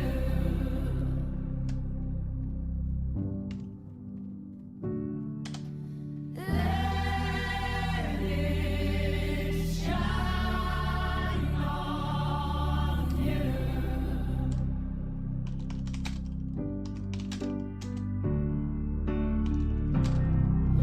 A penny for your truth. Well, I hedge my bets all out. 'Cause it's lies after lies after lies. All right, you too, Alex. Have a good one, man. But do you run for yourself? And that a light shines on you.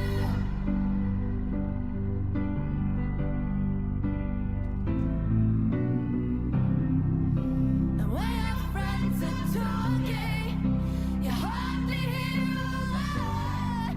You were the first person here. And the last man on the earth.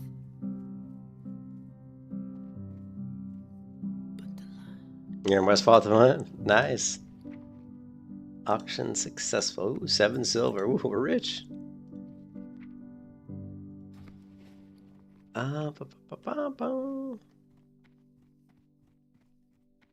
Hello. See you later. Something's wonky. Hold on a second. Just the blue. Let me try this.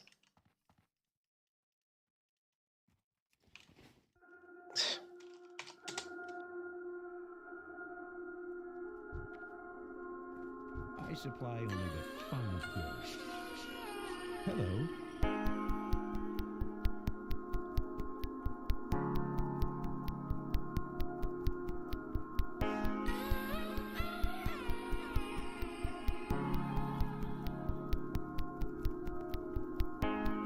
I live in outer space, in a suit that begs for light. I live in outer space. It is never ending fight. How are you? See you later. I live in outer space, where I get by performing.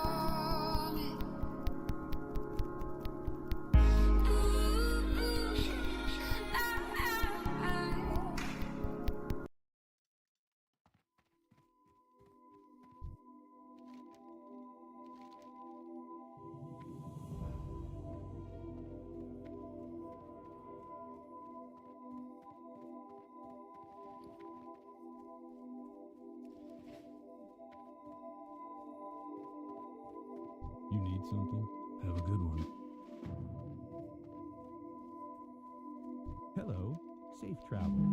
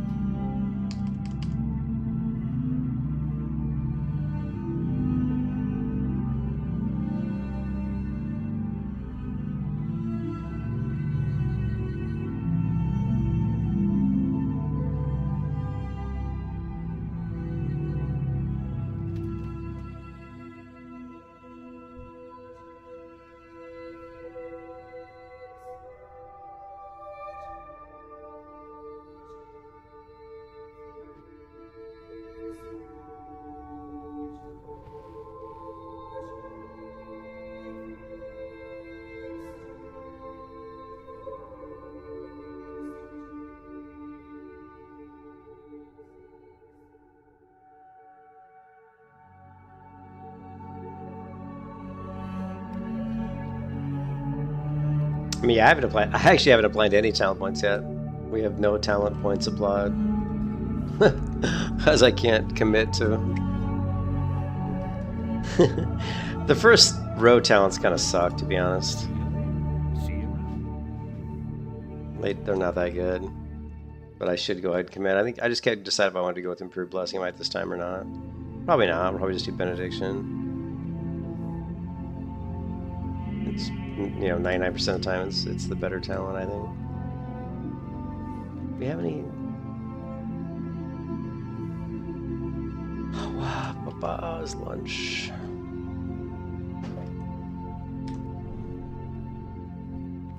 Level 18. Let's check this out.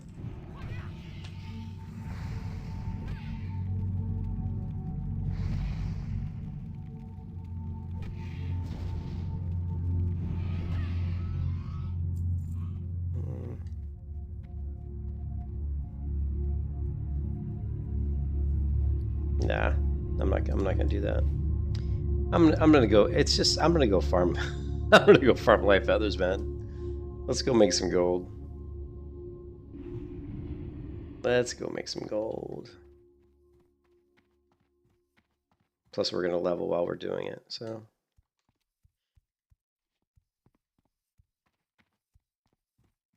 What can I do for you?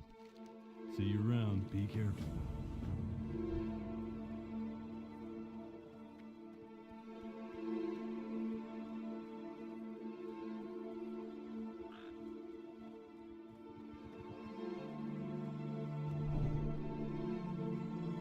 What are you looking for? May your blades never dull. Light bless you.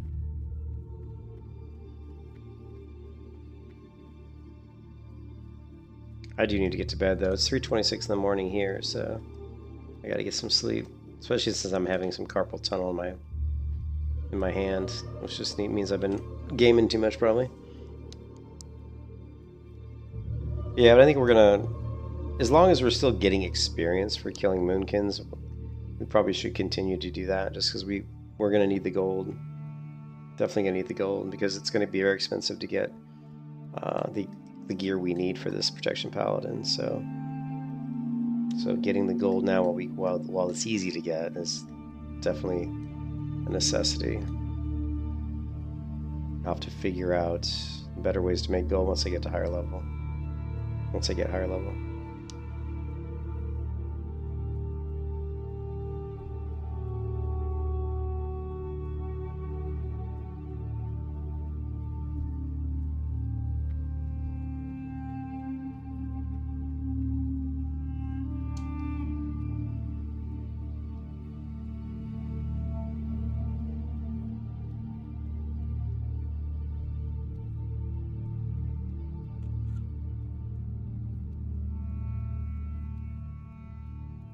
It's so fucking cringe when people like the guy like some guys like private messaging me, are you a guy or a girl? Like after he just said, oh, that's one hot paladin.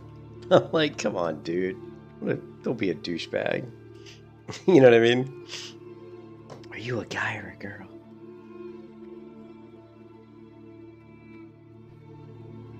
Are you a horny, pimply-faced teenager? I probably should have fucking said, yeah, I'm a girl and I'm hot. You know? And he'd be like, oh yeah.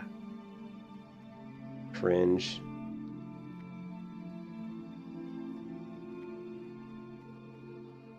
Ba-ba-da-ba-da.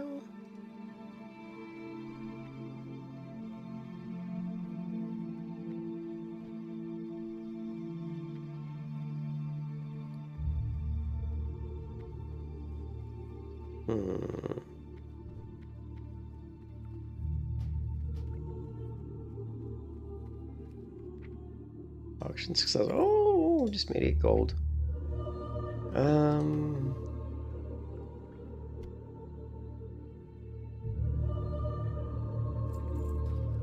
No, we're back up to 35 gold now because we sold some of the light feathers.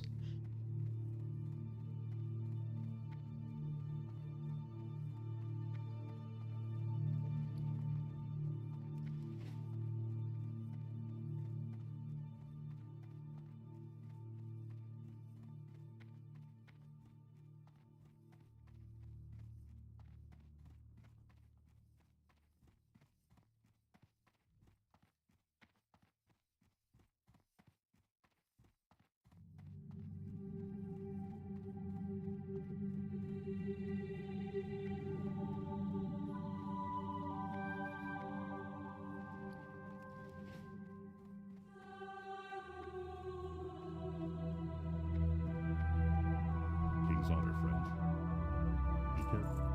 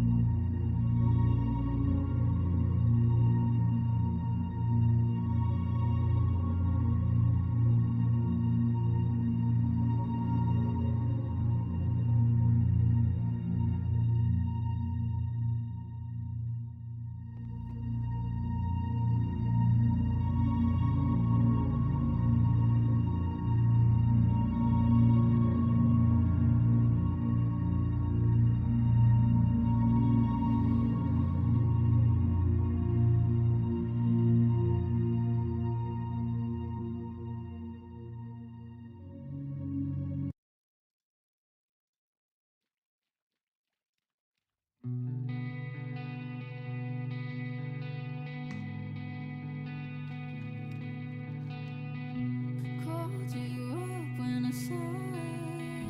Took a breath when I walked it off. Said it's fine, don't you worry. Hard to see when it's blurry. Blurry. 2 weeks gone, now I'm falling. When will night turn to morning? Emptied out all of my mind. Hold me close, wanna rewind.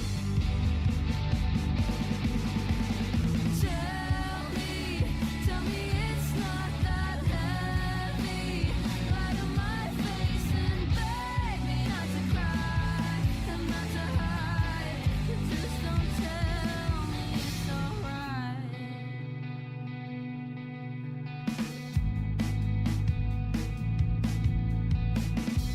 Haven't bought what you sold me. Your hope rings like a constant shout. Help me out of the cycle. Wanna swap how we think for the rest.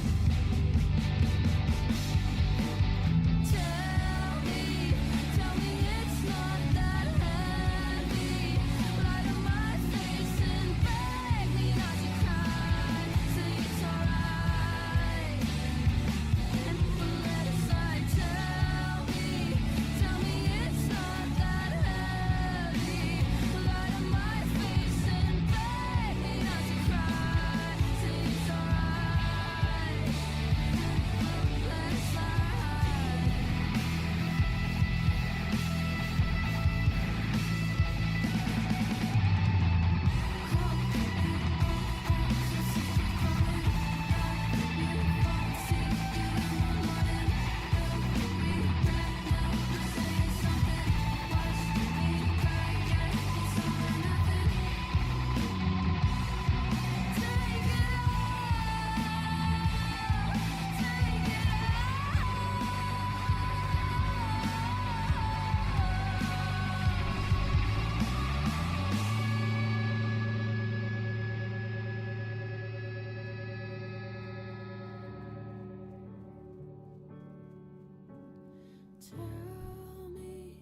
Tell me it's not that heavy.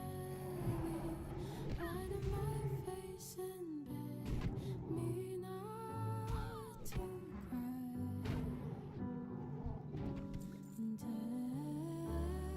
And tell me it's not that heavy.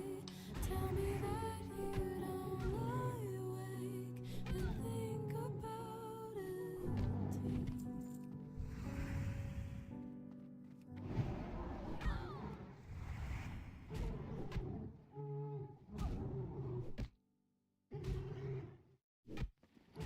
Just when I'm alone, not just when I haven't got you, except inside my phone. Not just when I'm friends with my thoughts, not just when I'm gonna get caught, not just when I'm inside out, not just when I'm outside it, not just when I'm down by the lake.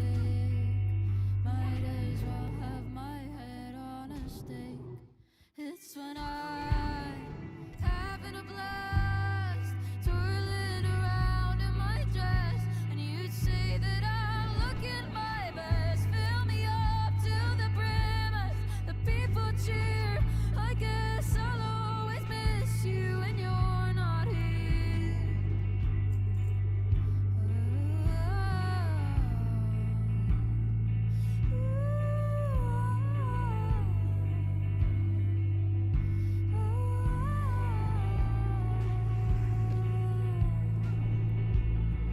You said that it won't feel like years. You said that you can't dry my tears. I'm just waiting till you appear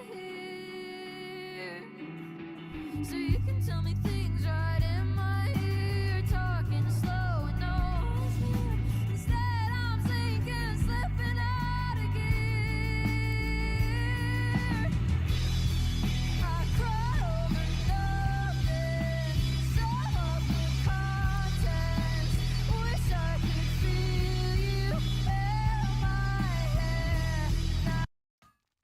That's a good song. That is a good song.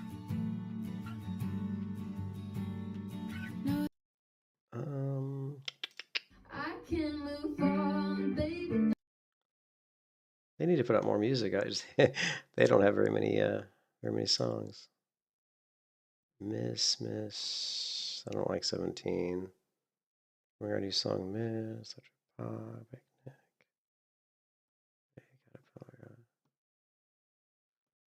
They have like 3 songs and that's it.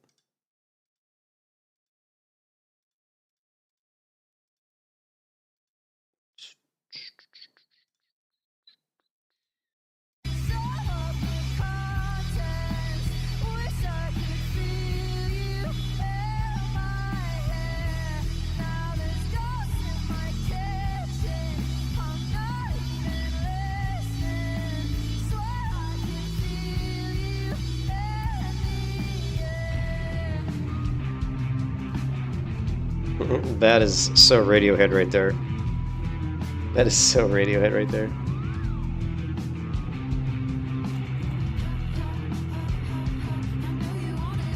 Okay, that is like so Radiohead.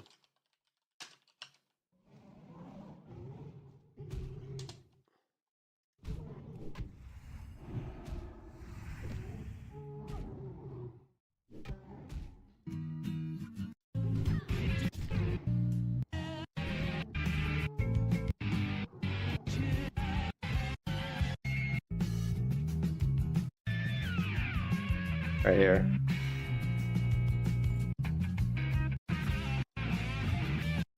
Where is it? Maybe it's the beginning of that song.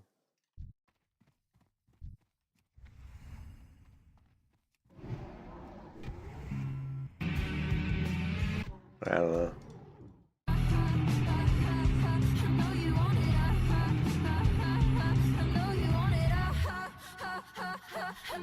And there's horror everywhere.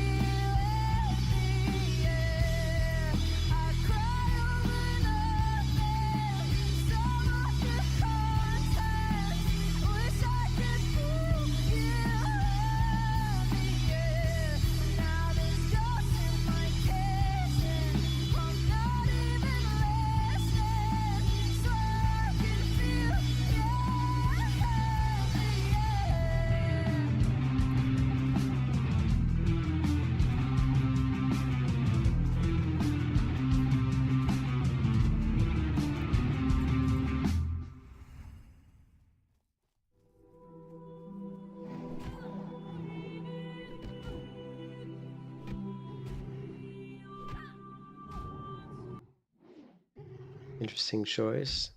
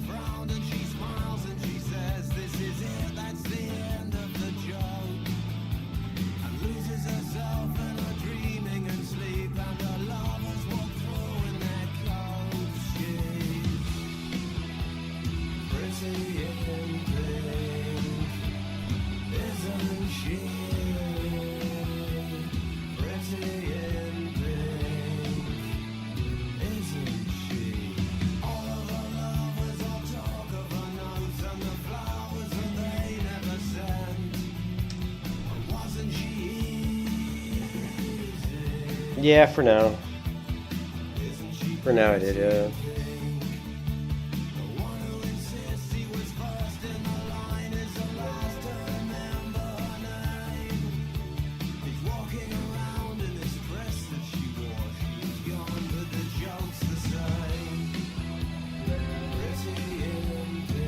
I may come back to it later.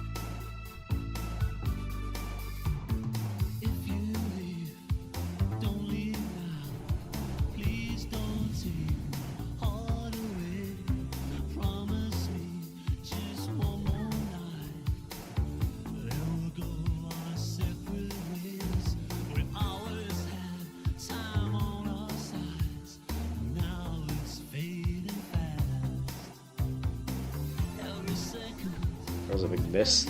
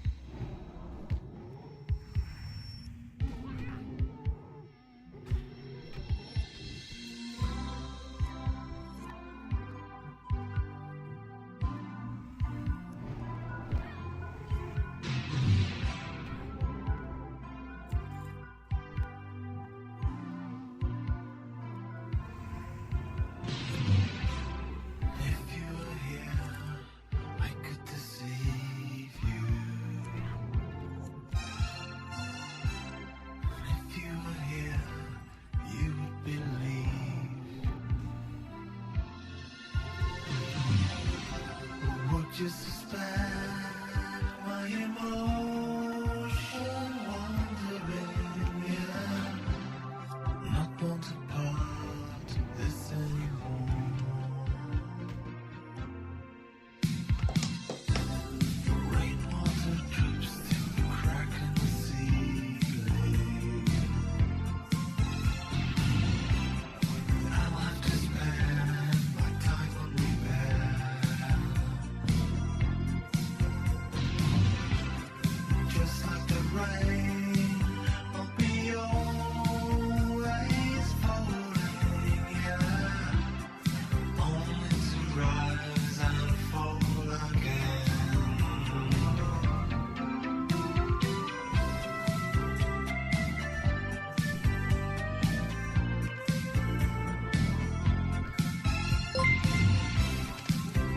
Thank you for the sub, Ninja Vink. What is it? Nin? That's hard to pronounce. Ninja Vink? Ninja Vink? I don't know. That's hard to pronounce. Thanks for the sub, man. Appreciate it.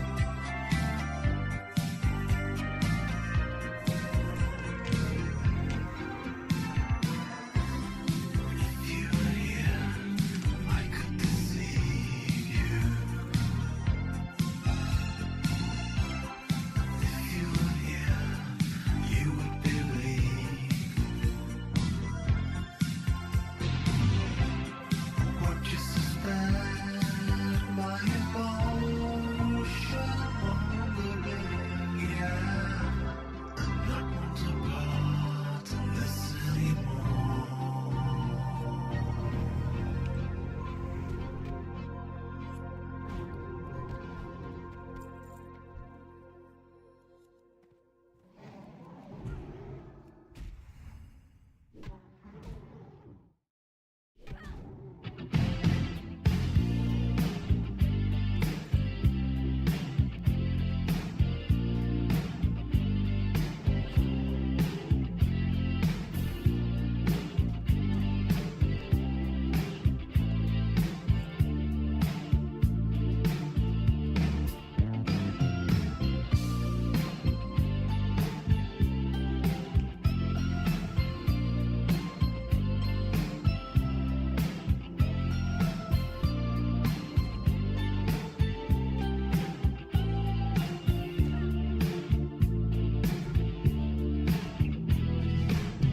I got it bad.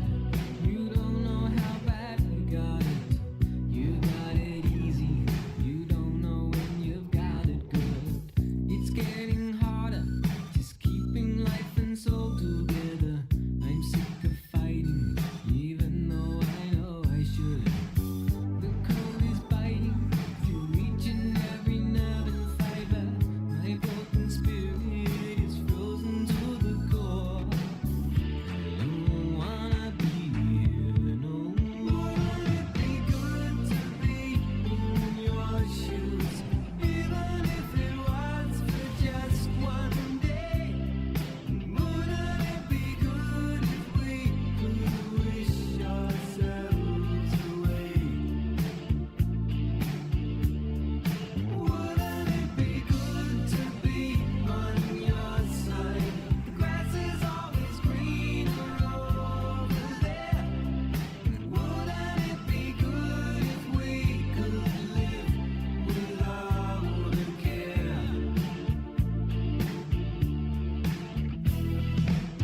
You must be joking. You don't know a thing about it. You got no problem. I'd stay right there if I were you. I got it harder. You couldn't dream how hard I got it. Stay out of my shoes if you know what's good for you. The heat is stifling, burning me up from the inside. The sweat is coming through each and every pore. I don't wanna be here no more. I don't wanna be here no more.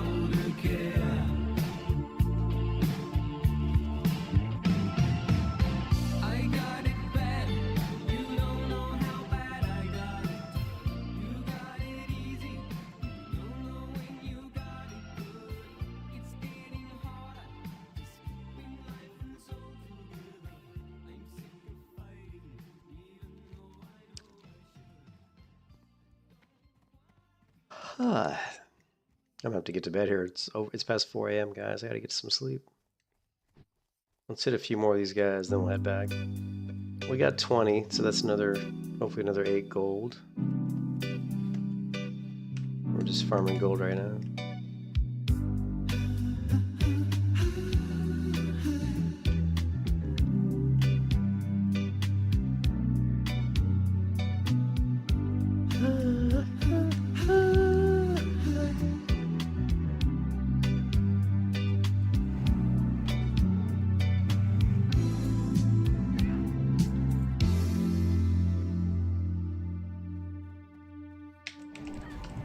So true, funny how it seems, always in time, but never life or dreams. Head over heels will touch you too. This is the sound of my soul. This is the sound. I bought a ticket to the world, but now I've come back again.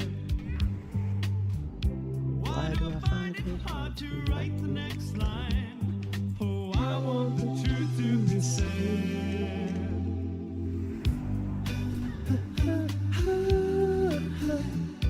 I know this much is true. I know this much is true.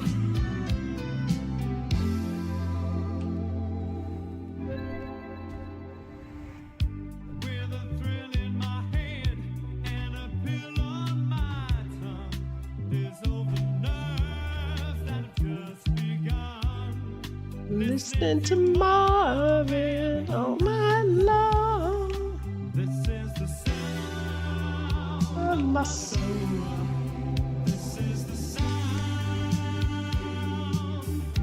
always slipping from my hands.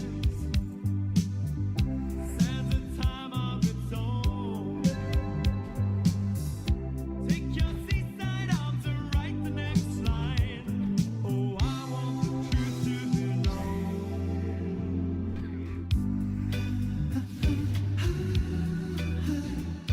I know this much is true. I know this much is true.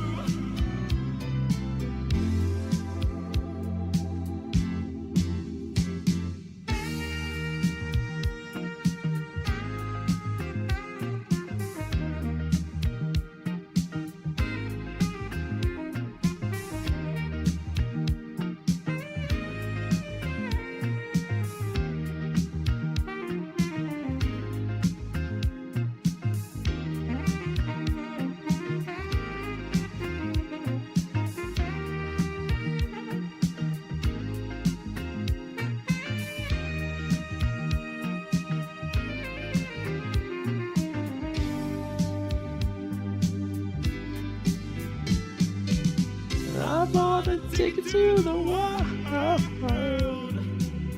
but now I've come back again. Why do I find it hard to write the next line? Oh, I want the truth to be said.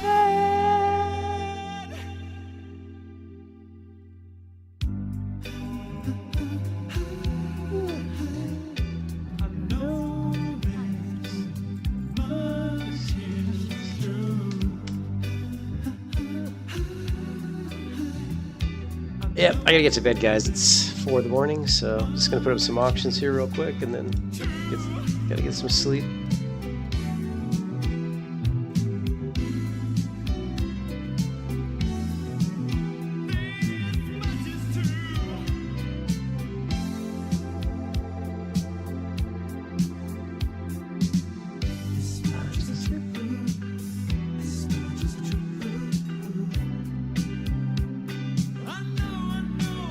This much is true.